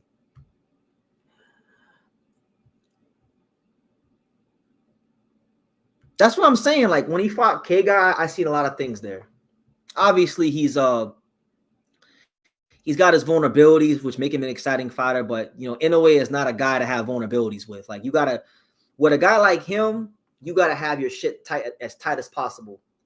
And I just don't see it. And it's not even just that. It's even like trainer wise, because it's not, when you match up against Inoue, you're not just going up against a great fighter. You're going up against a great trainer. So when I look at the corners of all the other fighters in the division, like Nick Ball has that guy. I forgot his name. He runs the Everton Red Triangle gym in Liverpool. I forgot his name, but he's like the manager and the trainer. He's a solid coach, but not for no Shingo Inoue and Naoya Inoue. I think they'll be outgunned there. Kei Karoma, if Shushu gets his no match at all for Shingo. And then who's the next one? You got whoever the hell trains Rafael Espinosa. Like only trainer that matches up honestly is Miguel Leo. You know, Miguel Leo, one of the smartest people I've met in boxing, along with Luis Chavez. We got it. Like, I know we got it. Maybe we won't beat it in a way, but I thought for many years we will, and I'm gonna hold true to my convictions.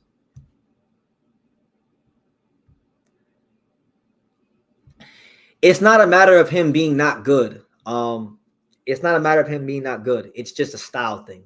I think Espinosa is a better fighter than Nick Ball. I do. But physically speaking, these long torso fighters they're not going to do anything with Inoue. They're not. Too elite of a body puncher. Now look, if Espinosa was like an elite outside boxer, I would say, okay, I'll give more of a chance, but he's not. That's not how he fights. Tell me you had Junto winning. I thought he lost. I thought he won 4 rounds. I think giving him 5 rounds is generous.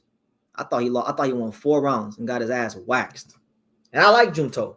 I love Junto straight up. And you know, I may have a Japanese flag on that wall. You know, because I respect the country Japan so much that, you know, I can put the damn flag on my wall. Someone gave it to me recently, but I'm not gonna be biased or cap. He lost that fight. You know, the Mexican warrior, you know, Sebastian Reyes Hernandez, he came in here and he put on a real classic professional Mexican volume punch performance, straight up. Does Junto not deserve to be pound for pound now, or is Hernandez a pound for pound fighter now?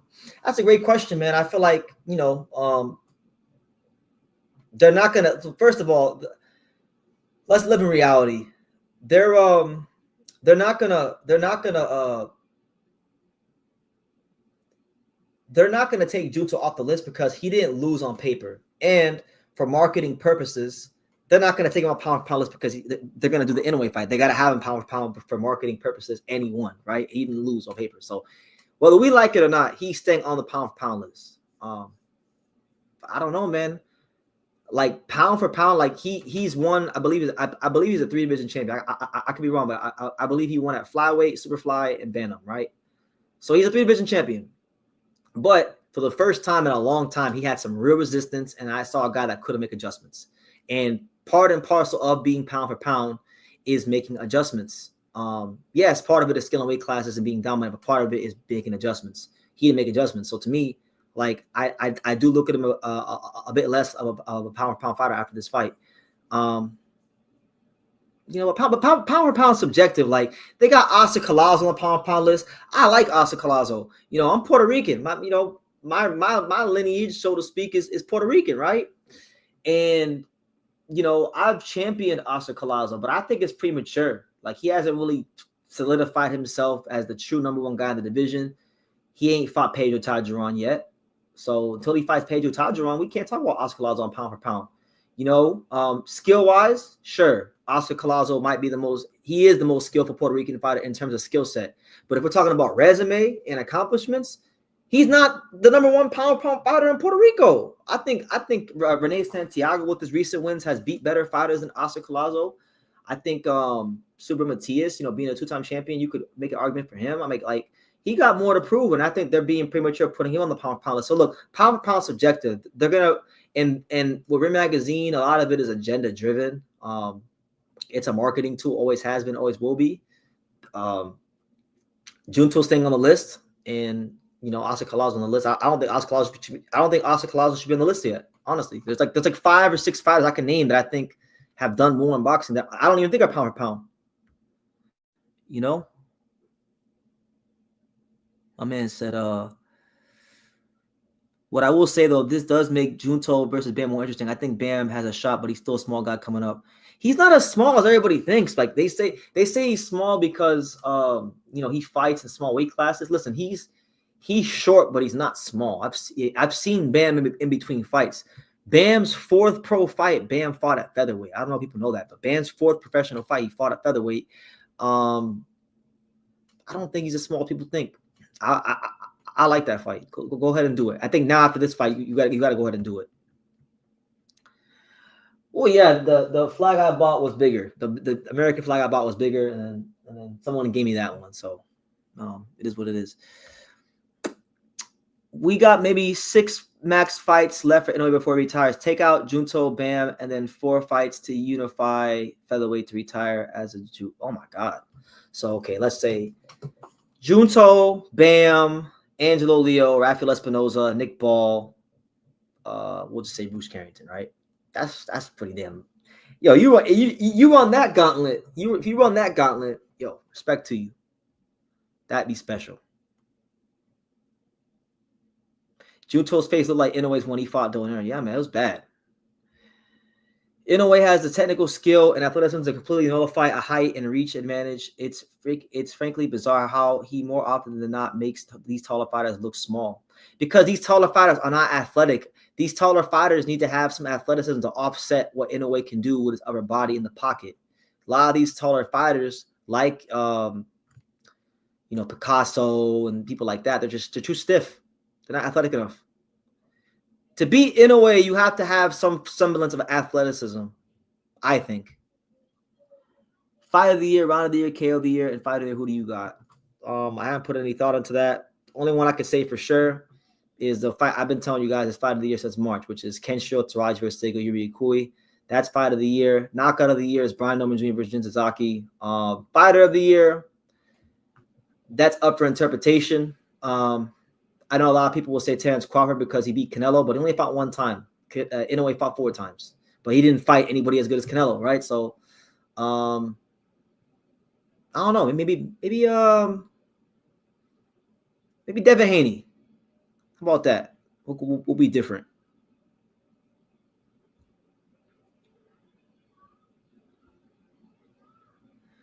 BT, do you think Bruce beats Carlos Castro? I feel people kind of giving him the dub, and Castro had Fulton looking kind of shaky.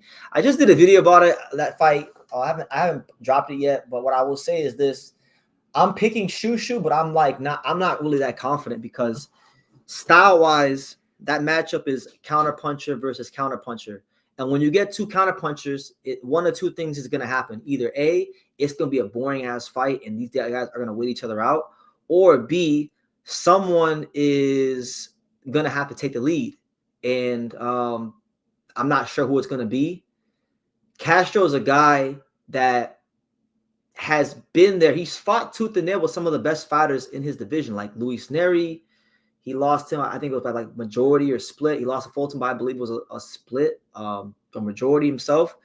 The only guy that really definitively beat Castro was Brandon Figueroa when he stopped him in 6 rounds. So Castro's always been right there, but he's never quite gotten over the hump. But he's been, in my opinion, he's been in there with better fighters than Bruce Carrington. And I think he's going to be prideful. He's probably tired of losing these fights to the elite. He probably is going to feel deep in his soul that he belongs up there with the elites, and this is his chance to prove it and fulfill his dream to become world champion. So I'm only picking Shushu because I think when it comes down to it, his reflexes and his speed, if he gets off shots, he can outwork this guy in spots of the fight. But I'm telling you right now, I'm putting him on a high upside. I'm not too sold on my own pick. But I think he's good enough to beat him. Just good enough to beat Carlos Castro, but not by a lot. You know? If he goes in there and runs right through Carlos Castro, I would consider that a massive statement because nothing that's happened in his last 3 fights since the Segawa fight have really given any of us any real intel as to Shushu, right? Because when he fought Segawa, right, what is Segawa? Segawa is a counterpuncher who can also box and lead the exchanges out of the southpaw stance. He got outboxed that fight. And after that fight, if you look at the 3 fighters top rank put Bruce Carrington in there with, they put him in there with Donna Kuel from Australia, Enrique Vivas from Mexico, and then Matthias Heita from Namibia, right? All 3 of those guys are front foot dominant fighters that bring the fight right to you and allow you to counterpunch. So Shushu didn't really have to show anything as far as his weaknesses are concerned. This is the first fight where he has to go address some of those demons from the Segawa fight, and I'm not sure if he will be able to. But I'm gonna go with him. Oh man, I like Sagawa a lot. You know, a lot of people will ask me because they know how highly I grade Angelo Leo. They say, BT, who do you think would actually give Angelo a hard fight since you think so highly of him? And this is actually one of the guys that I named because I think he's one of the best featherweights in the world. He's not a champion, but he's one of the best featherweights in the world. Sagawa can box, can counterpunch. He's durable. This is a guy in Sagawa that this dude fought Jermaine Ortiz. Jermaine Ortiz is at 140. He fought Jermaine Ortiz and gave Jermaine Ortiz hell. Damn near beat Jermaine Ortiz. That's how strong he is, you know. I think Sagawa versus Inoue will be a really interesting fight. You know, that'd be a fight where Inoue had to really, you know, get on the front foot and back this guy up and counterpunch a bit more. Because like in this fight, he was making Picasso miss, but he wasn't really counterpunching. You know, against a guy like Sagawa, you gotta try, you gotta, you know, counter the counterpuncher, you know, if you can. So I think it'd be a fun fight, but it's not anywhere close to happening because Sagawa does not have a belt and he doesn't bring any money to the table. He's not no big star, so it's just a fight in theory, you know. I slept like 1 or 2 hours just to catch the card. I don't really regret it. It was cool. I wanted to see Kenshiro. That's what I came for. You know, I'm the president of the Kenshiro American fan club. I wanted to see my boy become 3-division champion, but you know, this guy Ubaldo fell ill, and then Turkey she tried to get him to fight a bunch of gas station workers with less than 5 fights. So it's just a sad state of affairs. I did like how Shushu paced himself in his last fight and showed some nuance in his game. You know, I know, like, look, his last 3 fights, he's looked good, but I feel like Top Rank, like, look, to Devin Haney's credit, Devin Haney, he's right. Like, Top Rank is very good at matchmaking fighters. Top Ranks, after Shushu had the Sagawa fight, they just matched him up with front foot dominant come forward fighters. You know, Heita, Enrique Vivas, and Donna Kuo. Those are all guys that play into Shushu style. Think about all of Shushu's best performances. Look at when he fought Jason Sanchez a couple years ago on the Espinoza Robesi 1 undercard. Front foot dominant fighter. Look how good Shushu looks. So I'm telling you, Carlos Castro is going to make him have to exercise some demons that haven't been exercised yet. And if he hasn't got the right sparring in the gym, if he hasn't exercised those things in training, I don't know. Carlos Castro might fuck around and become champion. It's possible. I really feel like Bruce Carrington is an accident waiting to happen. Unless he makes big improvements, I wouldn't pick him against any of the champions 126. I wouldn't either. The guy that I think he would have the best chance to beat, actually, because I know he wouldn't beat Angelo. He not beating Angelo. Nick Ball, I think Ball would actually outwork.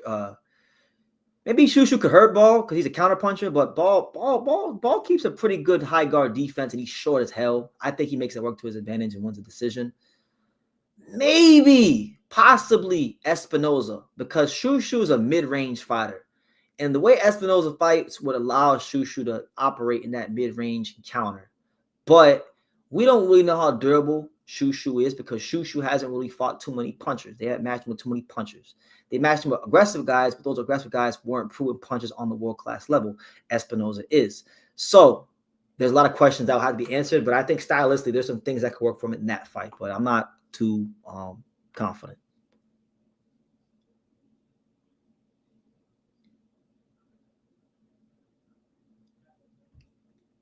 Turkey wasn't even there. Yeah. Let's count our blessings. No, I'm joking. Coach of the year is Inoue's dad. Let me see. Is he the trainer of the year? Let me see. Because you got let me see.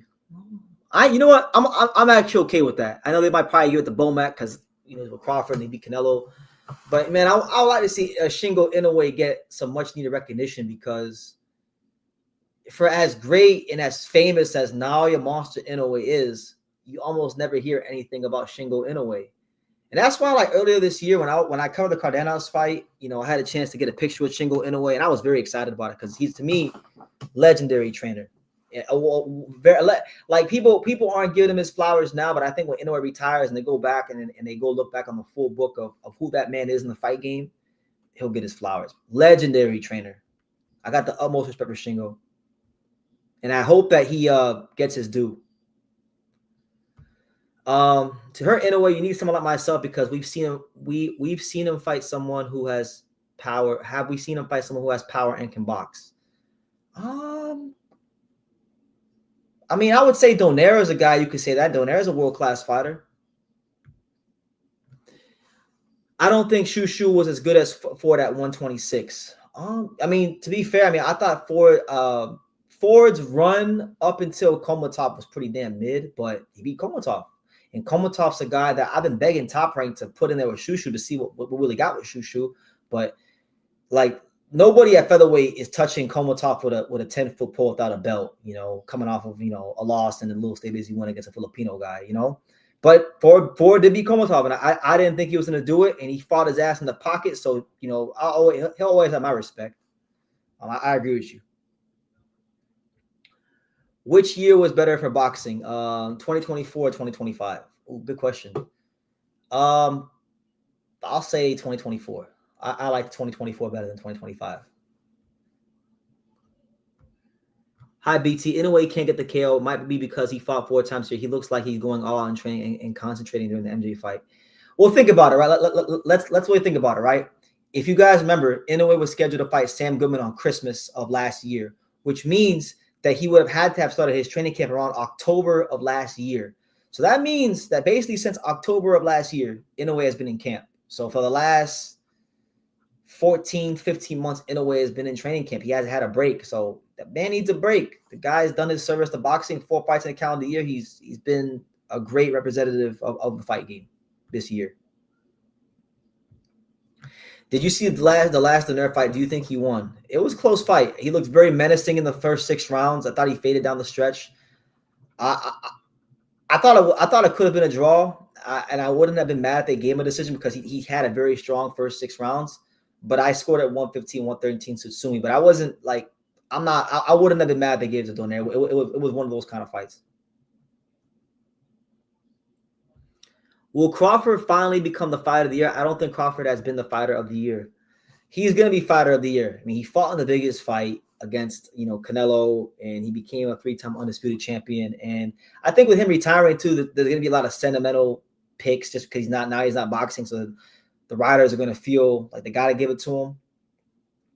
But personally for me, I mean, I've given Inoue a lot of shit this year about, you know, who he hasn't fought and him going to featherweight and these kind of things.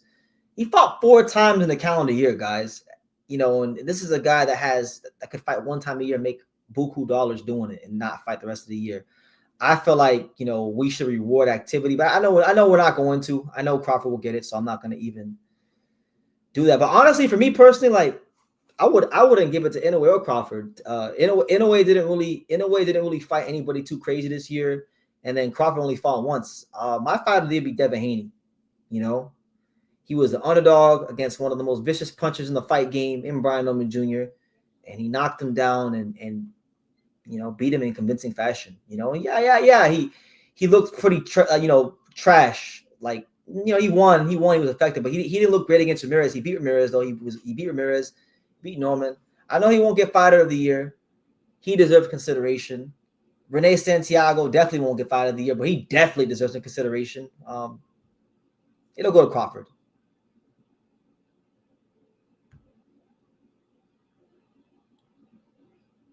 Yeah, because he beat a guy who won the distance 5 or 6 times in a row. I mean, they're gonna give it to him. They're gonna give it to him. Like there's no sense in me getting worked up about fighter of the year. No, they're gonna give it to Crawford. Fighter of the year is always a popularity contest, more than any other award in boxing.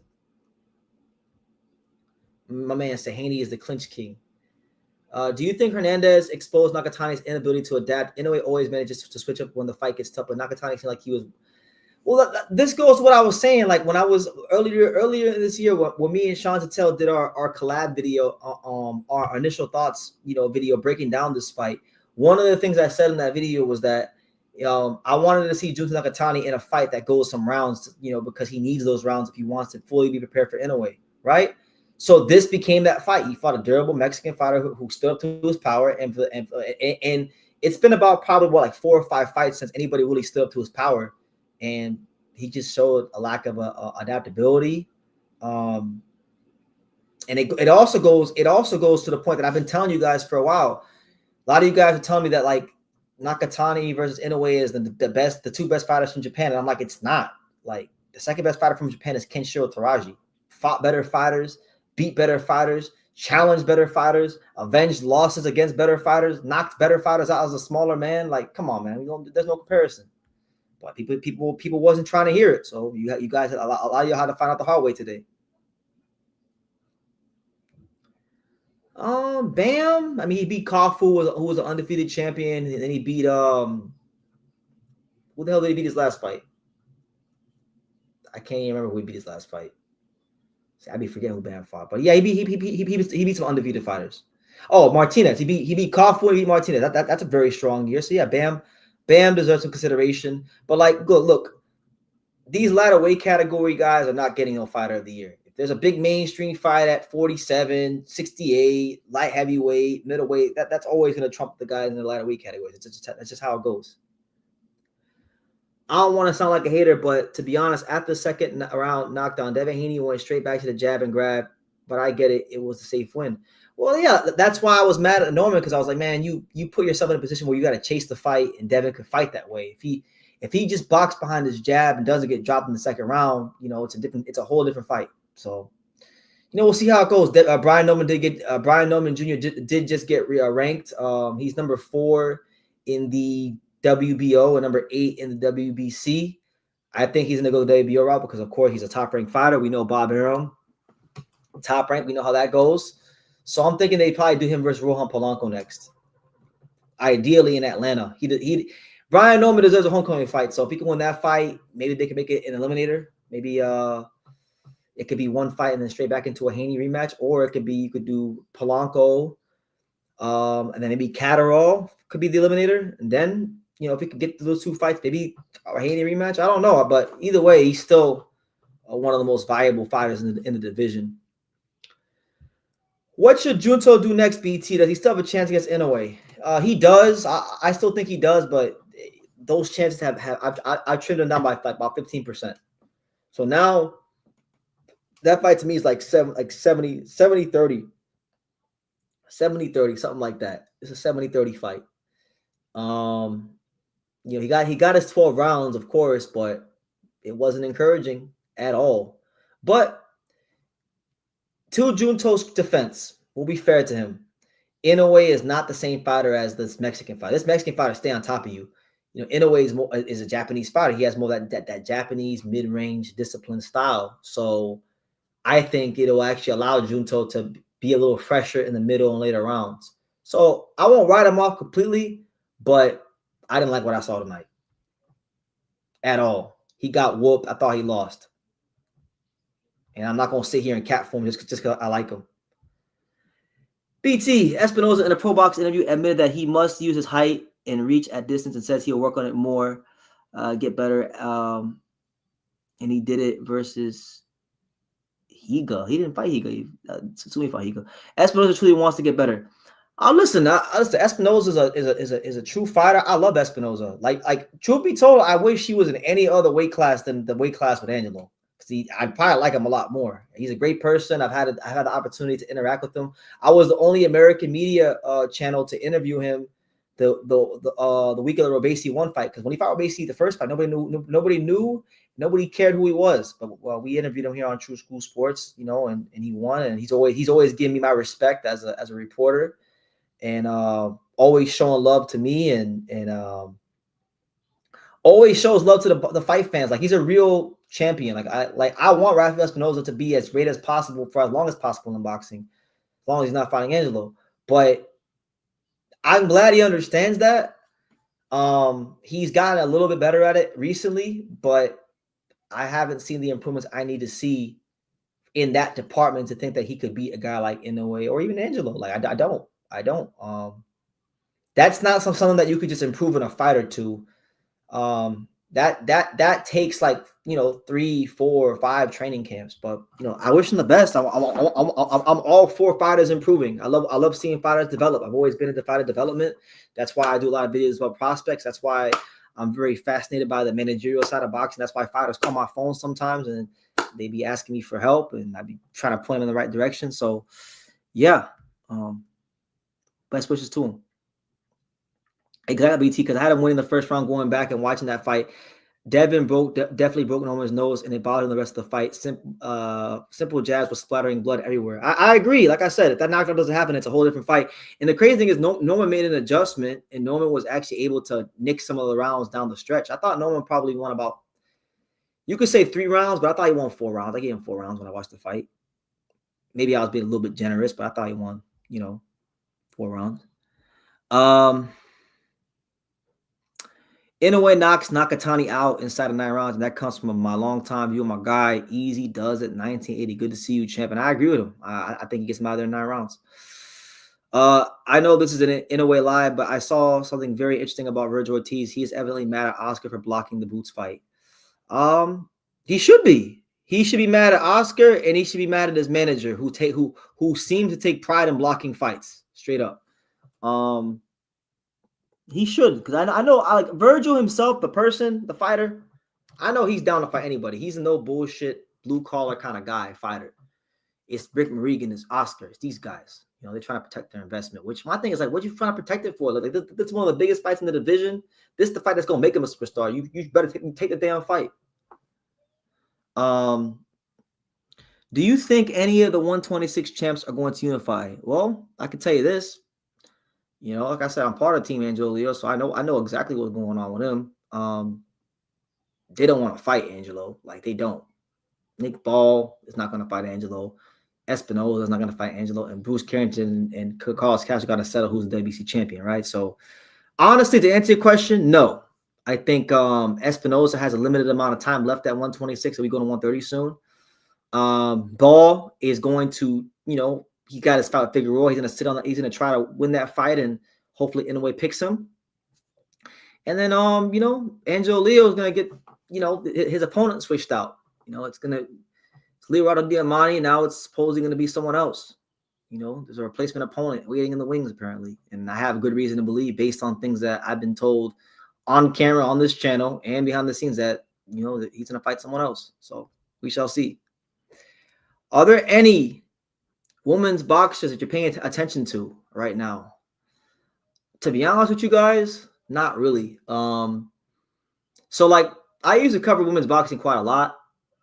I'm so out of touch with women's boxing. Like, women's boxing was something I covered a lot from like 2016 to like 2022, 2023ish. But like once I started to like really rev up that Japanese boxing coverage, something had to get sacrificed. And naturally, that was the easiest thing to sacrifice, was women's boxing. But I have an idea of what the big fights are. I know you got Clutch of Shields, Franchon Cruz rematch coming up. I know people want to see Bumgarner fight like Katie Taylor. Yeah, people like that. Michaela Mayer, Lauren Price. That's a big fight. So I mean, I'm still on game, but I'm not gonna see and act like I go out of my way to just like follow it like I used to. BT, I like Inoue's performance against MJ a lot, and we see his boxing improvement. If Inoue fights Leo like he does now, does Inoue have a better chance? I think that's going to be a fight of a lot of adjustments, because see, fighting Merjon's a very front foot dominant fighter, slow footed. It's a little bit easier to fight that style. Picasso's tall, has no power to trouble Inoue at all. And there's a dramatic speed disadvantage. These guys don't move like an Angelo Leo can move. So I think Inoue and Angelo are both going to have to make a lot of adjustments. That fight's going to be a lot of adjustments and feints and timing. That's a high level fight. Like, people don't realize how high level a fight that is. But hopefully you guys get it, so you can see what I'm talking about. I think Inoue is going to have to mix it up, to answer your question. So do you think Nakatani's bad performance was due to Hernandez's style and durability, or is it indicative of his limited power as he moves up? I think it has more to do with actually Hernandez's durability and just his style. It wasn't like he wasn't landing. I just think that guy is really freaking terrible, like a lot of Mexicans prove to be. So I think if he was, like, I'll put it to you like this: if he's able to get off some of those same sequences on Inoue, they're going to have a bigger effect on Inoue. I believe that. That's what I believe. We've seen Inoue get dropped. We've seen Inoue get pushed back by lesser guys than Junto. So yeah, I still give him a chance. It's just you know, if Inoue can stand up to the power, like, you know, you have an answer. Can you make an adjustment? I don't know. Inoue dominated, but his aura seems kind of dull. I feel he needs at least a 6-month break. 4 times in 1 year is crazy work. Well, he's an old school fighter. This is why I give him his due, because, you know, you're one of the money guys in boxing. You're one of the faces of boxing. You could fight 1 time a year and just sit on your ass like Crawford did for about half a decade, but he don't do that. Nope, he give y'all 4 fights a year. He's fighting top contenders. He's in hard fights, and he makes them look easy. What did Roy Jones Jr. say? They got the nerve to say, I ain't fighting nobody. I just make them look like nobody. He takes, you know, these guys that are really high-level fighters that are really great wins for other fighters, but he makes them look like bumps because he's just that great, right? So, you know, first fighter to defend the ring belt 4 times in a calendar year since the Eastern Assassin Larry Holmes. Take a break, you know. I would even say, like, I know they have the Tokyo Dome on hold for May. Man, let that man rest till July or August. I think next year Inoue should just do 1 fight. Just do 1 fight.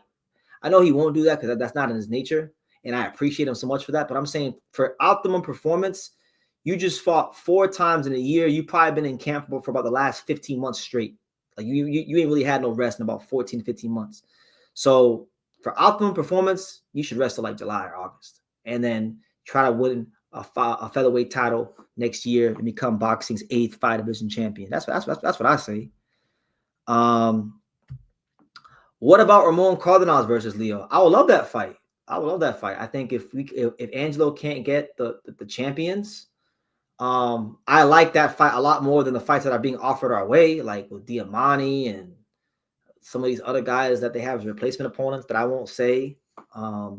You know, it's ridiculous. Like, they're not big names. Like, they're not names that do anything for his career. So I like Cardenas more. And funny enough, a lot of people don't know this, but Ramon Cardenas and Angelo actually were supposed to fight in 2021. And guess who backed out the block? It wasn't Angelo Leo. I'll tell you that right now. So, you know, they were lined up to fight each other at one point.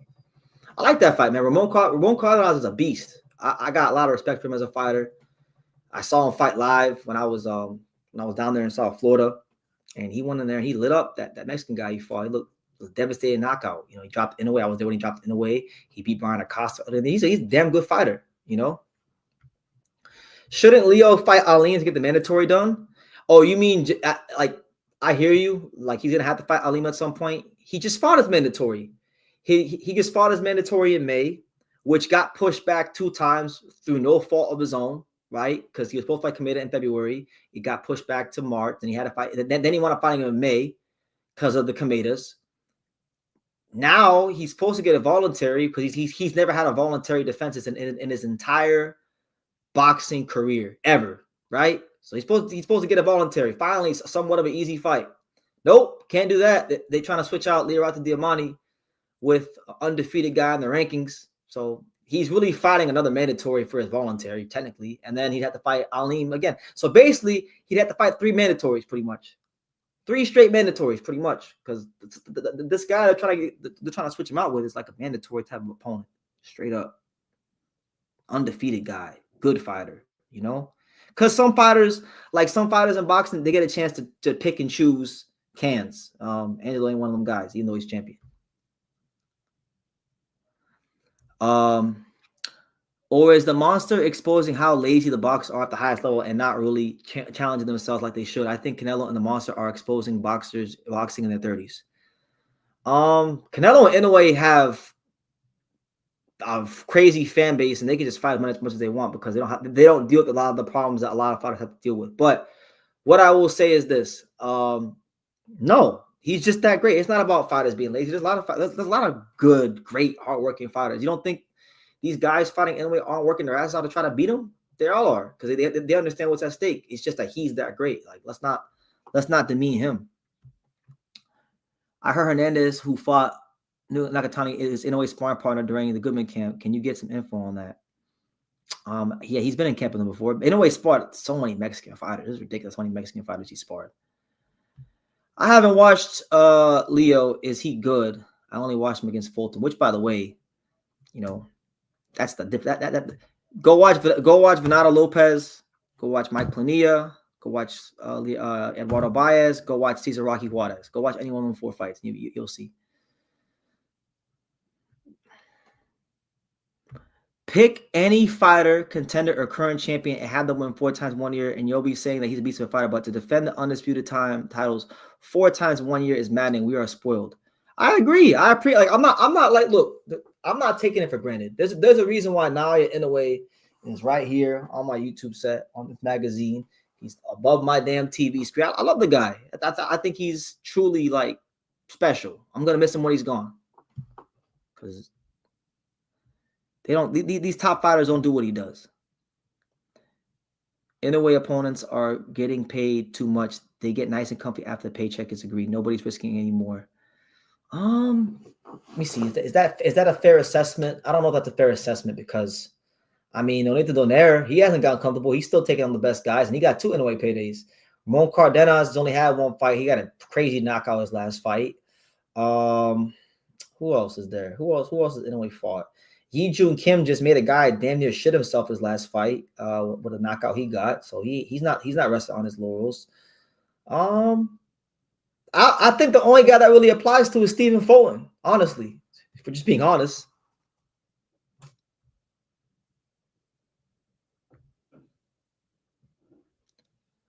Most top fighters only fight once or twice a year. Yeah, but a lot of that too is like trust me when I tell you guys, there's fighters out there that if they could fight 4 times a year, they would, or 3 times a year, they would.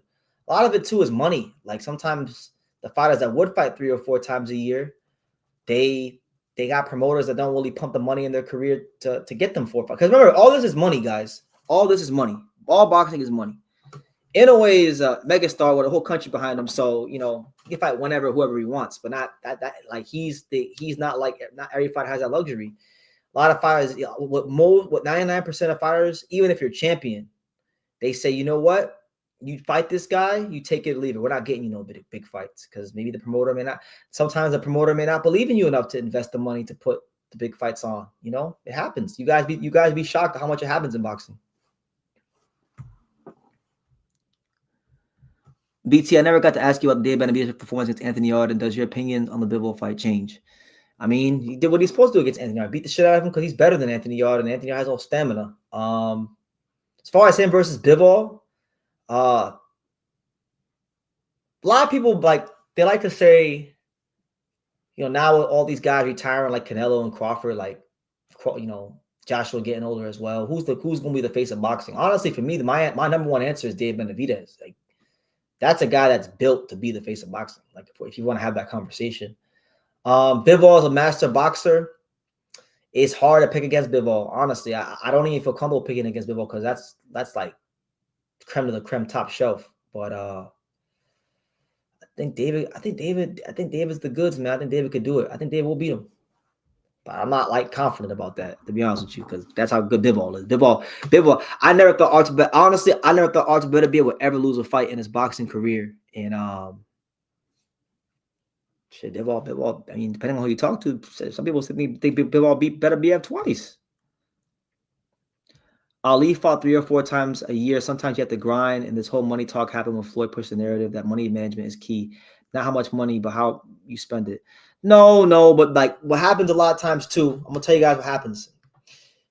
A lot of these guys that win world titles, because really when you win a world title, you're supposed to get paid 6 figures. Once you win a world title, you are a 6-figure fighter, come hell or high water. And a lot of times what happens is, a lot of times these promoters don't want to pay fighters what they're worth. Most of boxing, whether you're champion or contenders, the whole goal of the promoters is to keep their overhead low so they can profit. And the way they do that is to not pay the fighters what they're worth, right? So that's where having a good team comes into play. You understand? So that's what it is. Now, Inoue and Canelo never got to worry about that. Inoue, Canelo, Joshua, they never got to worry about that because they generate so much money. Promoters could take 20% off top, and the fighters will still get paid a lot of money because that's much revenue they generate. So those guys are one-off cases. But for most regular world champions, that is not the case. Who is my fighter of the year? Shout out to my man right here. My fighter of the year is Devin Haney. He beat Brian Norman Jr. No, honestly, look, I mean, it's going to Crawford. Bam is a good exception. I mean, Bam definitely deserves consideration. He fought and he beat 2 undefeated fighters, right? Because I believe Crawford was undefeated and Puma was undefeated as well, and he beat him pretty easily. It wasn't hard. I don't think he lost like 3 rounds combined this whole year. So he, you know, I'm not mad at that. If I gave you the sentimental pick, I'm gonna say Rene Santiago. How about him? How about Rene Santiago? He was the underdog twice. He was the underdog twice. He was a 6-1 underdog against Iwata, 4-1 underdog against Takami. Beat them both in Japan. And the funny thing is, right, I was telling everyone that Takami is not that guy at light flyweight.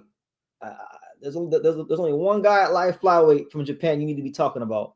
And if you ain't talking about him, you're not talking about other than you're not talking about nothing. And that's Yugo Osaki, right? And you guys will see next year when he wins the world title. But a lot of people thought Takami was that guy. He was the next superstar. He was this, he was that. Rene Santiago popped that balloon real quick. So I feel like he's been up against it twice, on foreign soil twice, proved himself twice. He's now the guy. He's the guy of the light flyweight division. So, you know, I'm going to go with Rene Santiago. Forget all that Bam. Forget all that Bam, Crawford, Inoue talk. We're going to give it to Rene Santiago. We're going to be biased.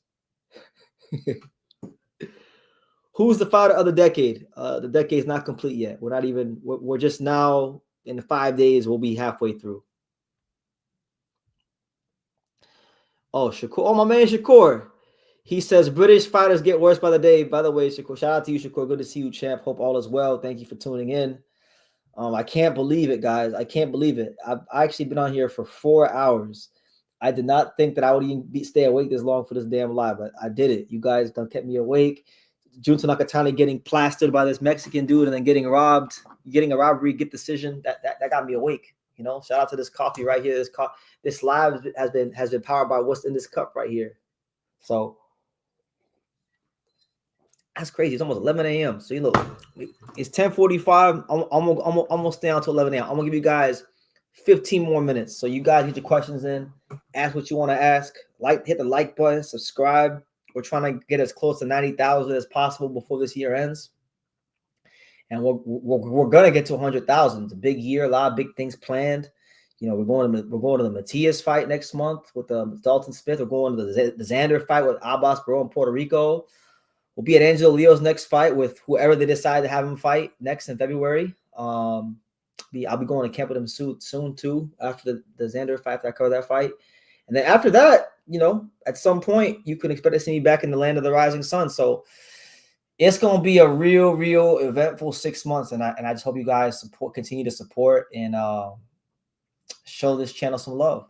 You know, we are giving you guys that world-class content. Rene Santiago needs a nickname similar to the Executioner. Yeah, man, he's the Japanese fighter kryptonite. There's only one Japanese fighter I think can beat him, and you know, like I said, they deprive Angelo Leo certain fights in boxing. You know, right now they depriving Yugo Osaki of certain fights in boxing. So hopefully they give him his world title shot because I think he's the best light flyweight in the world. There's only 2 or 3 light flyweights I think could have a chance to beat him, which would be, I think, Sergio Mendoza Cordova from Mexico. He's a beast. Rene Santiago and maybe Carlos Canizales. Those are like the 3 guys I give a chance, but you know, special talent. BT, name your 3 top prospects for 2025. That's a great question. Okay, I'll give you my top 3 favorites. I got what's his name? Yugo Osaki, Emmanuel Chance, from Top Rank, from that Shakur camp from New Jersey. I like him a lot. And then we'll go with, who else is there? Shit, give me I'm trying to think prospects right now. I mean, I guess give me Marco Verde. Give me him from Mexico, the Olympian. Give me him. We'll go with those 3. I think those are a solid 3. What are my thoughts on Adames and Ammo Williams? Really good fight. I respect the Ammo Williams for stepping up to the plate and taking a tough fight with a good veteran like Adames. I don't think Ammo is developed enough as a fighter to win this kind of fight. I think he's got a puncher's chance, but I think Adames is going to stop him. honestly. How do I feel about Reito Susumi's performance? Now, look, I was asleep. I didn't get a chance to watch his performance. I just know that he won, so I couldn't tell you, but I know he won. He's one of the best prospects in boxing as well. You know, he's a guy that could easily be labeled as the best prospect in boxing. He's one of the best. He's one of the most talented, not just from Japan, but the whole world. So yeah, shout out to Reito. Who has Eddie Hearn dropped the ball with on the boxer wise with growing? Who has he dropped the ball with? Like who is who is he under promoting? Is that what you're asking me? Like who has he under promoted as far as guys he has signed to the stable? I don't know if he's really like dropping the ball on anybody. I feel like, you know, they promote the people that they believe in. I don't know who he's. Let me see. Who is he? Yeah, I mean, he said all his American fight. I'll tell you this. You know what? I can't name a guy right now. There's not a guy that comes to my mind off the top of my head. But I'll tell you guys a little story. Maybe I'll have Angelo tell it to you guys one day. So like I'm gonna say it was like so 2022 when was it 2022? Like 2022-ish, 2022-ish, to like when Angelo had that crazy layoff after the Alameda fight before he signed Pro Box. I remember Eddie Hearn used to follow me on Instagram, right? And I got a hold of him one day. I was like, hey Eddie, you know, would you want to take a look at Angelo Leo? You know, he's former world champion. You want to sign him? Yo, Eddie Hearn was like, nah, we don't got no room for Angelo Leo. We're not even gonna take a meeting with him, right? And then like 2 weeks later, Kid Galahad, who was a featherweight who we had at that time, got knocked the fuck out by Kiko Martinez. So I mean, that's a guy I could name. I don't know if I can say he's dropping the ball with Andy Cruz. I mean, he got Andy Cruz a fight for the world title with Reyes Murataya. He got him to the title, so I'm not gonna say that. You know, now it's really all about Andy Cruz showing and proving that he belongs on that level. You know, see, look, the promoter's job, the promoter can't win the fights for you. At the end of the day, the promoter can give you fair, he can give you favorable circumstances, but at the end of the day, the fighter still has to be good enough to win the damn fights. So my thing is with Andy Cruz, Eddie Hearn has done his job. He got him to the eliminator. He won the eliminator. Now he's fighting Murataya for the IBF title. Eddie Hearn has done his job, so he has to go ahead and Andy Cruz, that is, he has to go ahead and prove that he's worthy to be called world champion. It still puzzles me that they couldn't get Yuga his license after months in camp. Yeah, man, and it's been really sad, honestly, because I left the Bay Area on October 11th, and I came back to where I live, right? And remember Yuga dropped me off at the train station, right? And I remember I said bye, Yuga, you know, and Yuga don't speak a ton of English, but I remember he said the last word Yuga said to me were, thank you, brother. See you later. That's what he said. And I was like, wow, where the hell did he learn that, right?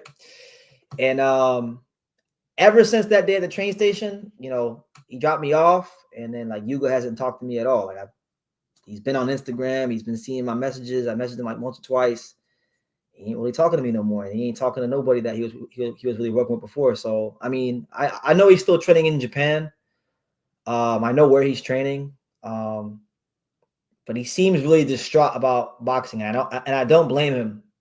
So I'm not taking it personal. I do think, you know, the story is going to end with us working together again and winning a world title. But, you know, if not, it is what it is. That's my guy. And I'm still supporting him all the way. It's my guy. You know, you don't spend 44 days with somebody in a training camp, driving them everywhere, you know, get the medicals done, doing the road work, film studying, you know, making their smoothies damn near every other day, you know, and not go close to him. So that's my guy. BT, next trip to Japan, what big things are you planning to achieve? List some so that I can follow up on the progress. One thing that I'll like to do, because I've never tried to do it in Japan because I'm kind of scared to do it, is you guys know, like, Tekken boxing gym is very strict, and the guy that like is Mr. Honda's right hand man doesn't really like me too much. But I've come to realize in talking to other people in boxing that he doesn't like anybody, so I'm not special. So maybe a visit to Tekken Boxing Gym would be great. I want to go to Okinawa. I've never been to Okinawa. I want to go there. I got a friend, a Puerto Rican friend, who actually built a boxing gym in Hiroshima. So I want to go check that out. I've never been to Hiroshima. I definitely want to go interview Hayato Tsutsumi and Masamichi Ibuki because they actually agreed to do interviews with me when I was in Japan, but it just never lined up when I was there these last couple of trips. So I definitely want to get those interviews. And yeah, just those are a couple of things. Shout out to, by the way, shout out to you, Koi. Let me acknowledge you. Good to see you, champ. The boxing voice is always hitting on Inoue. They've been for years. Look at the current live going on right now. Like, look, I like Ness. Ness is my guy. I respect him. I view him very highly as far as a guy in the boxing media game because he was here even before me, and I've been here for a while. But yeah, Ness doesn't like Ness just isn't a fan of the lighter weight categories. That's just not his cup of tea. So it's always gonna be like that with him, But shout out to Ness, The argument for Inoue being number one is that he continues to test himself against younger fighters. Usyk and Crawford have shown a willingness to continuously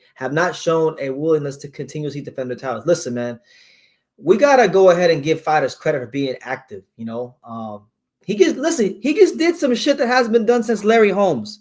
Whenever you putting yourself up in the ranks with a guy like Larry Holmes, you're the first fighter since I believe it was 1983 to defend the ring belt 4 times in the year since Larry, the Eastern Assassin Holmes, one of the greatest fighters to ever grace the ring. You're doing something right. He's a rare fighter. He's special. Appreciate him while he's here because they don't make these Inoues don't grow on trees. You understand? So, yeah.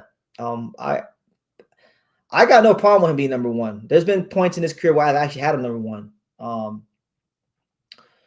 Activity-wise, I mean that's the main argument. Activity-wise and like just performance. His combination of activity and performance. For Crawford, you put him number one because of just straight performance, but he's not as active as Inoue. Inoue got the best of both worlds. And with Usyk, it's like Usyk's been on some weird shit recently. Like he didn't want when Parker had his resurgence, he wasn't keen on fighting Joseph Parker. He's not really showing a big interest in fighting Caballero. They wanted to match him with Itama, but like he doesn't really want to fight. Like he want to fight Deontay Wilder, and it's cool. Like I like Deontay Wilder. Deontay Wilder's been good for boxing, but Deontay Wilder is not like he hasn't beaten no top level heavyweights in years. You understand? So it's like it just feels very unnecessary on his part, to do the Wilder fight. So the way he's been winning is very funny. Inoue is seeking the biggest, best challenges. He's fighting often, and he's giving you, knockouts. He's giving you boxing masterclasses. He's giving you everything a fight fan could ask for. So for how he's representing and carrying boxing on his shoulders, and how much he's fighting and how he's performing in his fights, I would actually have him number one, pound for pound. What does Kenshiro do? He's in a terrible position now. Does he try and pursue the rematch with Ricardo Sandoval? I think he should because people have been running their mouth about Ricardo Sandoval. Ricardo Sandoval, listen, if they do a rematch, Kenshiro won't figure him out because that's what Kenshiro does in rematches. He figures guys out. But I really think that they should let Kenshiro fight Maloney for the vacant title. They should strip of all the Garcia because, look, if you're falling ill and you're making the weight, then you probably shouldn't be at the damn weight anymore. So let the belt go vacant. Let Kenshiro fight Maloney in the meantime. If you want to give Ubaldo a shot, maybe make it the mandatory. But yeah, that's where I'm at. Like, if not that, then maybe do Kenshiro versus, I would like Sandoval. I mean, I like him to get that back in blood because I feel like because somebody in the live earlier was accusing me of giving Picasso sympathy rounds because I gave Picasso 2 of the 10 rounds. Because I didn't have high expectations for him. So I was giving him credit for like the little bits of successes he was having, right? I feel like people did that with Ricardo Sandoval because, I mean, I like Ricardo Sandoval. I know he's a good fighter. And I told people, I made videos before he beat Kenshiro. And I said, look, Ricardo Sandoval is the most underpromoted fighter in Golden Boy. He's a very good fighter. He's one of the most underrated fighters in America. I said that about him, And I feel like people thought that Kenshiro was just going to run through him. So when he didn't just run right through him and Ricardo Sandoval had some success boxing, they were giving him a lot of rounds he wasn't winning. But if I had it my way, if I was the commissioner of boxing, give me that rematch. What's up, BT? Damn, Inoue didn't get a KO versus that bum. Well, can't knock everybody out, you know. Can't knock everybody out. He beat him easy, like 10-2. On my card, probably wider on most other people's cards. BT, the Sandoval rematch fight is the Sandoval fight the rematch with Taraji? Is that the money fight? You know, I think it's a significant fight, but I don't really see it as a money fight because even though Kenshiro is a great fighter and he's one of the stars of Japanese boxing, he doesn't get treated like one of the stars of Japanese boxing. And at the same time, too, like, you know, he's from Rialto, California. I don't know if Golden Boy is gonna bring that rematch to LA. So actually, here's what I would suggest. This is my opinion, right? Because the fight I really want to see is I want to see Anthony Olas Kuwaga and Ricardo Sandoval unify. Because in these weight classes, it's unheard of to have one American champion, let alone two American champions. So, and the thing is, they're both from California. You know, Anthony Olas Kuwaga is from LA. You know, this guy Sandoval's from like the Inland Empire, you know, area of California. So to me, that's pretty cool. LA, Inland Empire, unification fight, LA, do it like at Commerce Casino, something like that. I think it does good business. I think it's good. I think it'll be a really good fight. They both fought Kenshiro. Kenshiro comes back down. Maybe that's a little stay busy fight in the intermediate time. Winner of that fight fights Kenshiro because they both have reasons to give Kenshiro a rematch.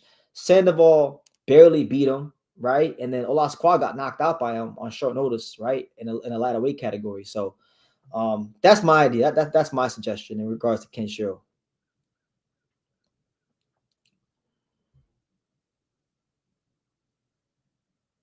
BT, do you miss Japan's 7-Elevens? I miss it every single day.